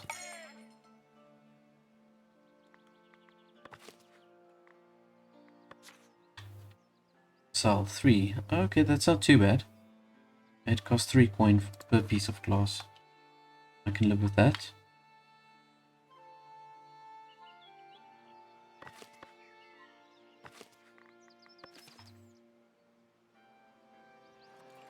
Now we've got some sort of glitch going on here. This ramp is like permanently highlighted. Oh man.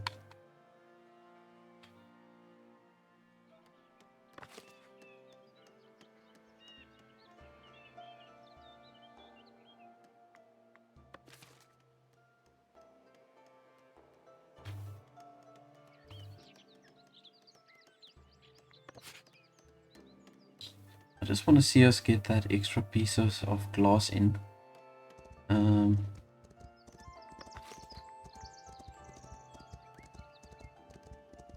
Tells it middle.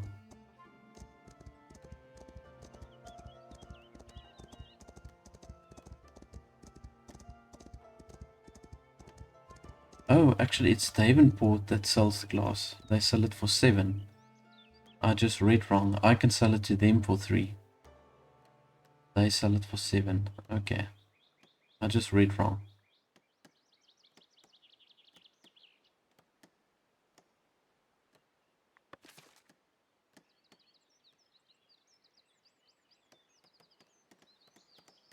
There we go.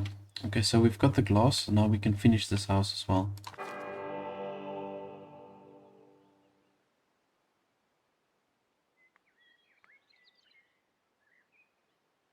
So they want me to accumulate 50 berries and 25 herbs inside of the facility. Okay, that's not gonna work. That's not gonna work right now.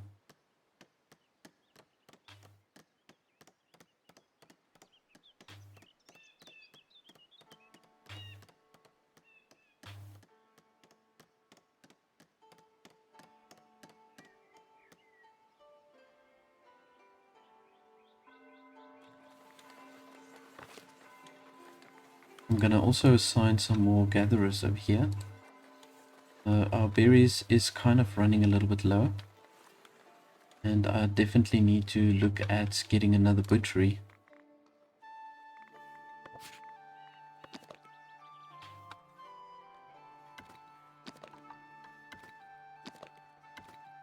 Let's just place it like this. Yeah. I'm gonna also check the hunting zones. Yeah, we've got a lot of hunting spawns that we can utilize. And I've got a hunting cabin there. We've got a decent amount of boars, so I'm not gonna bother placing another hunter site.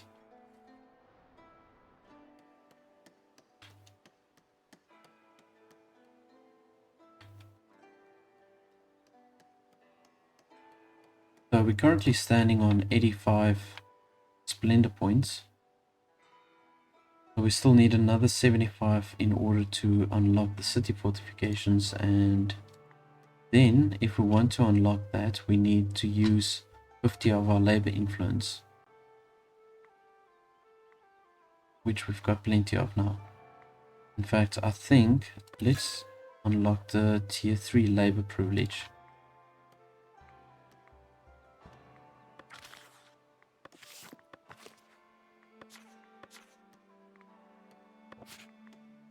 Let's see what we can do over here. Trade price bonus from village with labor allegiance. Newcomers ignore that. This creation factor. Tax without penalty.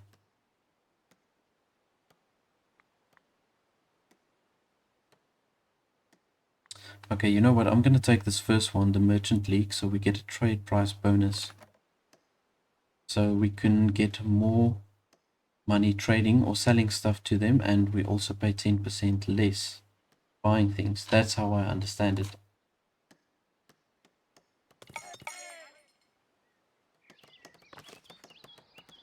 Okay, this house is almost done.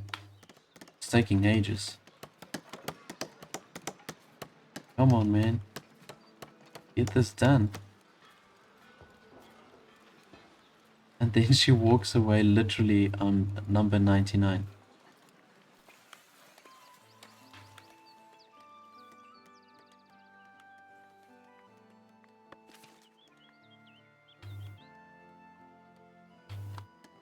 Right, okay, so the butchery is set up. I'm going to just add one butcher first.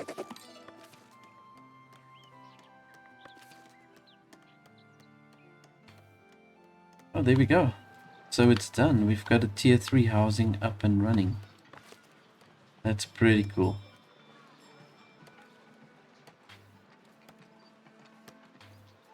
Now, I think it's going to look nice once we've got the heavy fortifications around the houses. It's going to look nice when the density increases over here. But in any case, I did a lot within this episode. I'm going to just assign a copyist over here once this is done. So we can get some manuscripts, and then once we've got the manuscripts, we can upgrade the novices then to become brothers. And then from there, they'll be able to just harvest some of the herbs. So I've been a little bit busy off screen, and I've played around with the monastery, And I've had some issues with the monks not wanting to work in the garden, but I've seemed to have figured that out. Now you can assign the novice monks to the herbalist, and you can also assign the novice monks to become a copyist. The only problem is when you do assign them as novices, it takes super long for them to produce whatever they need to produce.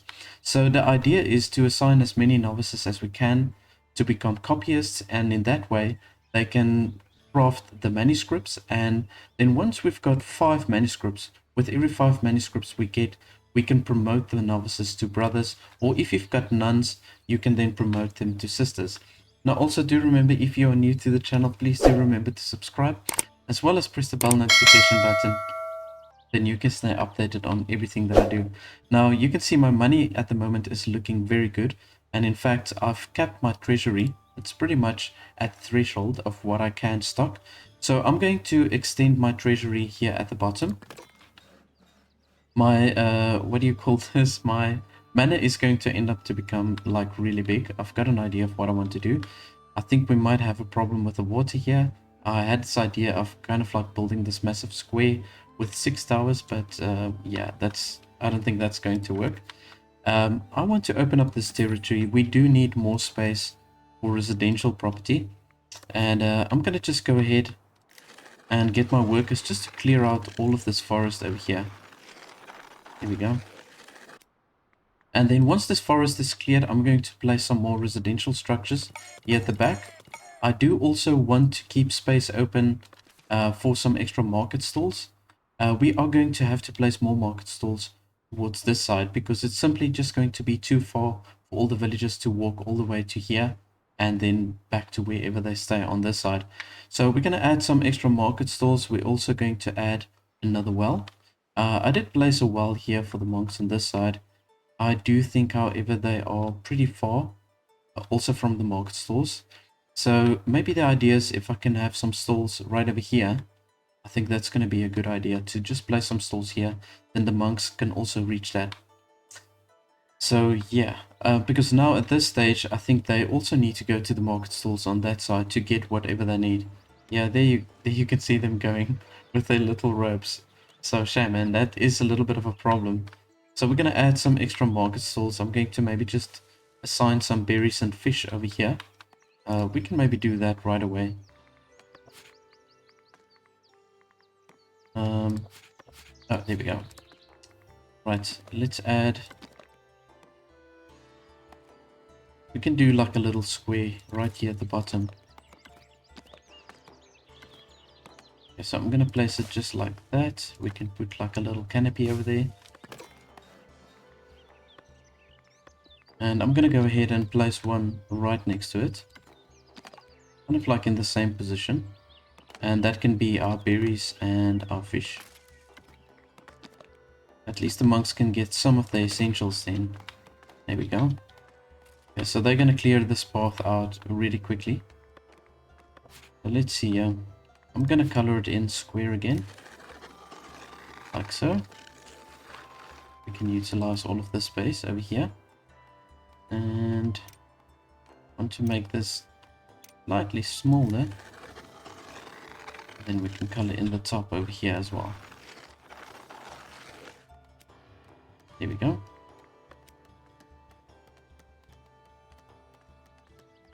I'm not sure if this space is big enough to build houses, but I'm pretty sure it will be fine.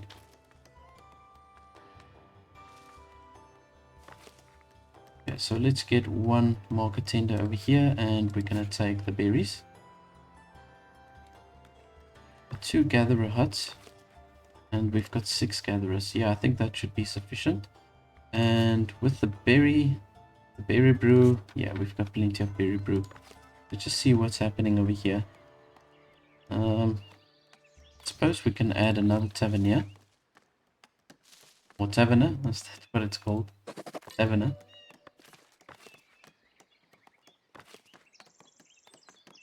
We've got 2 people brewing over here. Okay, cool.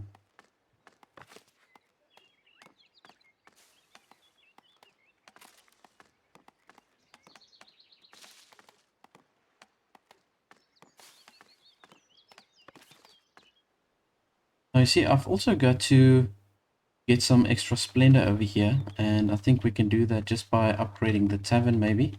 And I'm going to continuously upgrade the manor as well. And now with the market stalls that we're building over here, I can add some decorations there also for the labor splendor. And once we get to that 150 labor splendor, we can build like proper city fortifications. And then from there, we'll be able to increase the density then. Oh, we've got no tax collectors. Oh my goodness. Alright, well, we've got to just fix that. I'm going to just upgrade these tax collectors to commoners. They say ideally it's best for citizens. But yeah, let's just assign them or upgrade them to commoners for now.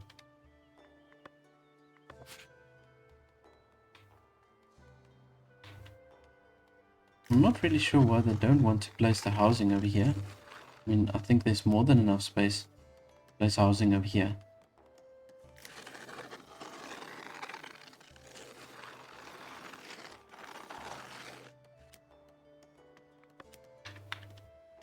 Although I do think the problem might be that these houses needs to be upgraded.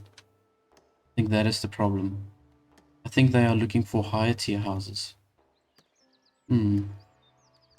Okay, so we're gonna have to add some extra beautifications. I've got plenty of money, so we can really go a little bit crazy here, just adding some extra beautifications. So for me, the easiest way to upgrade these houses is just by placing trees. Not too expensive. Yeah.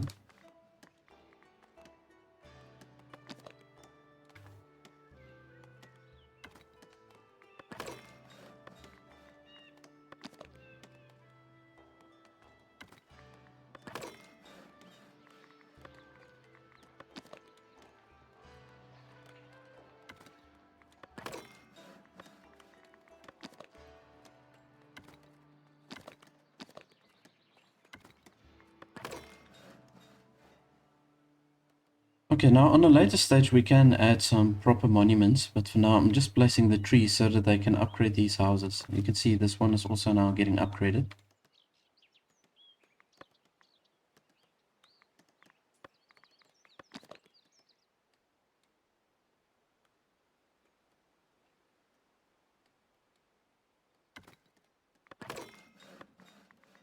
Let's just do a couple of more trees. There we go. Yeah, that's looking so much better. Right, so now they can just go ahead and upgrade all of these houses. So let's see here. Housing. Okay, housing's actually not that big of a problem anymore. We've got -8, -10% on service. Don't know why that is a problem.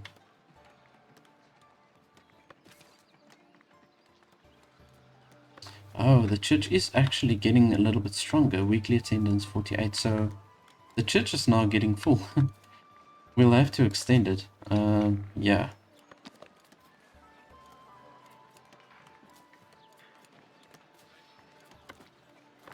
Let me just see a rustic church.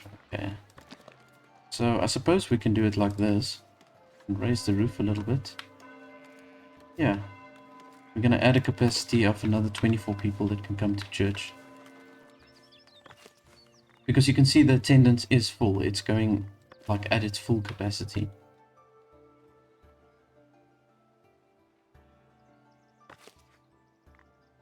Right, so how many manuscripts? We've got now only 2 manuscripts. Oh my goodness, you see it's taking really long if you've got the novices assigned.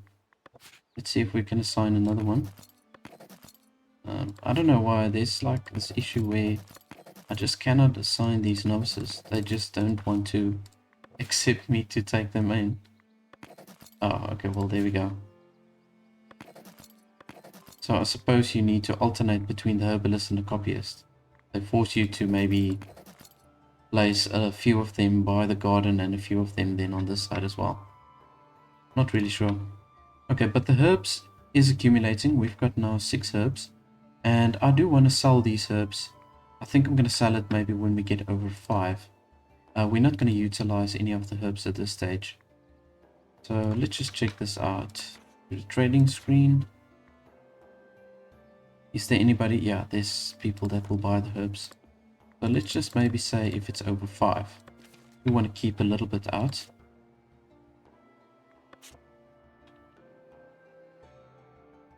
Right, so we did open up this territory. We don't need any extra housing.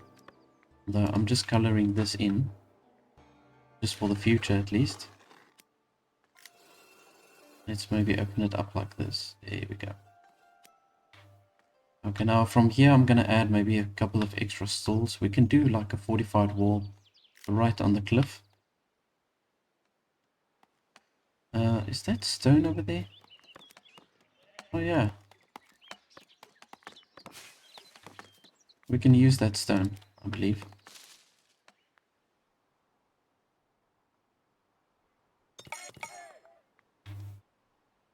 Alright, so now you can see there's a lot of these homes that's being upgraded. So they've got all the boxes ticked to get the tier 2 houses. The only thing we're lacking, it seems like it is stone. Yeah, we can assign some extra workers over here. And so now we've got 6 workers that's collecting stone for us. I think that should be fine. And I also need to assign an additional 2 hunters.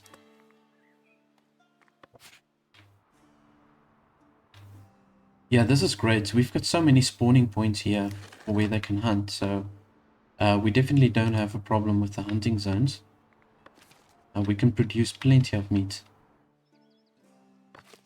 So let's just see here. We can do some extra fish. Although we don't have any extra villagers available. Okay. Either way, once we've got that extra villager, I'm going to just assign them to sell some fish over here. Here we go. Alright, so then the monks will be supplied with everything that they need.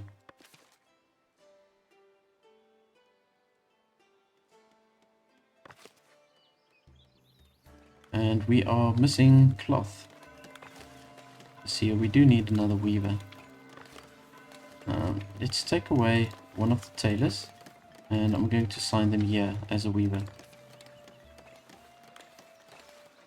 Now, one thing I'm not certain of is that when you assign someone to work as a weaver and they are on a higher level, like let's say I assign a citizen as a weaver, but they say here it's best suited for commoner. Now, I don't know if you've got a higher level of villager that's working there, if it's going to produce even more than a commoner.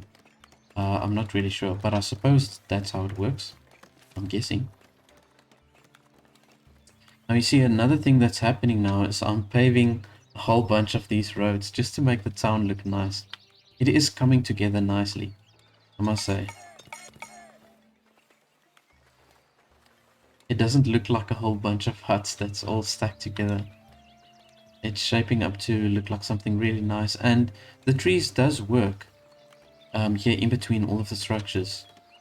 Actually does make it look really nice. Now let's see here, if we want to do a monument, where's the monument? Okay, well, not those monuments. We just got a whole bunch of common decorations over here. Now I think for us to build proper monuments, you just see here. You see, we need the sculpture workshop. And we also need this one, the tier 4 decoration. I think we need a combination of those two.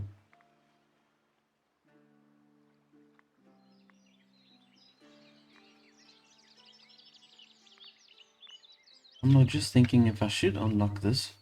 Not really sure.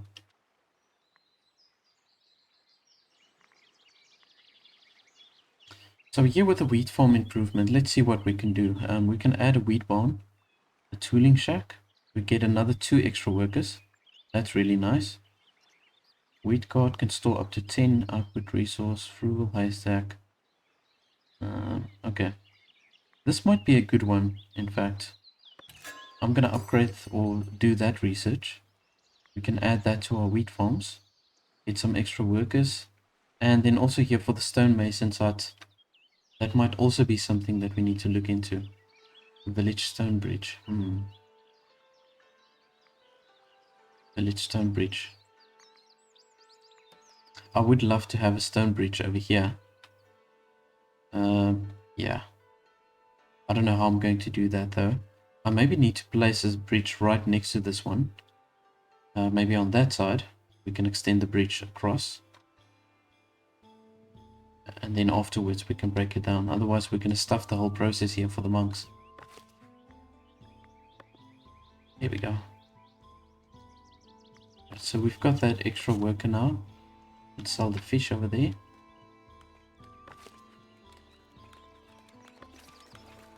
Okay, let's just see here for the wheat farm. We can now add the extra structures.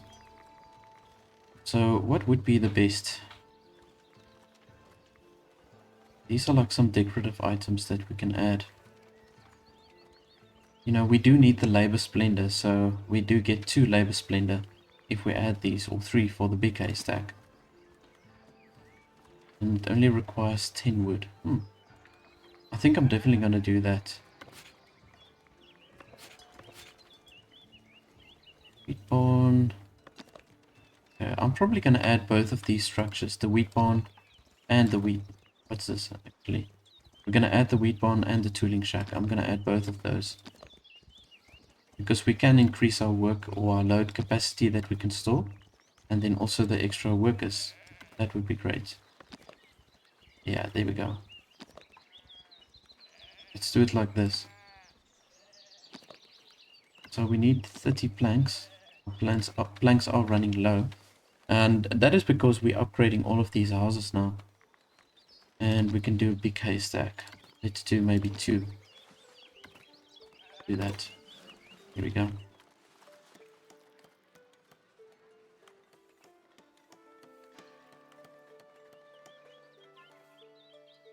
Now, I still get the message that says housing insufficient. And it's so weird because my housing shortage is only -1%. So that really sucks that I keep on getting this message over here. And so they say the shortage is here for this person specifically. I mean, come on, man. We've got plenty of houses over here. Don't know why it's an issue.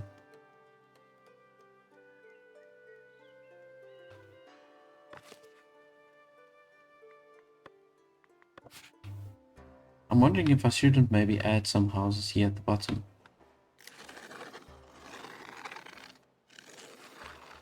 Yeah, let's maybe just do that. You see, they need houses close to the working area. That's the thing.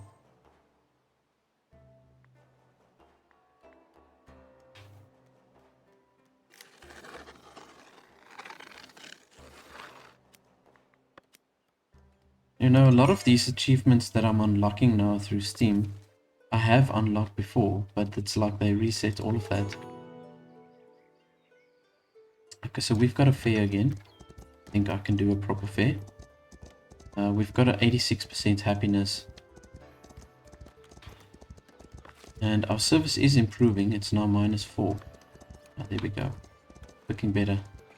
The church is actually looking nice like this. We can always extend it even further out to the sides there at the back if we need to.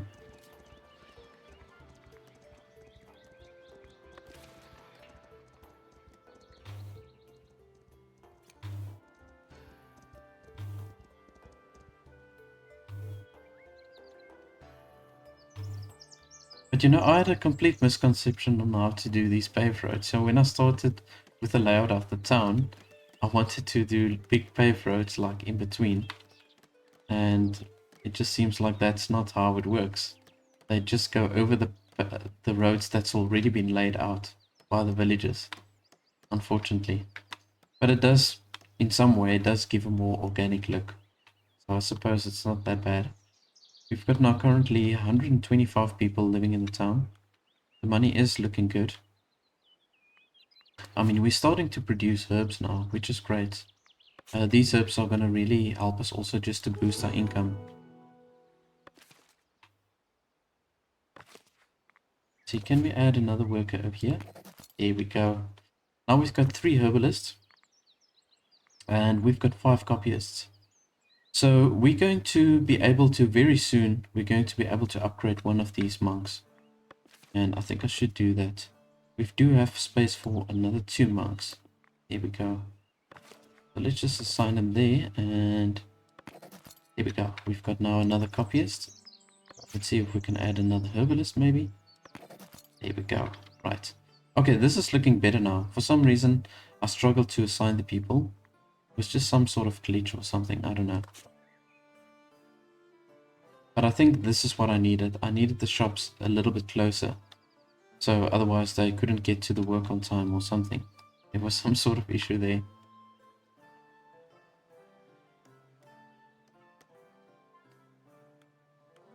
Okay, we've got these additional homes now. Let's just see. Okay, housing's not looking as bad. Find food.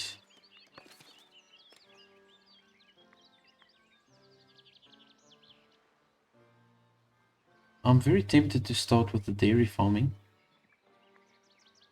But I think I'm gonna maybe just hold back a little while longer.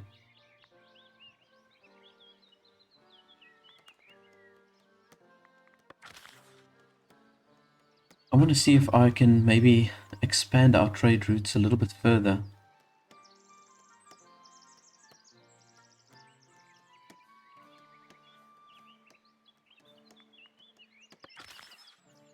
Let's see if we can upgrade here to just improve our production. Okay, the bailiff needs to be upgraded. You see, this is very expensive to upgrade these guys to citizens. The tailor, okay, of course. And the tax collector, maybe we can upgrade one of our tax collectors. I think that is a priority. Conclude promotions.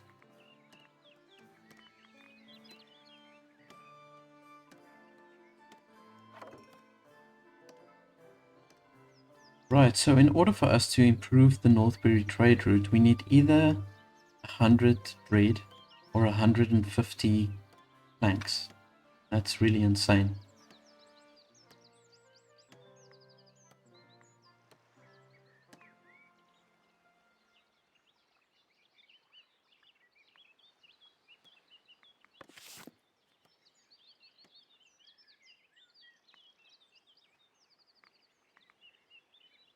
I think I need to do the storage improvement. Let's just see here, because at the moment my storage, I feel, does give me problems at times. So with the warehouse depot we get additional storage space. And also, okay, we just get that additional storage space. So I just want to see how this really works. So it's also like an extension that you've got to add. Okay, I see. It's just like a separate structure that you can attach to a storage. So let's maybe do this.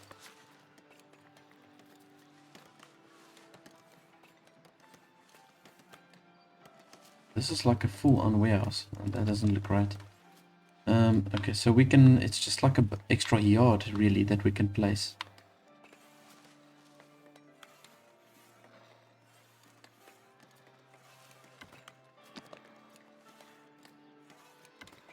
But they do allow me to place it over here, so I think I'm going to just do that.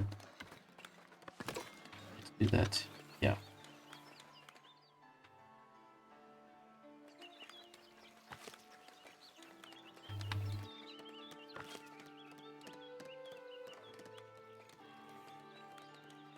We really seem to struggle with the stone production at this stage, or to keep up with it. Just because we've got so many houses that's upgrading.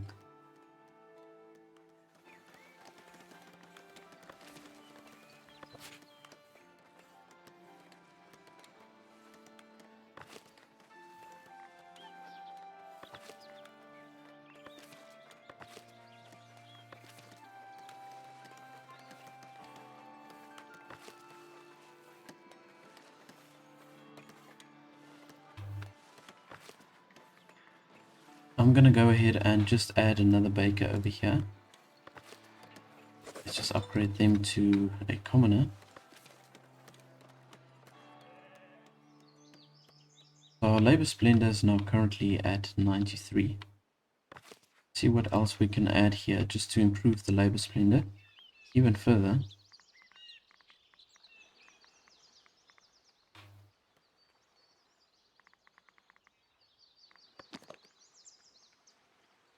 Okay, this is cool. So they do actually allow me to overlap here with the water. I'm glad about that. So I can build the structure that I want to build. But let's maybe add another weather vane.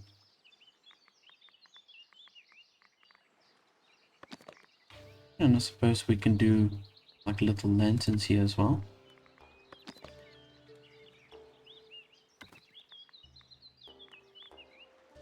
They're very affordable.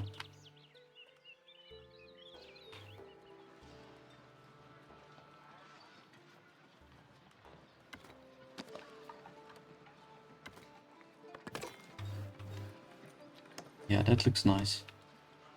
Yeah, so it does generate some sort of light as well. Yeah, that's pretty cool.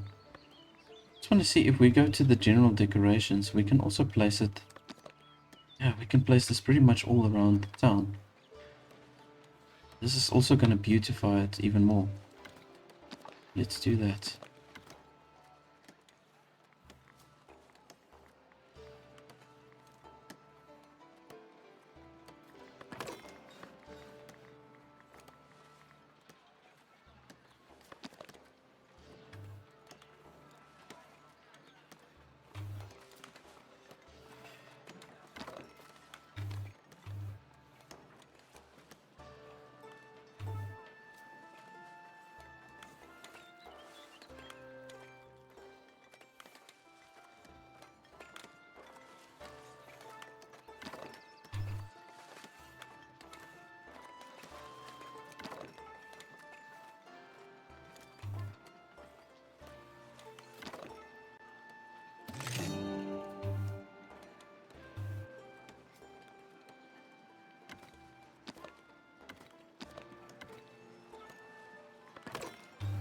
Here we go.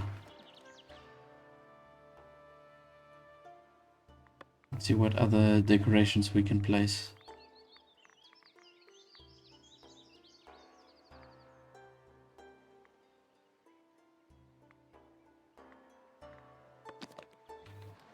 First we can add some benches over here.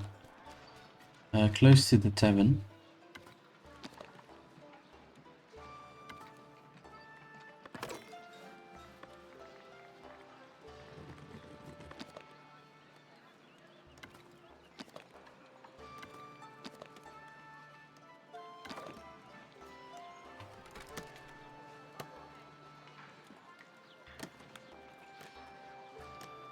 And I'm gonna place maybe, let's see, maybe 2 benches over here. Here we go. I didn't even realize my coins were going into the miners. Okay, well, I'm hoping we're getting some traders here or something. At least from what I can see, I'm providing everything that I need to for the people. I suppose I can push the tax up a little bit. That's one thing we can do. Taxation. There we go.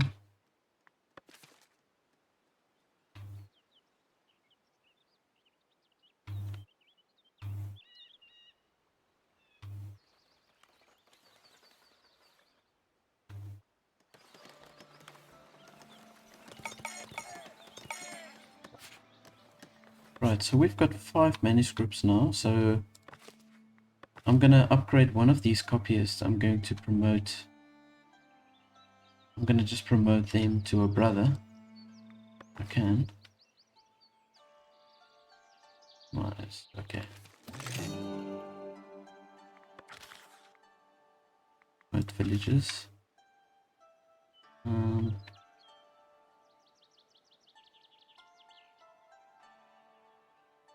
Okay, we're obviously missing something here because these guys don't want to upgrade. I've got the manuscripts that I need. Delighted visitor. All novice needs have not made at least paid. Monastic food. Oh, okay.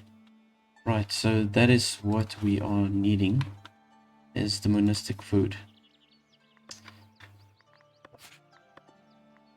Monastic food.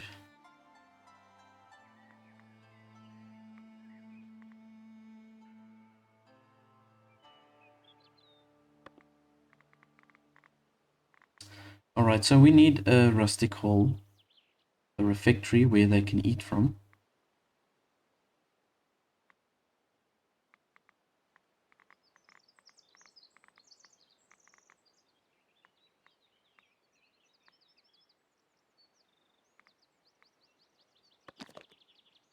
Hmm.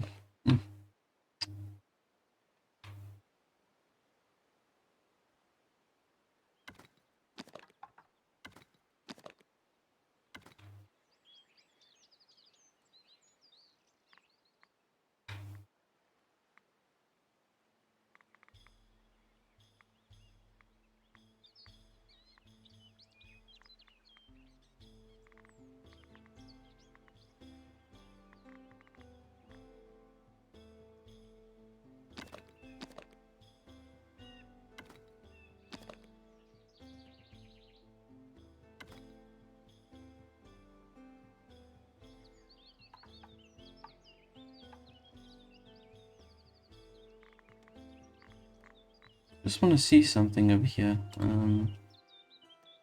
Let's take this away, undo.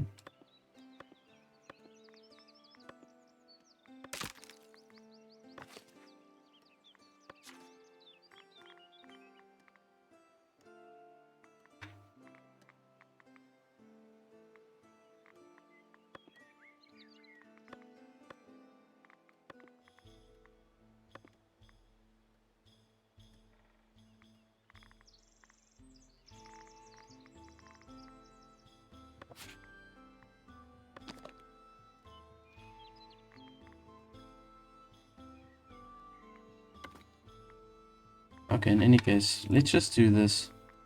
I'm gonna place this refectory. I'm gonna maybe place like this.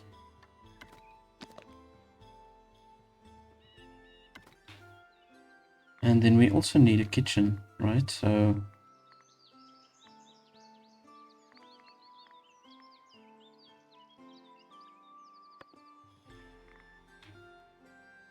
oh, okay, this is what I was looking for, the sub building. It's so tricky really to get to this. It's just a small plus. Yeah, that was what I was looking for, to connect the building as a whole. Yes, okay, so vegetable garden. Okay, that can actually be separate. Okay, so but yeah, I was looking for a way to connect the building. Let's just go back, delete this. I wanted to add the refectory as a sub-building, so we can do this here. Maybe with the monastic scriptorium, we can add the sub-building. And we can then connect the refectory. They can go through the scriptorium to get to the refectory.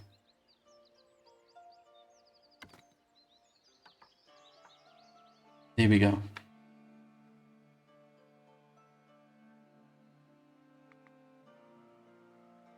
Got a door? Okay, cool. Right, and then from there, we can now just add ourselves a vegetable garden.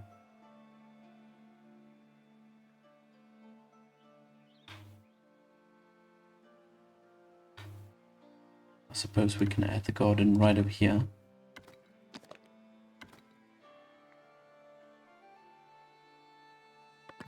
There we go. Now, I think the veggies are the monastic food that they need. I'm pretty sure that is what they need. And then once we've got that then we can upgrade them to the brothers.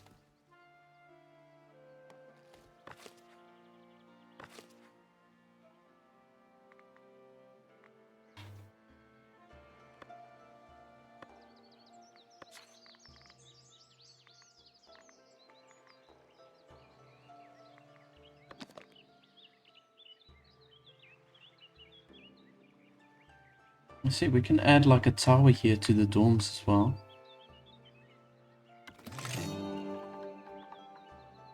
And this will just give us some more capacity to host even more of the monks. Yeah, let's do it like that. There we go. Right, so then in this way we can get an additional 7 monks. Yeah, that's great.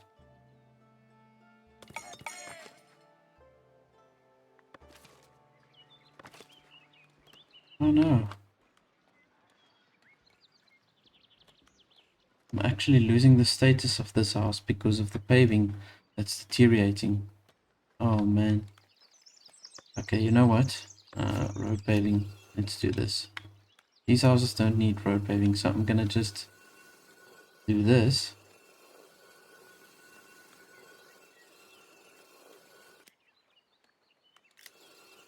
So that they can rather just focus on paving the roads over here. It's pretty tricky managing all of this, I must tell you. Right, so let's see, commoners. Have we got commoners working here? Yeah, we do. Now we need a lot of stone for this structure. I don't have any. So I might have to just look at adding myself another stone cutter camp. Now you see there's stone over there. But this is the only mineable stone, it seems like it. I just want to see what happens if I do place a camp, a stone cutting camp over here. If they will utilize that stone.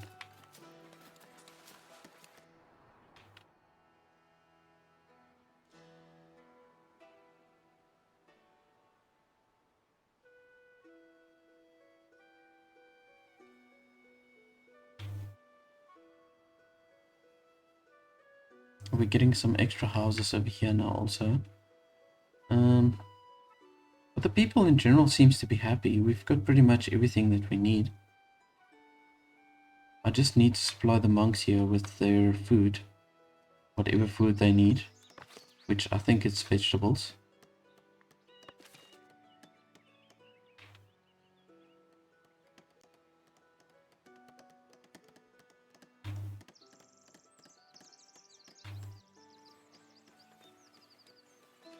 Now we've got this moment, we've got plenty of tier 2 houses. It's really looking cool now.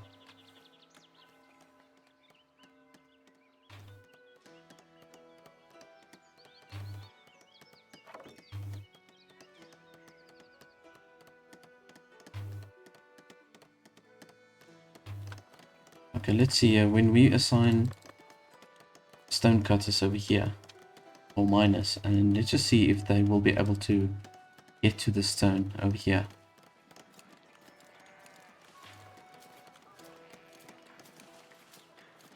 Oh no, that's not going to work. See, they're also going down towards this location. Alrighty then. And I might as well just put another camp over here somewhere. Let's just do that.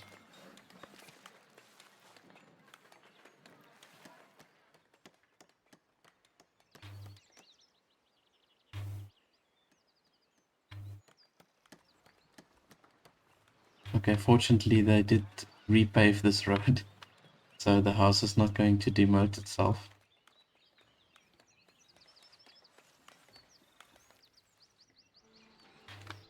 Let's see what else we can add here to this public lounge, just to get some extra splendor.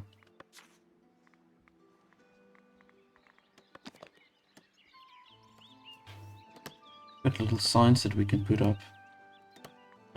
Oh, we need this. We need the wooden pole before we can put the sign up.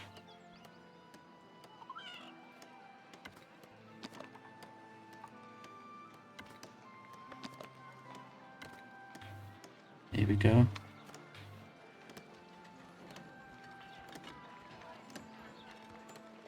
We're getting another 3 splendor from that.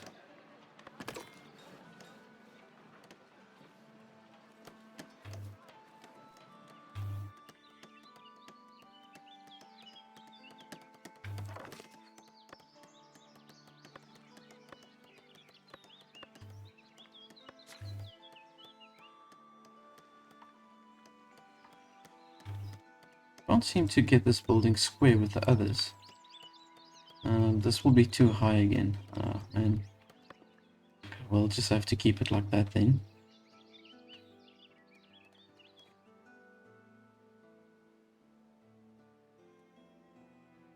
You can see our berries are starting to get a little bit lower.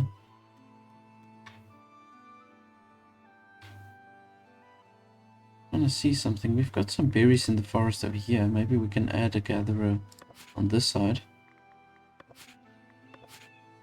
I will eventually assign some of the monks to have berry gardens as well. But I think let's maybe... can put a gatherer here also, I think. Place it there. Okay, so now from here I can assign some of the monks. Let's just devote maybe another 1 or 2. And there we go.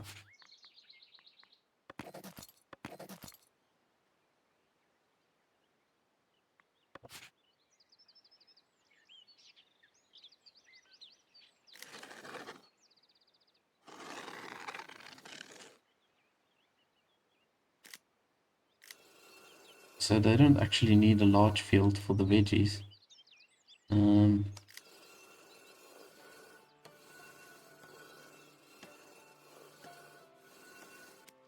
we go.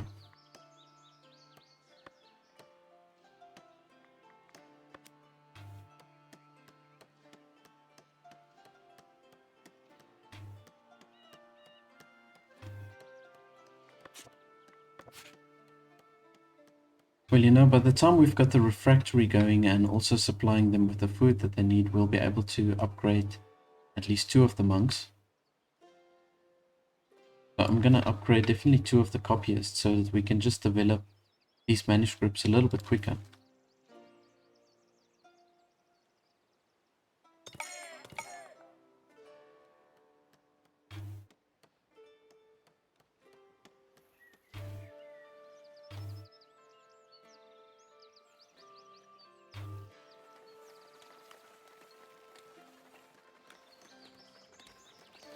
But I think what I'm going to do off screen now, before we start the next episode, I'm going to just put up as many decorations as I can, and I'm going to then push it up to that 150 splendor so that we can then just place this heavy city fortifications, and then in that way we can increase the density of the houses, and then for sure we won't have any housing issues.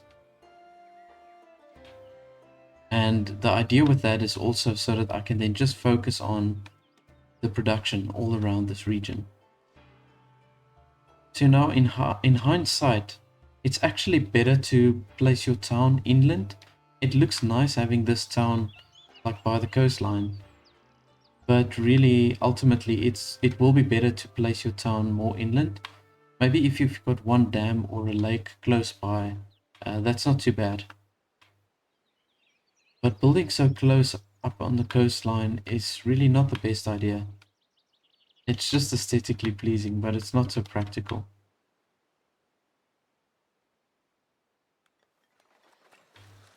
So our bailiff has found a massive stone deposit over here, which we can utilize once we open up this territory. And then we've also got an iron deposit. So now the iron deposit is going to really come in handy because we're going to use that to craft the common wares. Now I'm going to extend the town upwards towards this side, and then it's going to bring us a little bit closer here to the mining spots. I want to really focus on getting that done. Let's add some extra workers here for the gathering hut. So far everything's still looking good. It's just the service that dropped a little bit.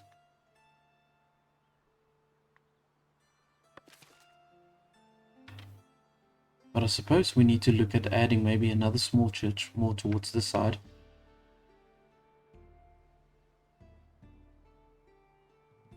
Nice. We've made quite a decent amount of money now here, trading with Davenport.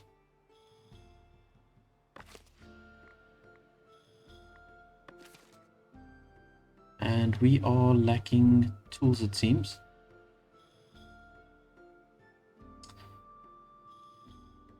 But I think it is Northbury that supplies us with the tools. I'm going to check now. Yeah, there we go. Okay, so they do supply us with the tools. So let's see, we've got some extra resources now that we can assign here to this warehouse. We've got literally double the storage. Now I do want to maybe add another slot for the wood as well as for the planks. And then we can maybe see to add a slot for the common wares on a later stage.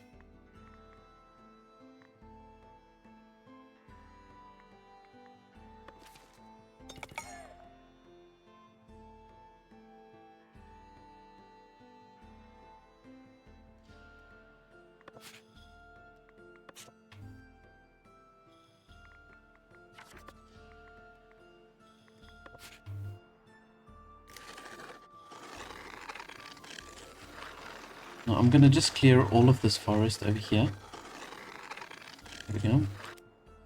And then once we've got a little bit more money, we do have decent money, but I'm going to open up this territory also. And then, as I've mentioned, the town is going to expand upwards towards the side.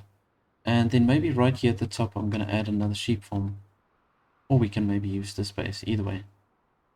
One of the two.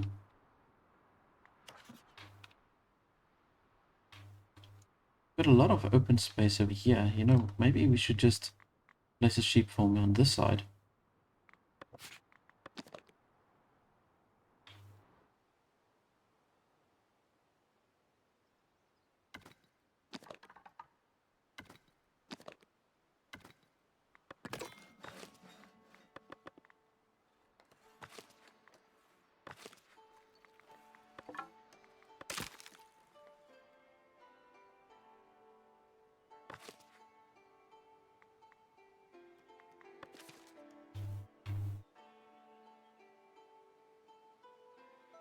You can see some of the houses now are upgrading to the tier 3 houses.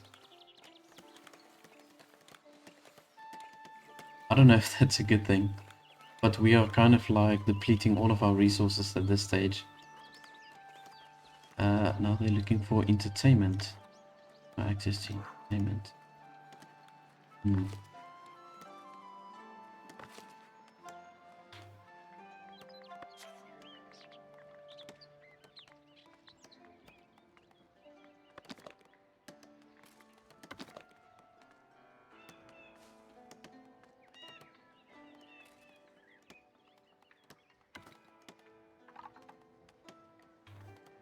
Yeah, let's maybe do it like that.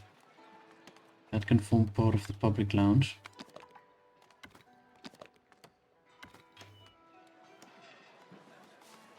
Yeah, that looks pretty cool. Let's do it like that.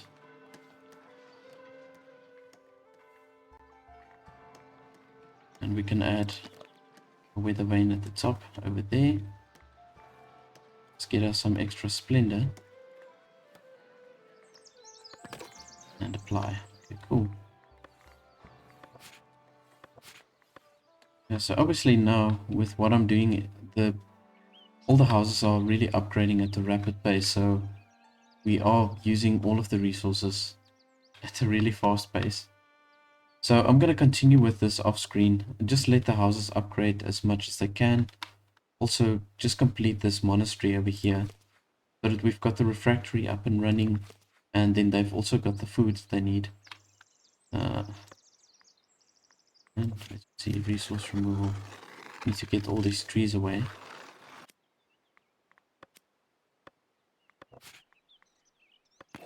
Here we go. Now we've got 2 farmers that can plant veggies for us.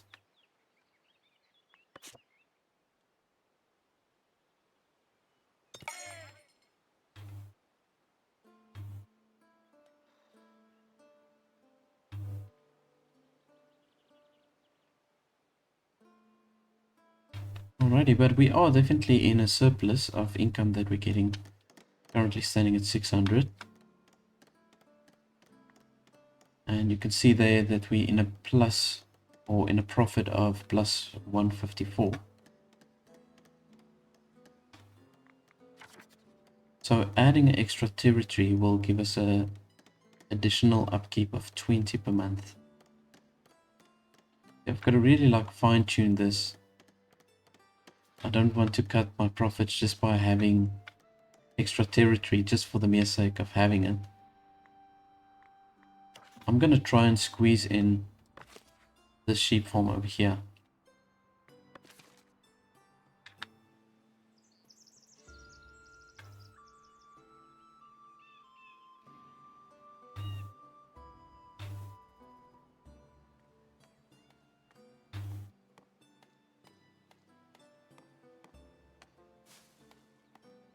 Okay, we've got a steward approaching here. Let's see what they want.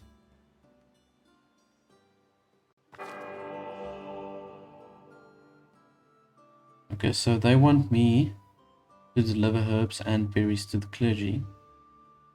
We need 50 and 50 berries and 25 herbs. I suppose we can do that. You know what? Let's add berries here to this storage as well. Got 28 days. That should suffice. Well, that should be enough time for us at least. Let's see. Where's the herbs here?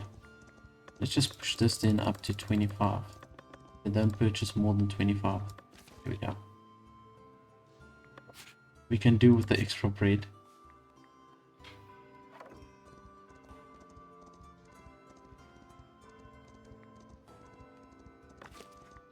Now we need more millers as well, so let's just do this.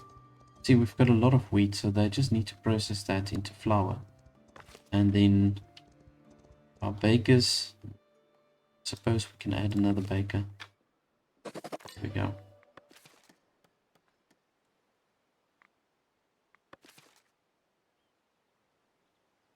Right, so we've got now the sheep farm set up. And I'm going to just go ahead and paint the pasture. I can take this away, definitely.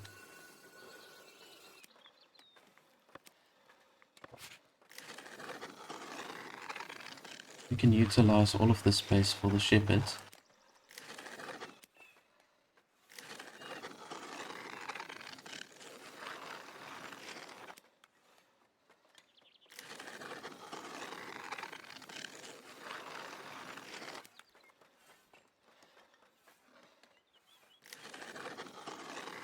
Oh, there we go.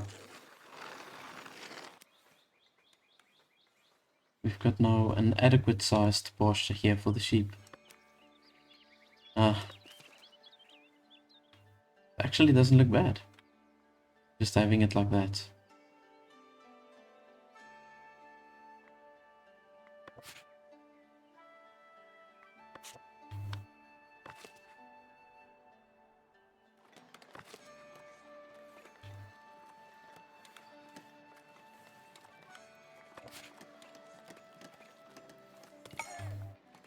Alright, now I suppose we can maybe add another weaver. Let's check this out.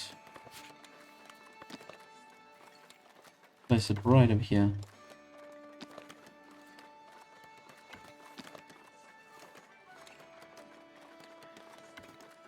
Fits in nicely.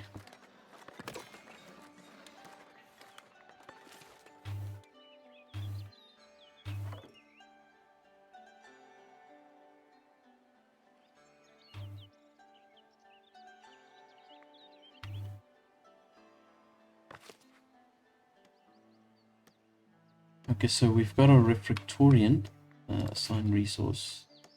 Okay, so the food that they do, the monastic food, is the berries and the vegetables and the fish. Okay, great stuff. Okay, so we've got some veggies growing over here. Too small, intercrop fields.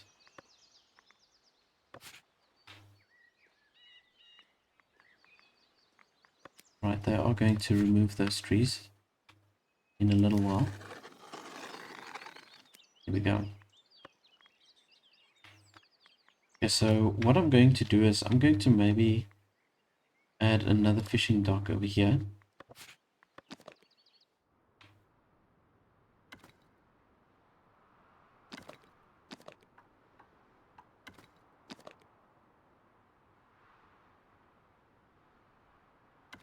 Here we go.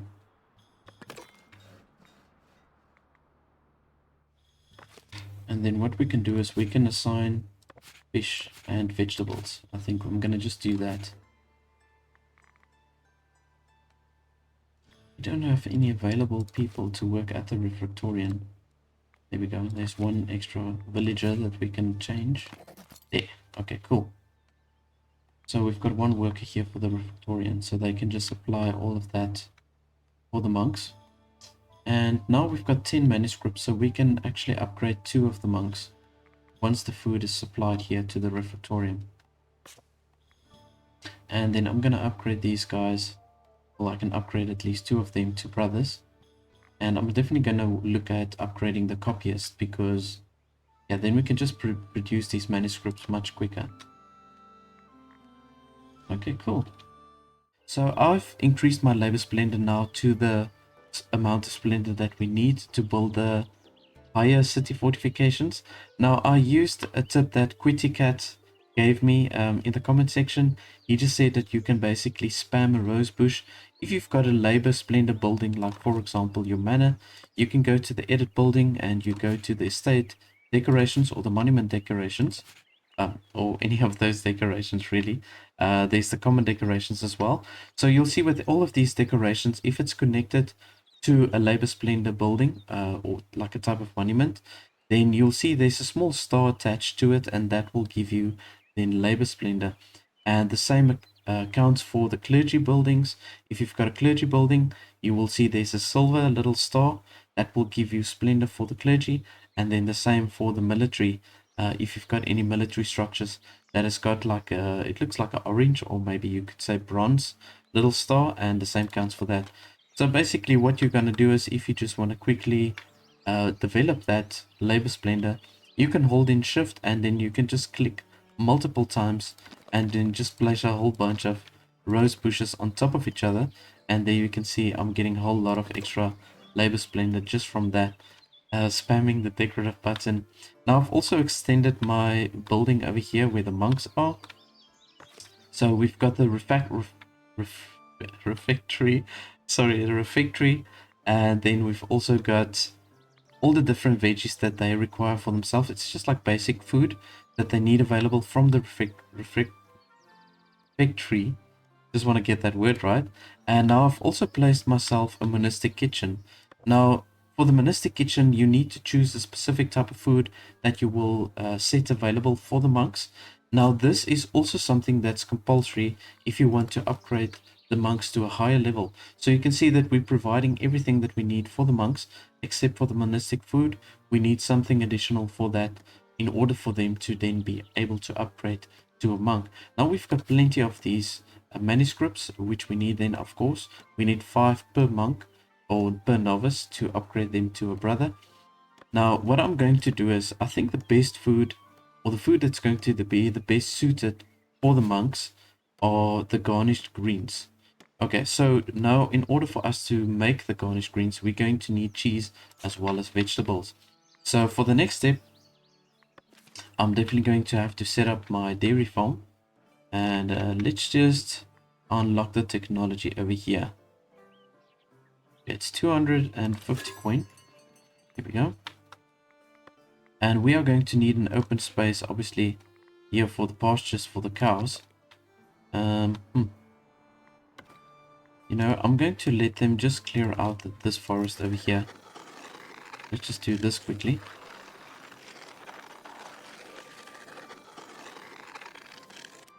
Now I want to kind of get a little bit closer here to these deposits, especially for the iron deposit. So I want to extend the town upwards, like right against the water, so that we've got some housing not too far from where the mineral deposits are. But then from here we can then build ourselves a mine or an iron quarry, because we're going to then need that also for the commonwares. And I want to set the commonwares available for the citizens because then we get higher tax and it also makes them happier at the end of the day. So yeah, but while I wait for those workers to just clear out the forest, let's maybe focus on increasing the housing density. So I've already gone back up here to the prosperity tab, and now seeing that I've got all the labor splendor, I've already researched the city fortification or the heavier city fortifications. So now once you've researched that, you'll see you've got the proper city towers now available, and they've got a much bigger range as well, from what it appears. Let me just see here. Actually, wait.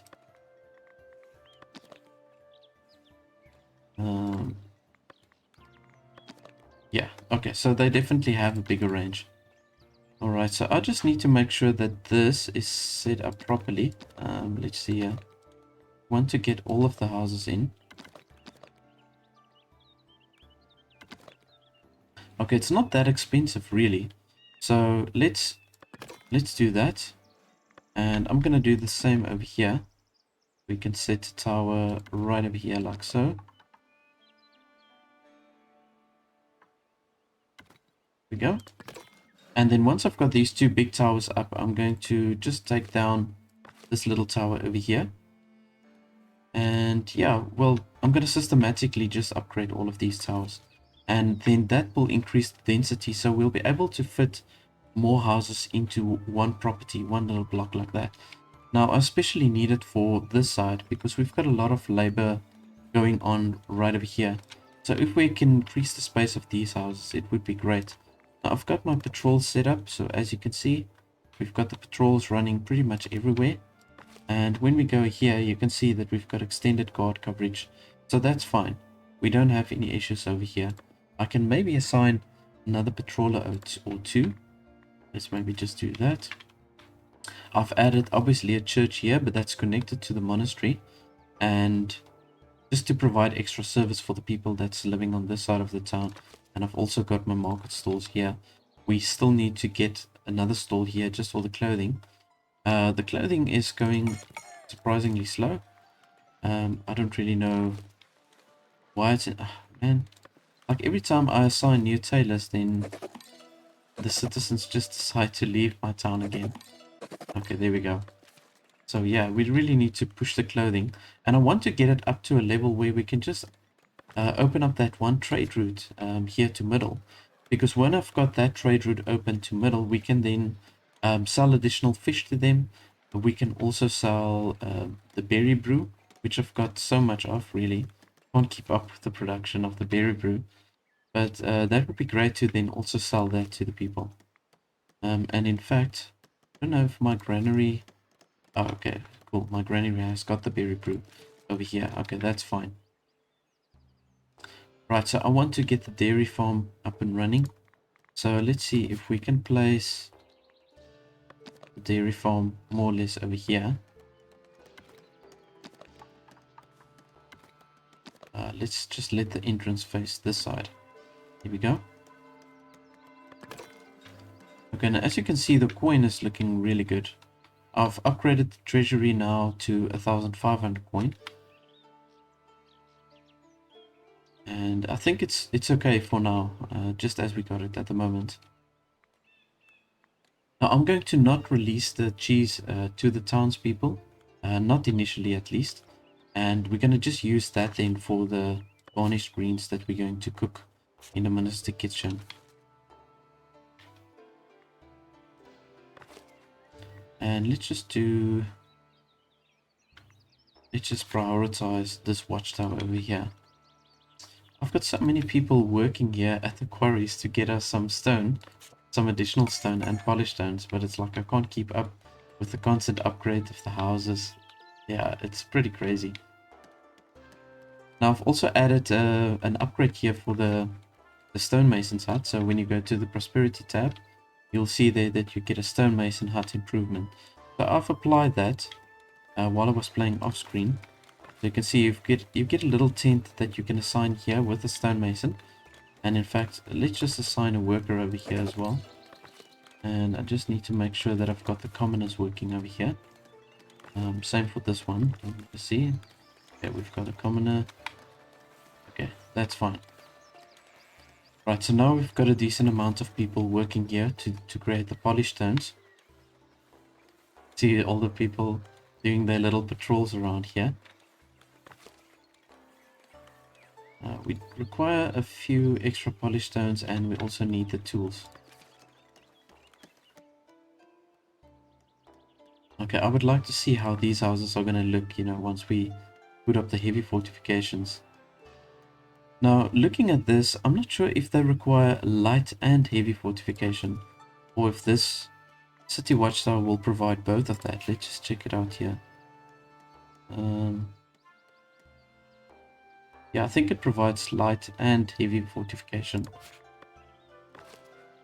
It will automatically fulfill that, I'm guessing. Let's see if that works.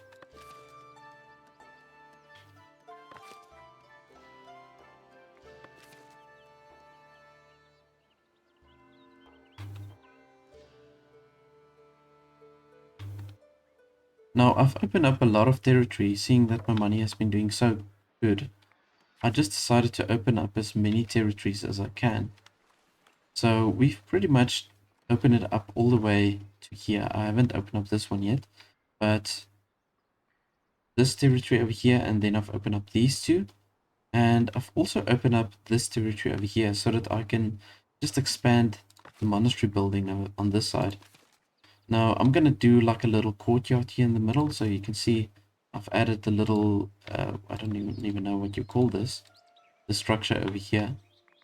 You just check this out. The rustic gallery. Okay, so I've added that from the monk dorm. So now in this way, we can also assign a few extra monks or devote them as monks.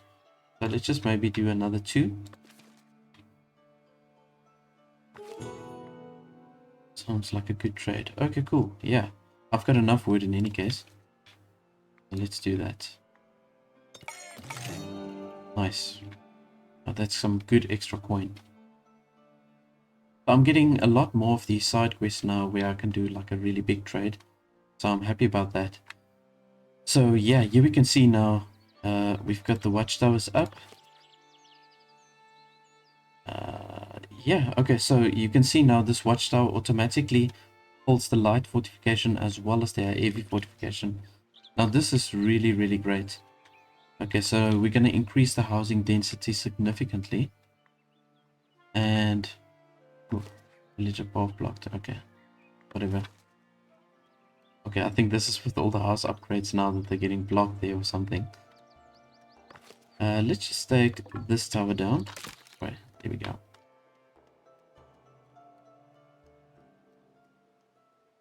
Okay, now this is going to look really good with all these dense houses that we've got building around here.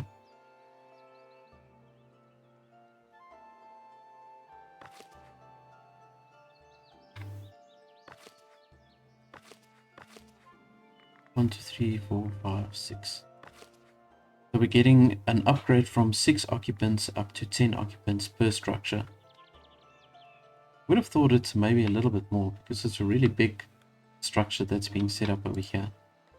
So now, obviously, of course, you can imagine that all of my building resources are going to struggle now with all of these upgrades, but it's going to be good. See, we need some houses a little bit closer to all of these production buildings. Otherwise, if they have to walk too far, then they say like this. They say housing insufficient, as you can see. There's these people that live too far. Now, I'm thinking of just maybe adding some extra space over here for housing. And maybe just do that. Some simple structures.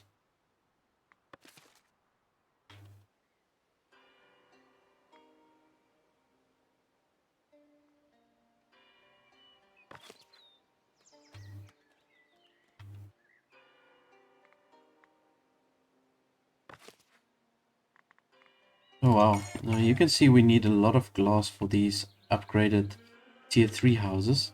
So let's maybe go back to the royal book, and I'm going to just upgrade my trade over here. So let's import a little bit more glass. Let's maybe push it up to how much? Let's maybe do 10.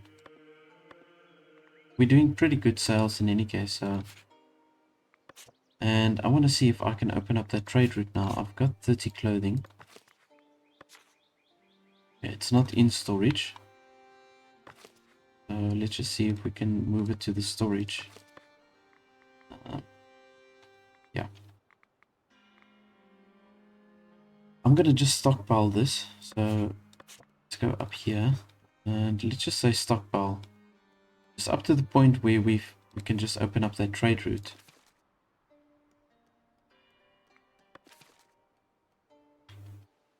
I think they will get pretty mad now. Out of us stopping them from using the clothing. But I just want that trade route to go open up. So when we've got 20 clothing, I'm going to quickly open up that trade route and then we can set the clothes available for the people again. Want it now to fulfill quickly. Come on. Come on, come on, come on.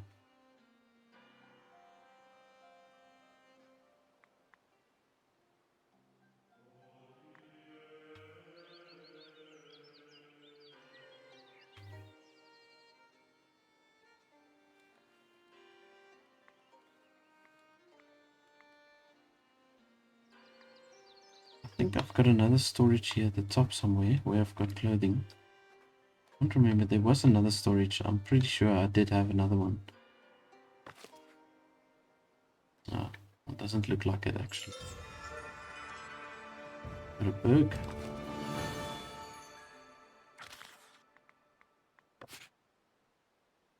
Go master. Okay, cool. Let's change that.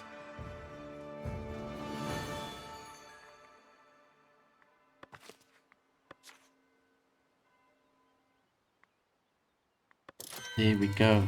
Okay, awesome stuff. Right on cue. Right, so let's just stop the stockpiling. There we are.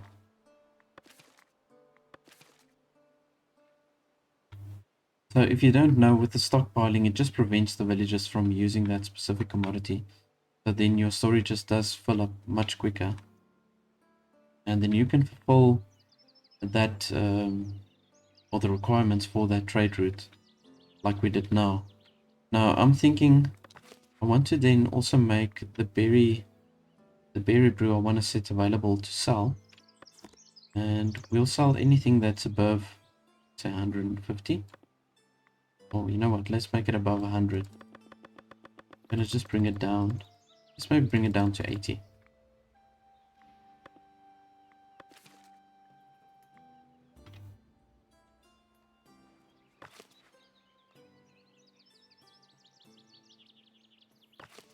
Now, I suppose I can move this gathering hut as well. Let's see, can I move it? Yeah. Now, this is something I should have done from the beginning. I should have just gone onto the little building hammer and then moved the structure instead of breaking the structures down and then moving it. Yeah, that is something I should have done before.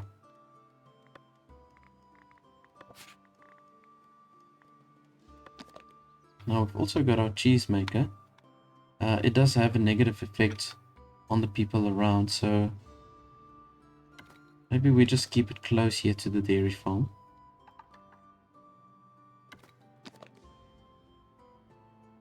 Let's just place it like that. Cool.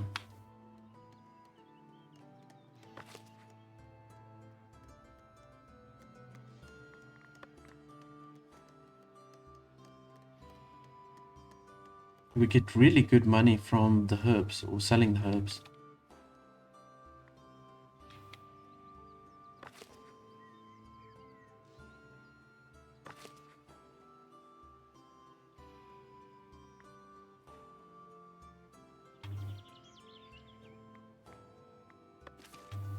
And now we can see it's starting to look like a proper town. So these open spaces that I kept, at the end of the day, it's going to really come in handy because we can place monuments and fountains and all sorts of structures here in between. I think it's going to be really cool.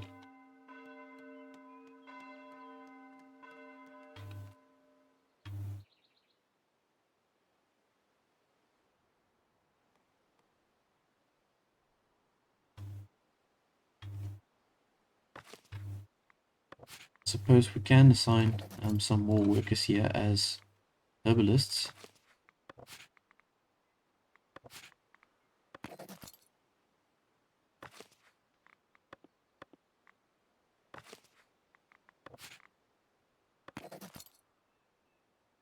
don't know, like it's really weird. Like sometimes they don't accept me to assign the people, and I don't really know why, but in any case. So now they don't allow me to assign these guys for some reason. Okay, never mind. We'll try again a little bit later.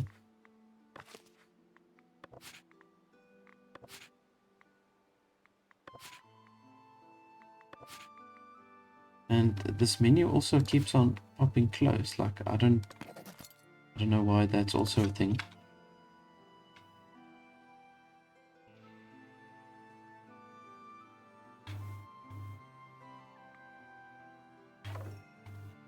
Alrighty. Okay, so we've got the dairy farm up. Get our serfs, and then from here we can just choose the pasture that we want to use.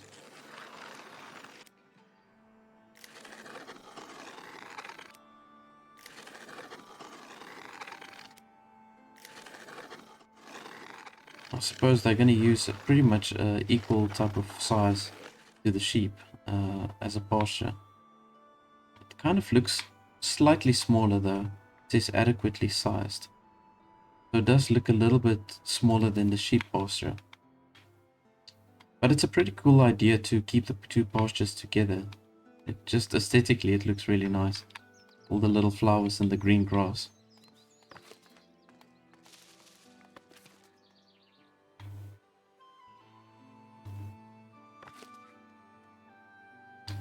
And now you can see over here, we've got full attendance on our weekly attendance, so I might need to just extend it backwards even further.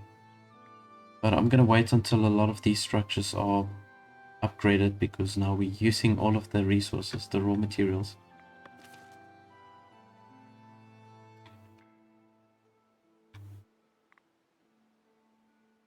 See, we've also got now a tavern kitchen that we can set up over here. I don't think it's necessary at the moment. I'm not going to worry too much about that.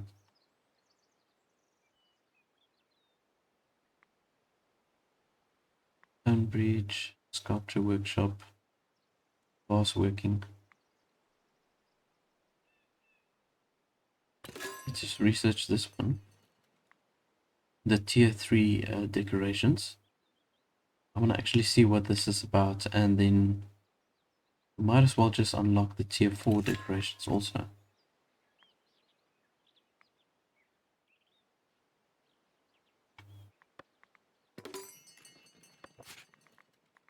Right, let's see what we get over here. We get these twin lantern posts, which looks really nice. Proper hedges, some polished stone planters, plant arch, more tables and chairs.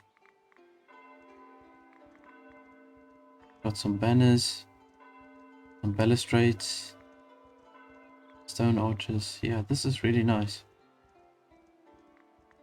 And here we've got big fountains that we can also place. Oh, this is cool. See, we've got these wall fountains now that we can place against certain structures. It looks like it has to be against one of the monument structures. So, like the tavern, or I'm assuming the church also, yeah. There we go. We can put these fountains against the church as well.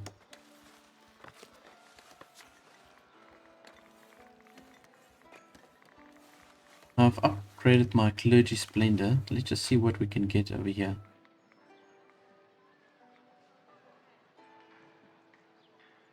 We get more of the stone structures. So I'm gonna... Oh, that's actually the stone structures. Okay, let's just research that one. And then we just get stone decorations over here. Okay, here we go.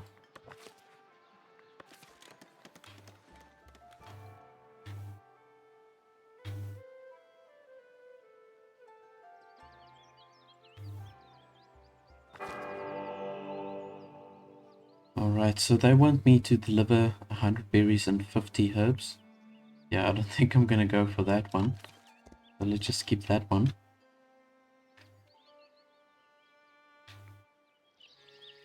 Alrighty, here we can see we've got our cows now. this lady milking it over here. Now we've already got 8 milk. They just need to build this structure quickly, the cheesemaker. Now once we've got the cheesemaker set up, I need to thinking of what I can do over here. Let's maybe remove the flour. I'm going to rather assign the cheese over here.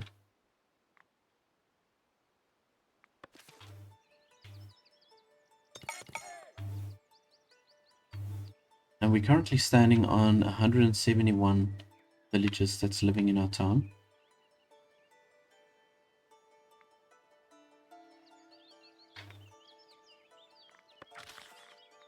I want to just go back here and just see what villages I can promote, just to boost my production also a little bit more.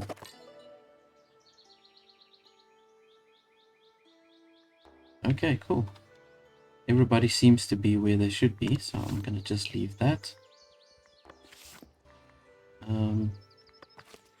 Let's see how our tax is looking.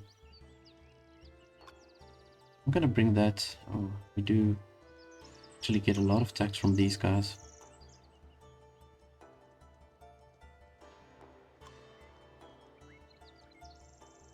Well, my overall happiness isn't too bad, so I might as well keep it there. Yeah, let's keep it there.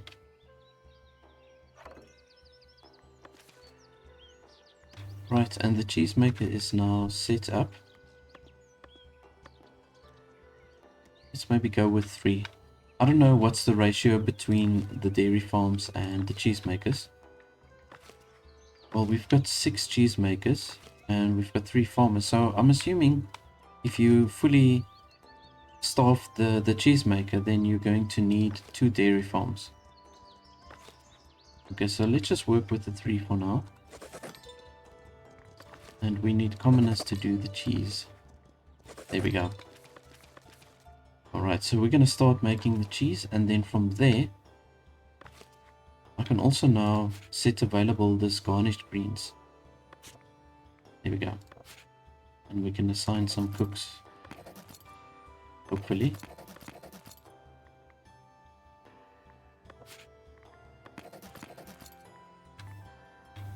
Alright, so I managed to assign 1 cook over here. Let's see if I can do another one maybe. Okay, well, we've got just a 1, which is fine for now. I'm going to just leave it like that. We can maybe devote a few extra monks when we get some more villagers coming in. But I'm going to leave it like that. And I do want to set up maybe a second dairy farm.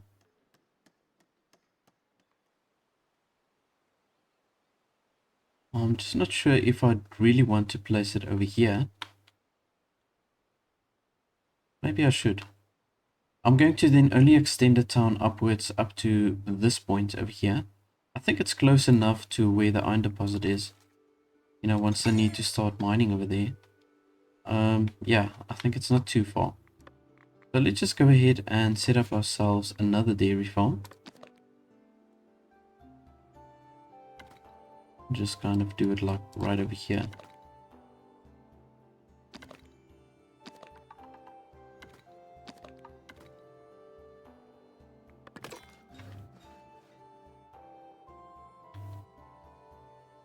Okay, so as you obviously noticed, I'm not really focusing on the military at this stage. I will maybe do another series where I will focus on creating a military town specifically, and then I'll discuss a few of the things that you can do if you do decide to go for the kingdom splendor, as I call it. I say military, but it's a kingdom splendor, and we're now only focusing mainly on the labor splendor and the clergy splendor. So what I've noticed is the thing that works the best is you combine the labor splendor with either the kingdom or with the clergy splendor, but to do both of it is really difficult. You can do it, but it's just a lot of management and a lot of things that you've got to organize. But if you take labor and clergy, for example, like I'm doing now, you'll manage pretty much fine. Or then if you don't go for the clergy, then rather go for the kingdom splendor. You do get a lot of benefits by doing the kingdom splendor, and you've got weapons that you can trade with, and that you can craft and create. So, and that weapons you can sell at a really good price.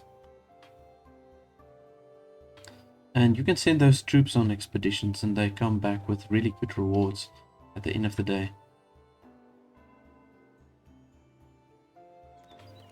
You can see these houses are looking really cool. But I find it hard to believe that you can only fit 10 people in this chunk of houses. But in any case, that's just the way it is. Now all of these tier 3 houses are standing still at the moment because we need 5 glass to complete one of these structures. And we also need 16 tools. Now that's something I missed. So maybe I need to then also just push my tool imports.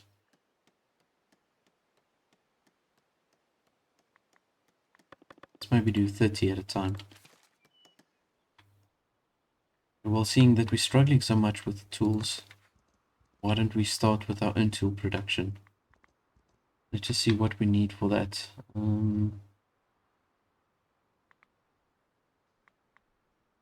The tooling. Okay, that's what we need. So we're going to need a charcoal hut, iron mining camp, and an iron smelter, and a blacksmith. It's a pretty huge trading line that you've got to create. So let's see here. Let's first start with the charcoal mine. And I suppose we can squeeze it in right over here, because this is where all the lumber camps are. So let's just do that, and we can assign one of these slots for charcoal.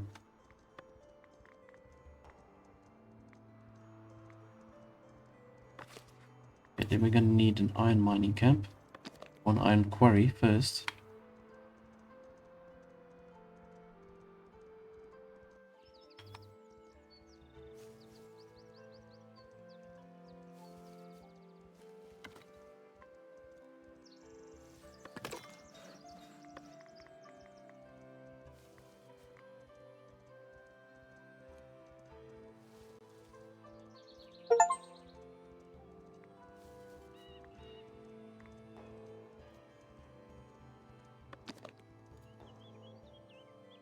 Okay, now I suppose this iron mining camp needs to be not too far from the quarry. So let's maybe go ahead and place this over here. And then we also need the iron smelter, which I think we can make it a little bit closer to this side. Now we do require the charcoal.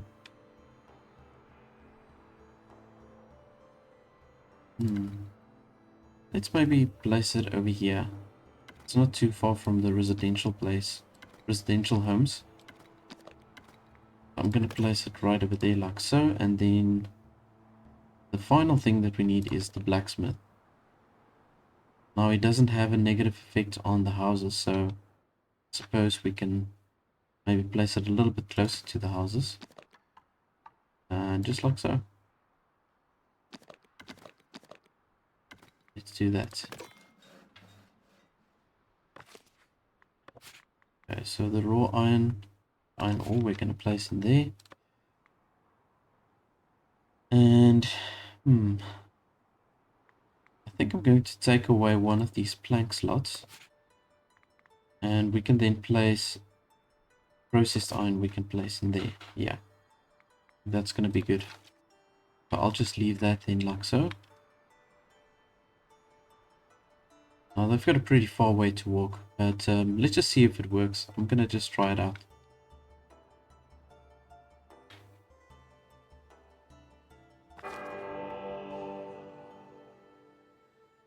Okay, so they want me to accumulate 25 manuscripts and they want me to place it into the storage. It's very tempting to do this. I know I've already got enough manuscripts.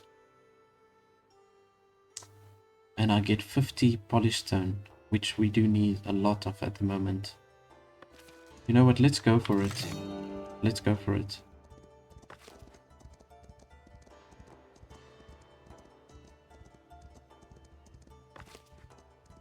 In fact, I'm going to put an extension here for this warehouse. Don't place it too far. So let's squeeze it in here. Kind of looks a little bit crap, but I'm gonna go for it.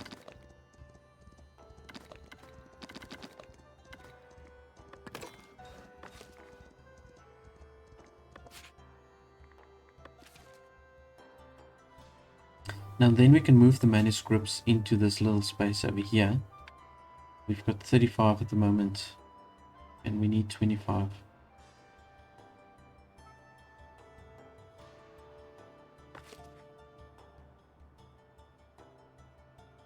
Oh, they give us 82 days to fulfill it. Oh, they're pretty lenient with the manuscripts.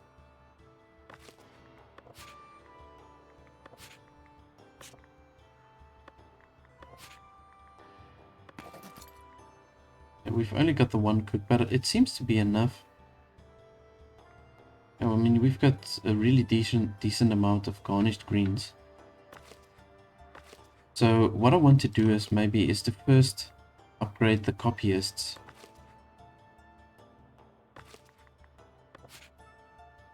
Okay. So I need to replace one of these foods with the monastic meal. So let's replace the berries maybe. Yeah, I'm gonna replace the berries. Oh crap, okay, now I replace the fish. Oh man. Never mind. Okay, let's just keep it like this. Garnished greens, there we go.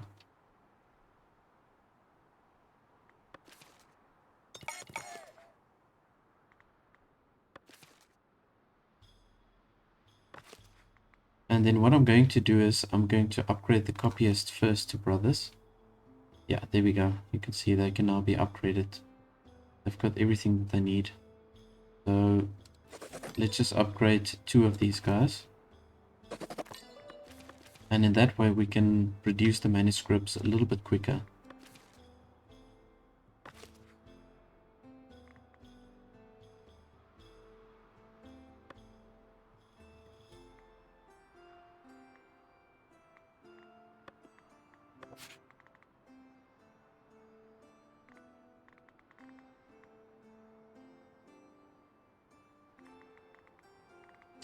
Oh, actually, I'm seeing now, this manuscripts can't be stored in the warehouse.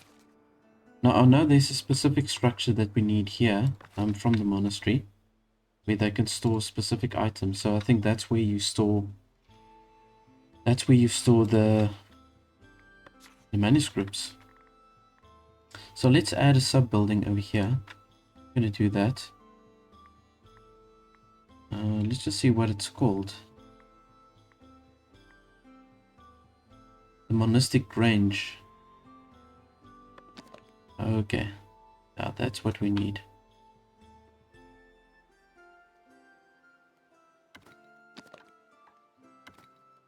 I'm gonna go ahead and just place it over here, maybe.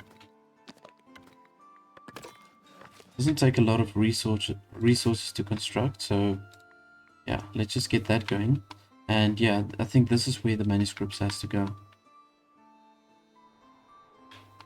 But I'm gonna keep this in any case. We do need more slots just to store the different items.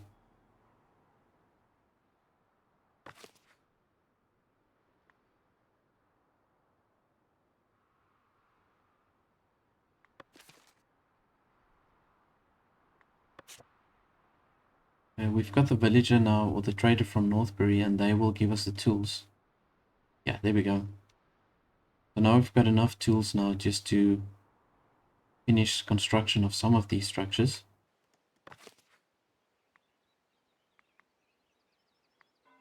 We're lacking a lot of polished stones.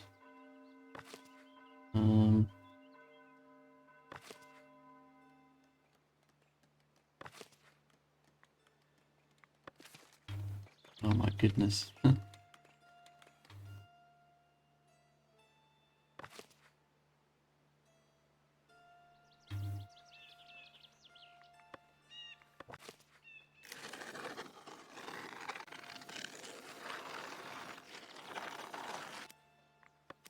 think I should maybe assign some more patrollers. If I can, yeah, there we go. Just do this.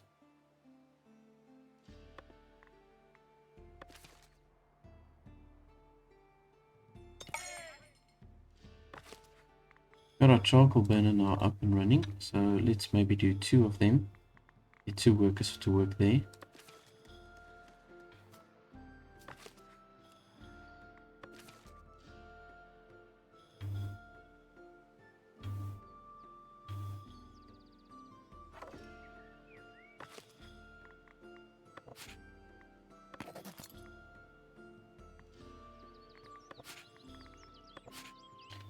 So there we go. This is now, we can store the manuscripts in there.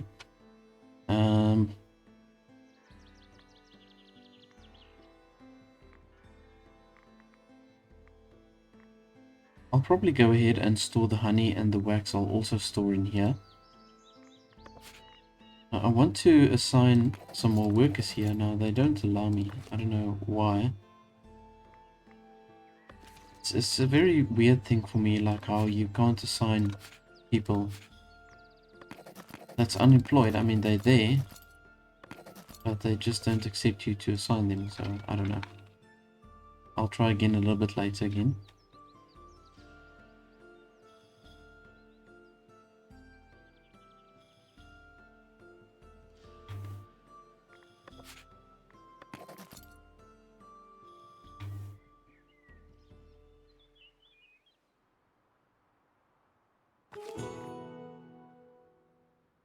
Okay, so they want us to sell them some wood. You can get really good money from that. Although I'm using now a lot of the wood for the charcoal burner, so let's maybe cancel that one.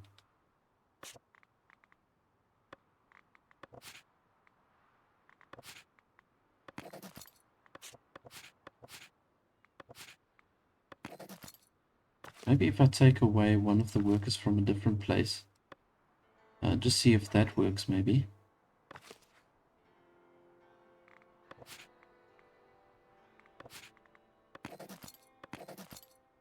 That doesn't work actually.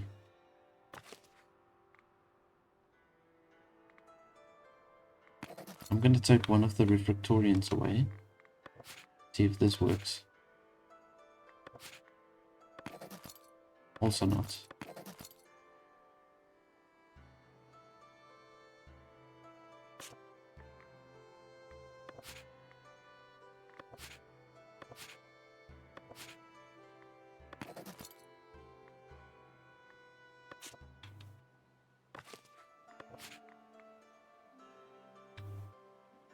Okay, never mind. I'm going to just leave that for now.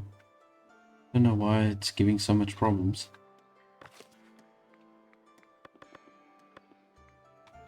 So we've got 6 unemployed monks that's just hanging around there.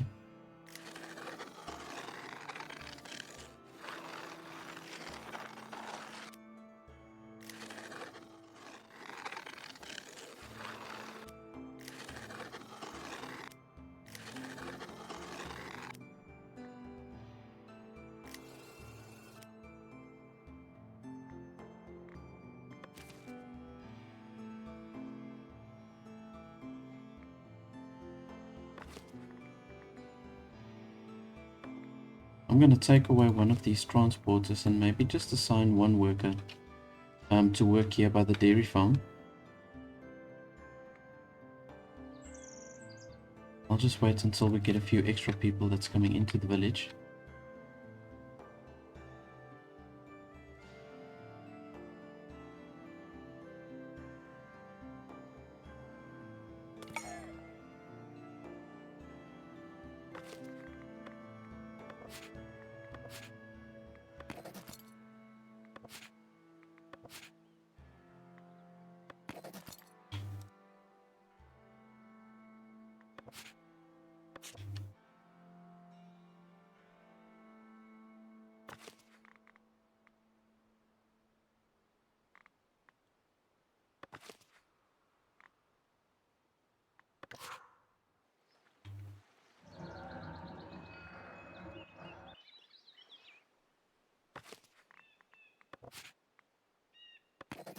Oh, there we go.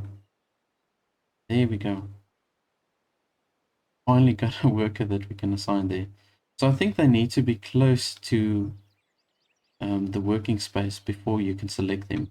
So if they go to the town to do their shopping or whatever, then you can't assign them. I think that's what it's about. Okay, but he must now just collect these manuscripts quickly so that we can complete this quest and we can get that additional polished stones.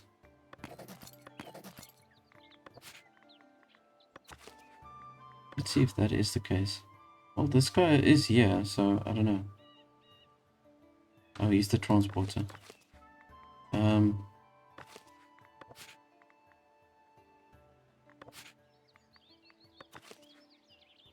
Where's this guy?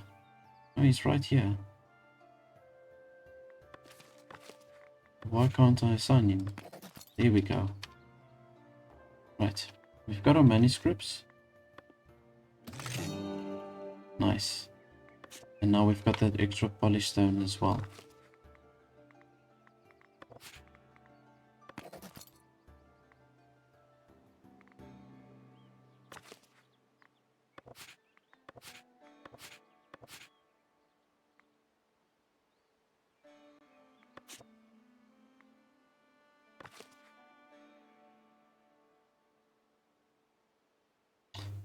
See, we're running out of paved roads over here.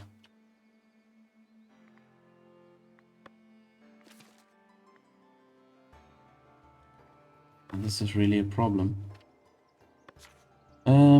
Let's just see carving tents. I'm gonna add the carving tent for the stonemason also.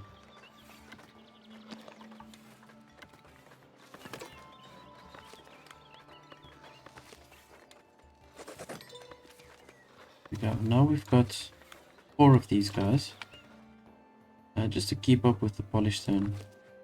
But it seems like they need normal stone to do the roads.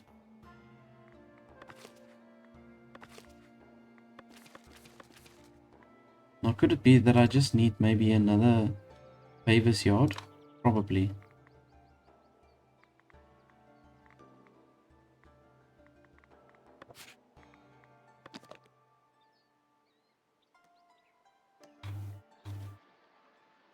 Let's add a paver's yard over here.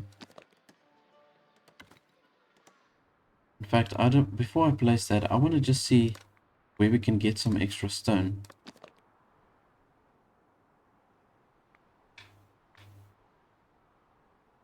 There's literally nothing else. It's only that one depot or deposit that we've got over there.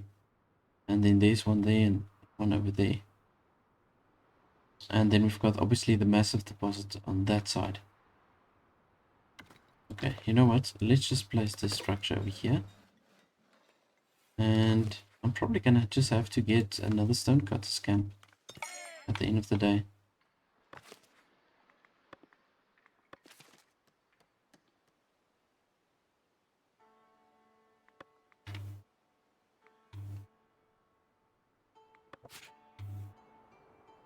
I've got such a small area that I'm covering with the stone, or that I'm doing the paving with, but I don't know why it's an issue.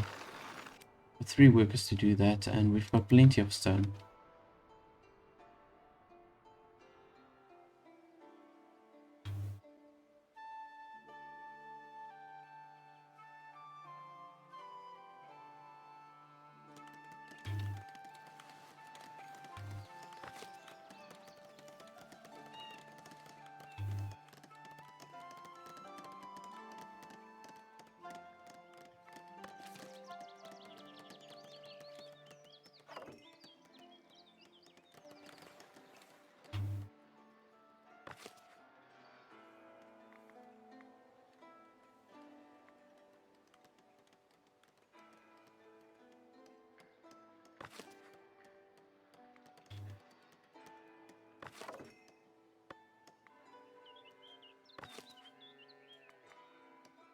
I just need to finish this quarry over here, and once the quarry is done, we can assign workers here by the iron mining camp.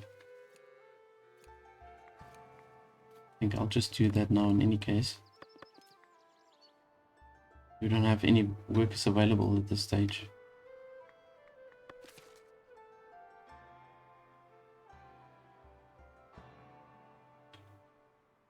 Alright, so we've got our first tier 3 dense property that's done over here. That's pretty cool looking.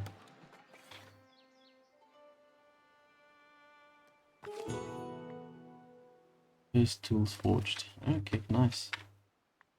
Get some extra happiness over there.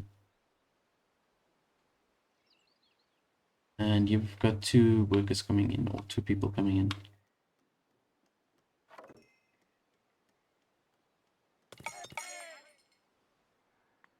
So what we can do is, let's maybe assign 1 worker here by the mine. And we can assign 1 worker by the tool smelter. Oh, this is interesting. Okay, so you don't need the mining camp close to this. The quarry itself, you can assign the -2. Okay, so you know what? Let's do this. I was wondering what this stone is over here. That's actually iron. So let's place the mining camp over here. That's going to work so much better.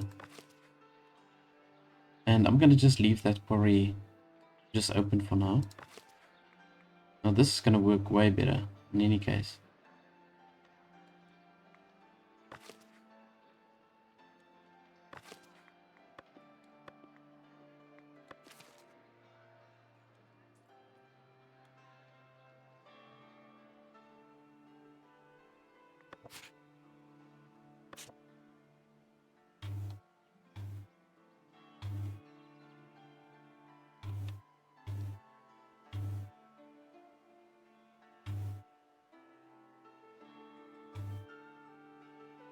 I've actually built over iron deposits on this side. Oh man.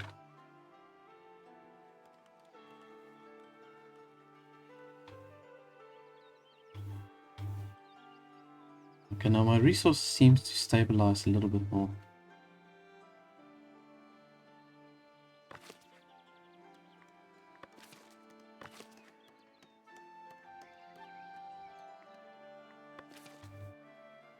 You see, we've got now some sort of glitch here again, where they show all the iron deposits. Oh my word. I really hope this doesn't stay here.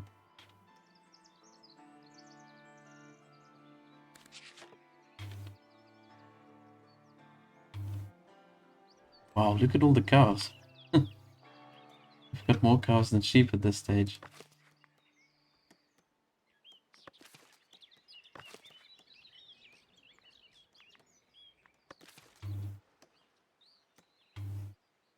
Side. So I colored in some more territory over here that we can use for the residential zone, and then I'm going to just leave this space open if we need to place any more production buildings.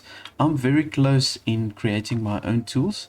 I'm very close to get to that point where I can get my own tools. Now I'm placing another iron mining camp because the iron is going slow at this moment. So, but I think once I've got a second iron mining camp, we're going to have enough production going. Now we've also got our charcoal burner that's set up here, and it's going pretty well. I do think, however, that I do need to maybe get another forester to just help to replant the forests. So let's just see here. I'm going to go ahead and place a forester right over here. So I think I don't need to color in more territory. So both the foresters will work within the same territory to replant the trees. So I'm going to just quickly go ahead and do that. We do have enough logs, so I don't know why they're saying the charcoal burner is running out of resources. But in any case, we're going to keep it just like that. People are generally very happy within the town. We've got an overall happiness of 80%. And my taxes are quite high, so I think I'm doing really good at this stage. Now we've got some continuous house upgrades that's going on, so that is putting a little bit of a damper on my resources. So you can see here, these houses are, it's just continuously upgrading. So, and they do consume a lot of resources, especially the third tier houses. Now, I do want to also maybe look at getting some extra city watchtowers. We've got a few of these plain watchtowers going, and Yeah, I want to replace those. Now we've also got this pavers yard now. I built an additional pavers yard, and I think this is necessary because the current pavers that we've got is not really keeping up with the demand with paving all of the roads.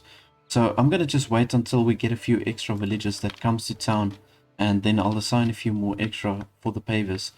Now I do want to first, however, also assign some people within the blacksmith. Now let's see here. So my idea is to add a monument to our town.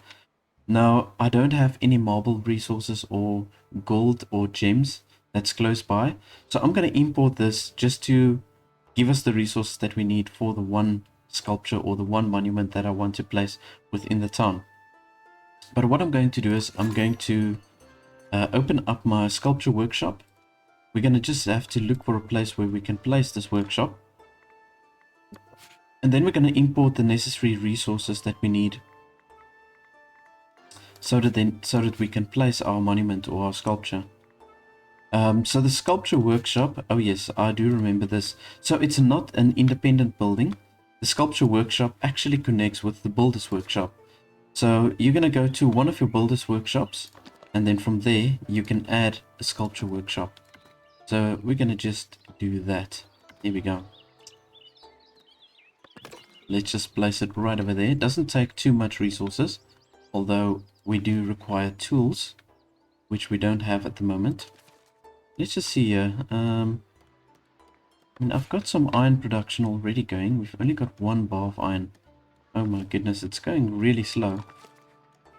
Oh, you see why? Because we've only got 1 serf working here, and we do need a commoner to create the solid iron. Let's see here. I'm gonna just keep the 1 worker here for now. And let's assign 1 worker for the blacksmith as well. And I'm going to upgrade them also to a commoner. But yeah, as you can see, the town is actually looking pretty good. We've got now 182 villagers that lives in this town. I'm going to just go ahead and assign 1 worker here also as a forester. And let's just see, we've got 2 novices at the monastery that still needs jobs, and we've got 1 serf. So technically we've only got 1 villager available that we can assign as a worker. I'm going to keep that pavers yard empty just for now. But we do have plenty of housing, like really we've got plenty of housing at this stage. But I do love this 30 houses, the really dense 30 houses looks pretty awesome. Okay. I thought this one will fall in with the other one, but it seems like you do have to paint the area that you do want to reforest. So I'm going to just do the same, just go over the same area.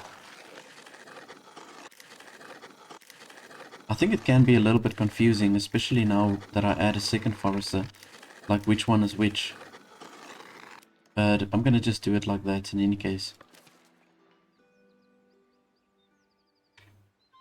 Right, there's 1 extra villager. So we are currently hosting a fish fair. I've never heard of such a thing, but maybe it was a thing within the medieval times. And they are really enjoying it. So we're getting that little boost of happiness from the delighted visitors. And we're currently standing on 90% happiness. The income is still looking good. Kind of went down here. Seems like it.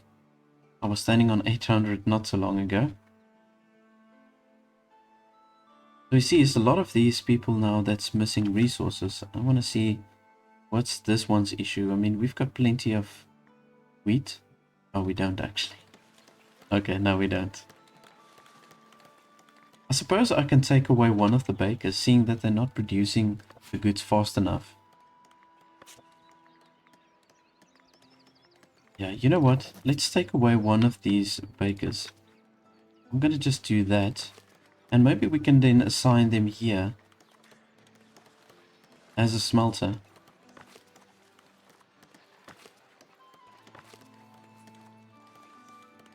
Yeah. Okay, I'm going to do that. Let's assign this person. And I'm still waiting for this iron mining camp to set itself up.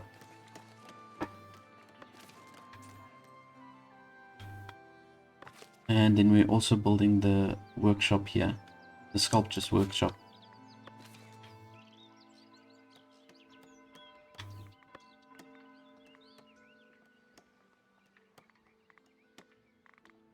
So I want to actually see what type of monuments or structures we can build at the moment.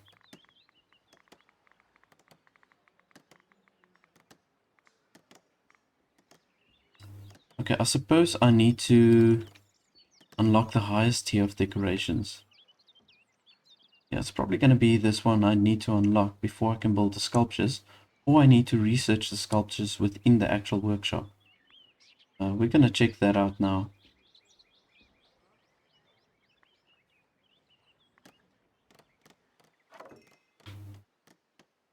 Alright, so we've got the mining camp now set up. I've got 2 available workers, so I'm going to just do that. Send both of them to the mining camp. So now at least we are slowly, and I mean really slowly, generating some tools. We are missing that proper iron just to help with the tool creation. But now we've got 4 miners here. So yeah, this should do the trick. Okay, cool. We've got another extra 2 villages here. Oh, 3. There we go. I suppose we can slot one of them in here by the paver's yard.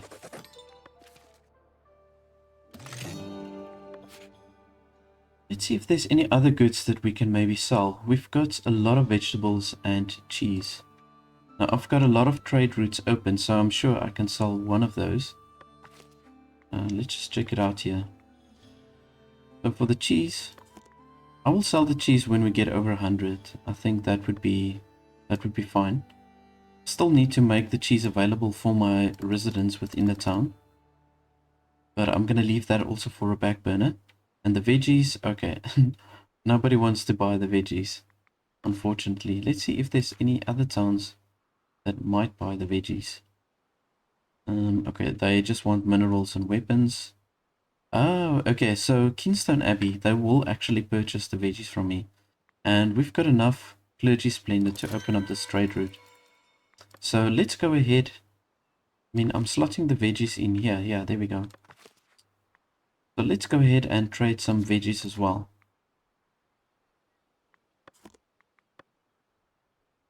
So I think they can sell the veggies when we've got over 80. I'm gonna just assign it like that. There we go. What do we get for the veggies? Let's just see here. Veggies. We only get 1 coin. That's a little bit disappointing, but the herbs, you get very good money. You know what? I think I should maybe just assign another monk over here. Sorry, by the herb garden. We've got 1 more slot open here. There we go. And then we can maybe add another copyist. Okay, so for some reason now they don't want me to assign this person.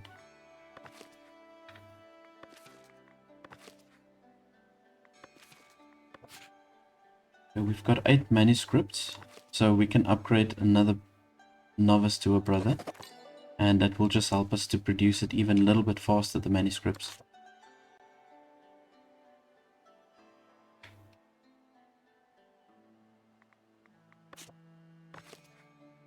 So we're going to just see once this sculptures workshop is up, then we can see if there's any special decorations that we can place.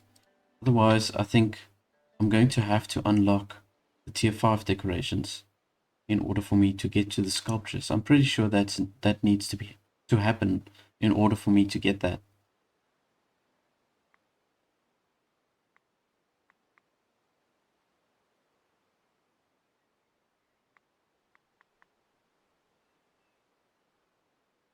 Unlocks the creation of sculptures. Okay, yeah. So once we've got that, we will get some designs that we can place within the town. And we've got a beautiful spot right over here. And that's obviously going to really beautify the city and beautify a large radius. So I think the people that's going to live close to this area is going to be very happy. I think we might actually get some extra tax from them if we place it here. I do remember there was a sculpture prior to the 1.0 release. There was a sculpture that you can get that will make the people happier, so at the end of the day they start paying more tax. But let's just see how that goes. We've got currently 112% happiness, so that's not really a problem also. Let's just see how the tax is looking at this stage. I suppose we can up the commoners tax. There's enough happiness, so I mean, I might as well do that. Yeah. And we've got 3 extra people coming in. Now there's plenty of space for new villages at this stage. From where I really struggled to just get the space, now we've got so much.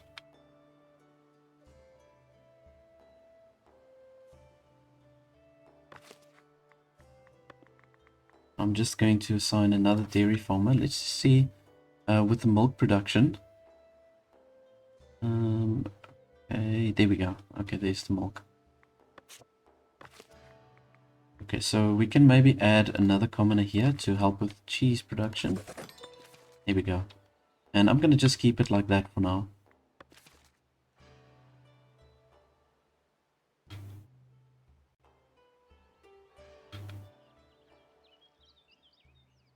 I must say it's pretty nice to get to this stage of the game because there's really no issues with money anymore. You've got a lot of other concerns. So yeah, it's pretty interesting how your needs and your demands, how it shifts from where initially it's just your biggest priority is to get money, and now it just completely shifts to produce like more luxury units or luxury items and some more refined food. That is in fact what we are lacking. Now I think the cheese does fall under refined food. Yeah, there we go. So what we can do is, I wonder, so it's more the tier 3 or the citizens that require the cheese, right? So maybe we must just start by placing 1 market stall on this side for the cheese.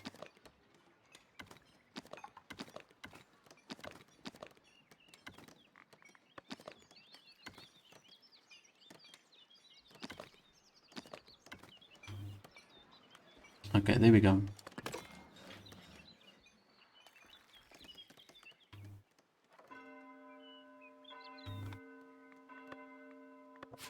Right, I'm gonna also have to set up my patrols over here. And I suppose we're going to need another watchtower, so let's see to maybe place a watchtower over here like so.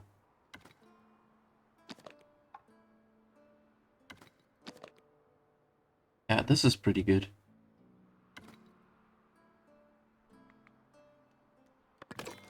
Let's do it like that. Yeah, we're still lacking the necessary tools. I'm gonna maybe increase my import amount for the tools. There we go. Just give them some cheese.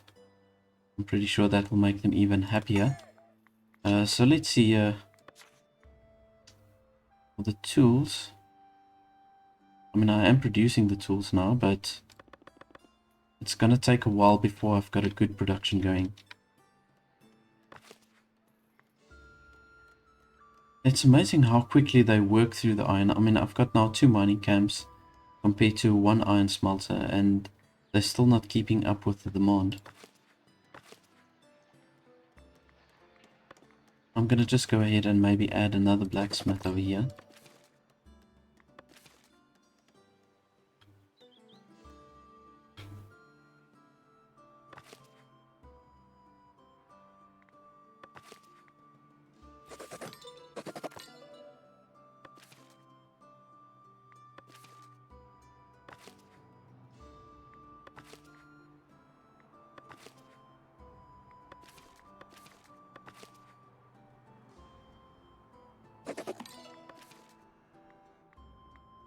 Okay, so they say we need some extra citizens in this house to prevent it from scaling down.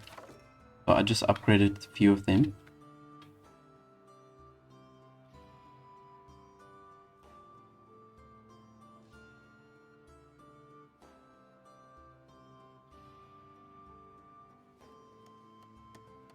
Right, so we're building our sculpture workshop over here.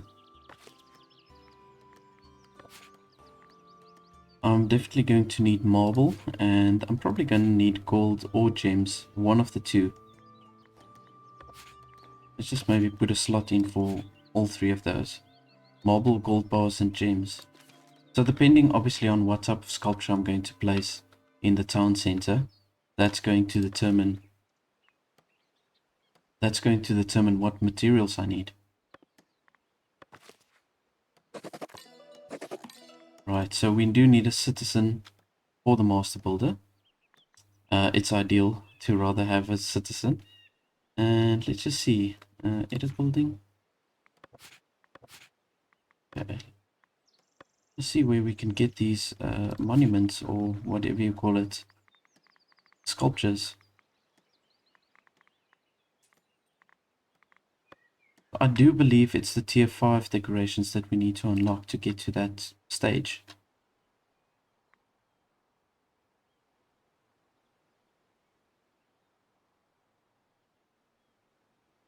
Oh, okay, so if I get 150 clergy splendor, I can unlock a marble statue. Just want to see, is there any basin sheep statue? Okay, we can get a sheep statue if we unlock the tier 5 decorations.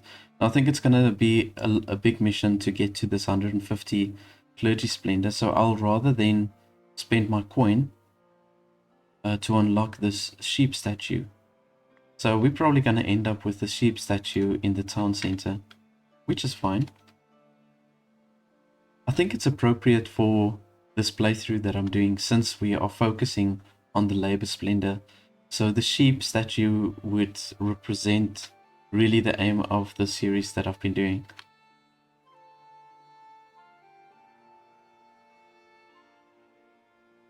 I'm gonna wait for my money just to build up a little bit, because if I buy that tier 5 decorations now, I'm gonna have nothing left. So let's just wait for them to trade a few items. Build up some coin.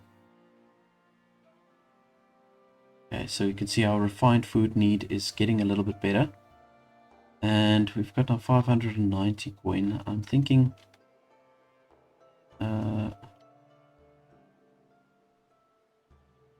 should I do it? Should I do it? Let's do it. Let's do it. Let's do it. Okay, so let's see where the statue is.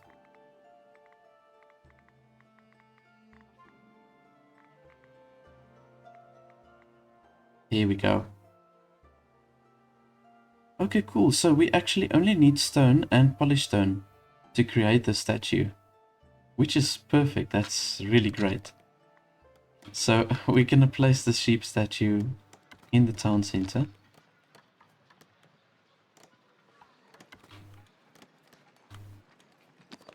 Now this is really the ideal location for it.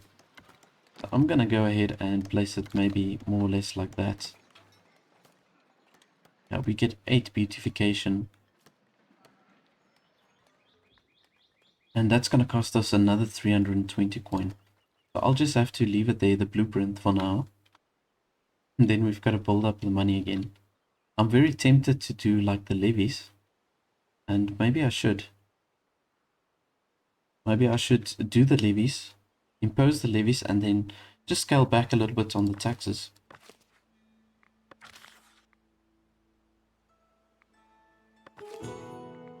We're going to get a lot of coin now from this.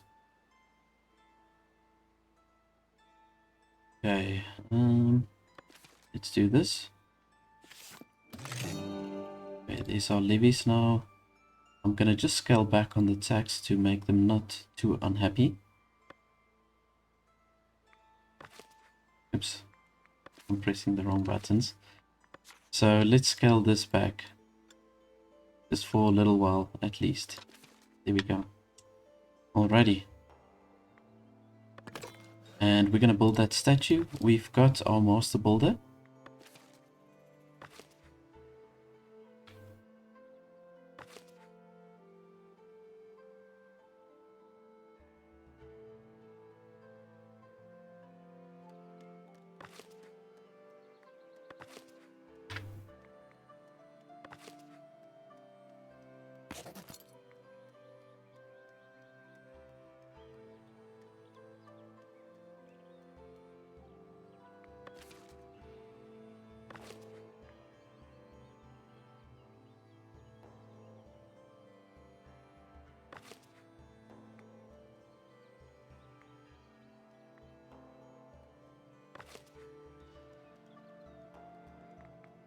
it says we need sculpture. Just want to check something here. I remember I used to struggle with these sculptures also before.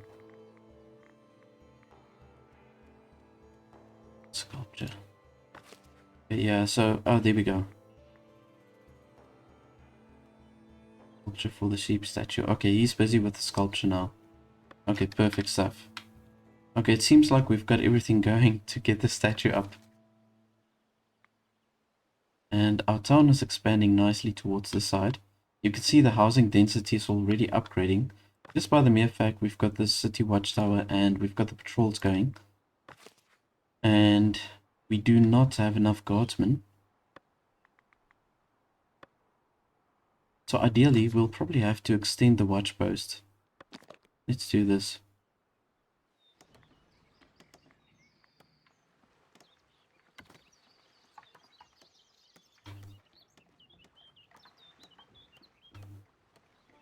There we go. Okay, so once again, this is going to be a lot of resources, but that's fine.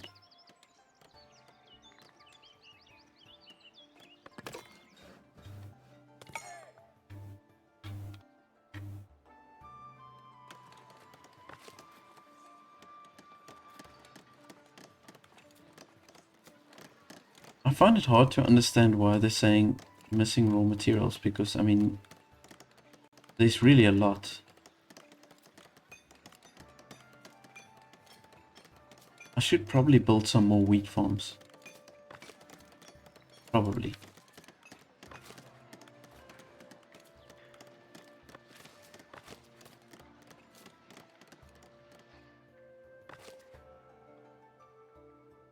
Okay, so our tool generation is looking good. I'm happy about that. Still lacking the necessary iron.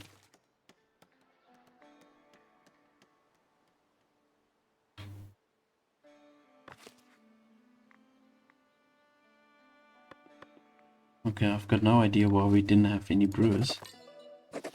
Let's just assign them to citizens, to become citizens. Yeah.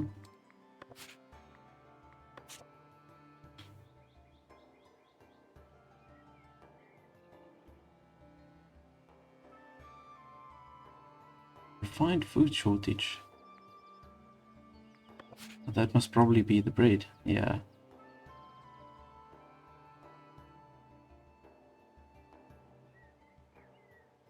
I see the veggies is also classed as rustic food. And then the herbs is a luxury. Would have loved to maybe have the honey. See, yeah, see in this, if I want to do the honey, I'm going to have need some extra monks. And I'm going to have to unlock the monastic beekeeping. So let's leave that for now.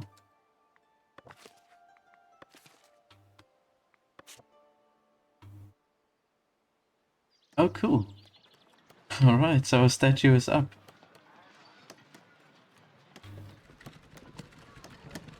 Not the best looking statue. But at least it does give some decoration to the people.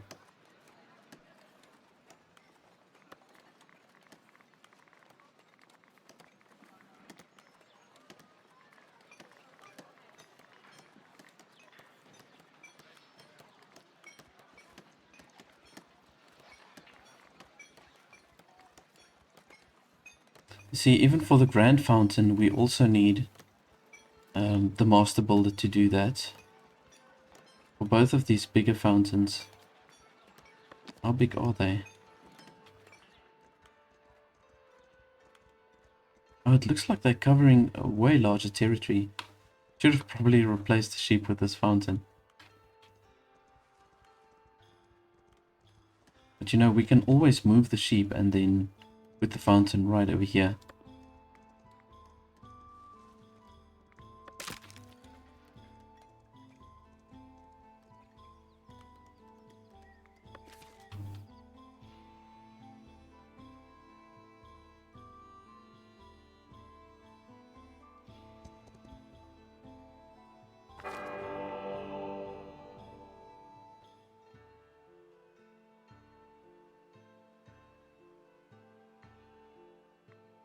Oh wow.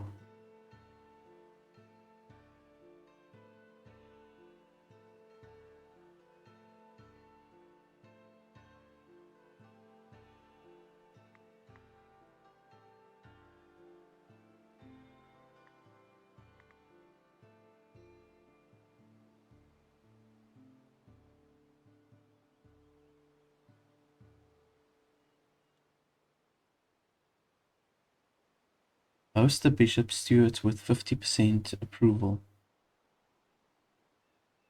Okay, so I will get some clergy influence and I'll also get 50 coin.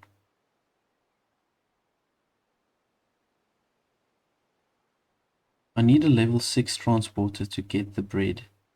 80 bread, but we lose clergy. I don't mind to lose the clergy.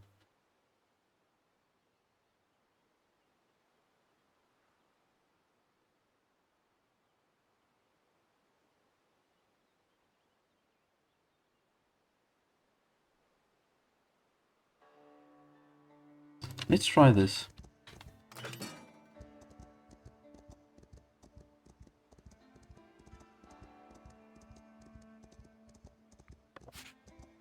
Oh. Okay, I don't know what happened there. Maybe I didn't read right. Oh, it doesn't matter.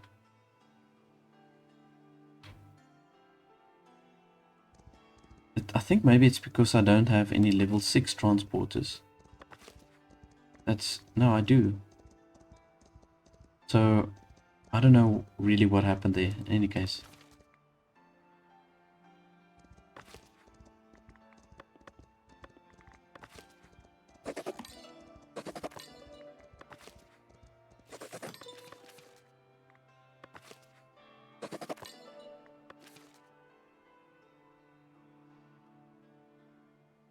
It's kind of strange that all our tax collectors also disappeared.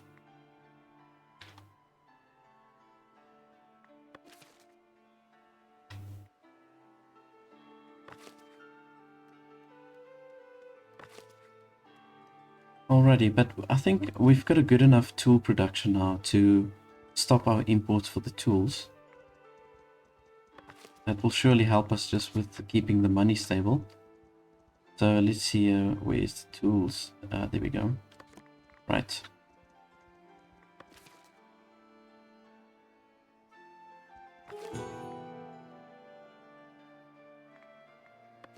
I'm not going to do that one. We require a lot of wool. And I'm not going to worry about that at this stage.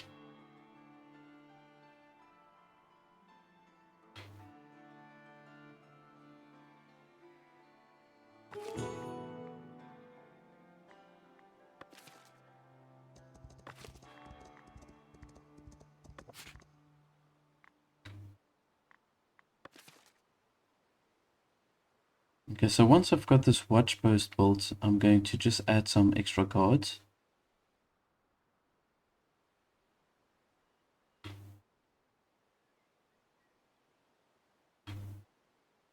And I think this is pretty much the last thing that I'm going to do for this playthrough. Like I've said before, I do want to maybe do a second playthrough, and I want to focus then specifically on building a kingdom that's more focused on the military itself.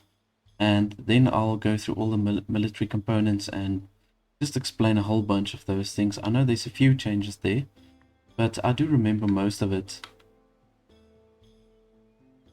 And there's a lot of benefits by just focusing on the military, or the kingdom splendor as they refer to it.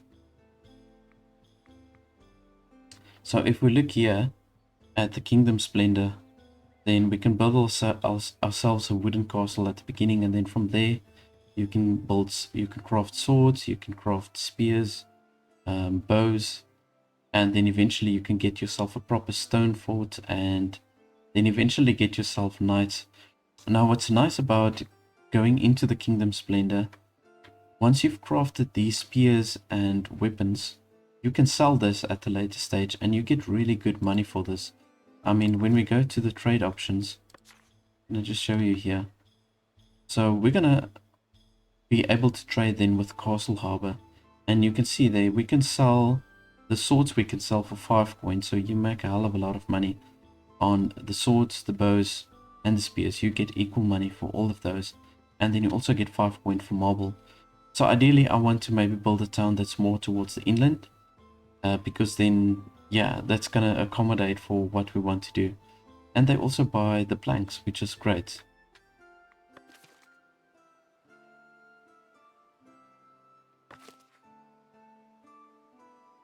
Right, so we do have all the materials that we need to just build this watch post.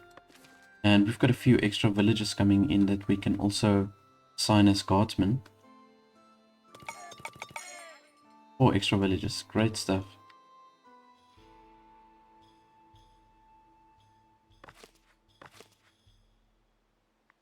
Okay, so they are looking for citizens. Let's just upgrade one maybe here. Let's see. Oh, that is a citizen. Oh, they're looking for a paved road. Yeah, you see, that's the thing. Beaver. Upgrade them also to a citizen. So I think I should maybe just assign one paver over here, or an additional paver. There we go.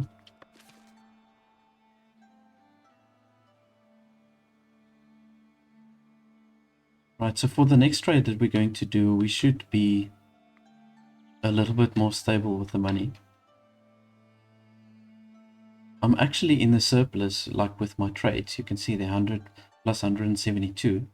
But because I built a lot of structures, it cost me a lot.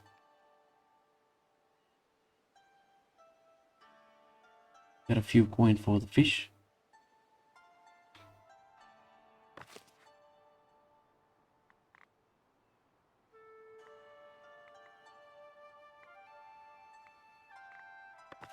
Oh man, come on.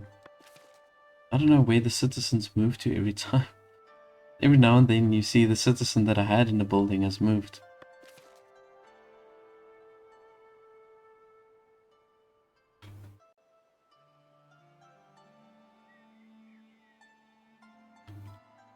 Okay, cool. So this watch post is done now. So let's just see here. We're gonna need some extra watchmen. Partial guard coverage. Full partial. Full partial. Okay, we've got one more available worker. So let's see. Still says partial. Oh man.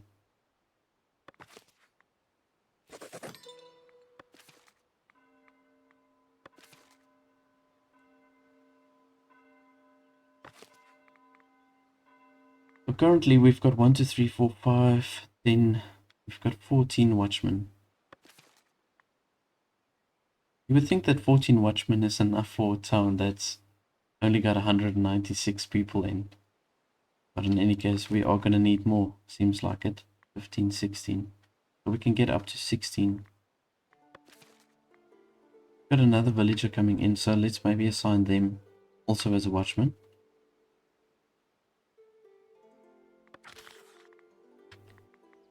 See, I want to find a way that I can improve the trade even more. Most unemployed villagers now. Influence the labor state in your favor. Maintain labor influence now. Improve trade. Wow, you see, it's very expensive to increase the trade with these towns. Either 100 bread or 100 polished stone. Now the polished stone is starting to accumulate.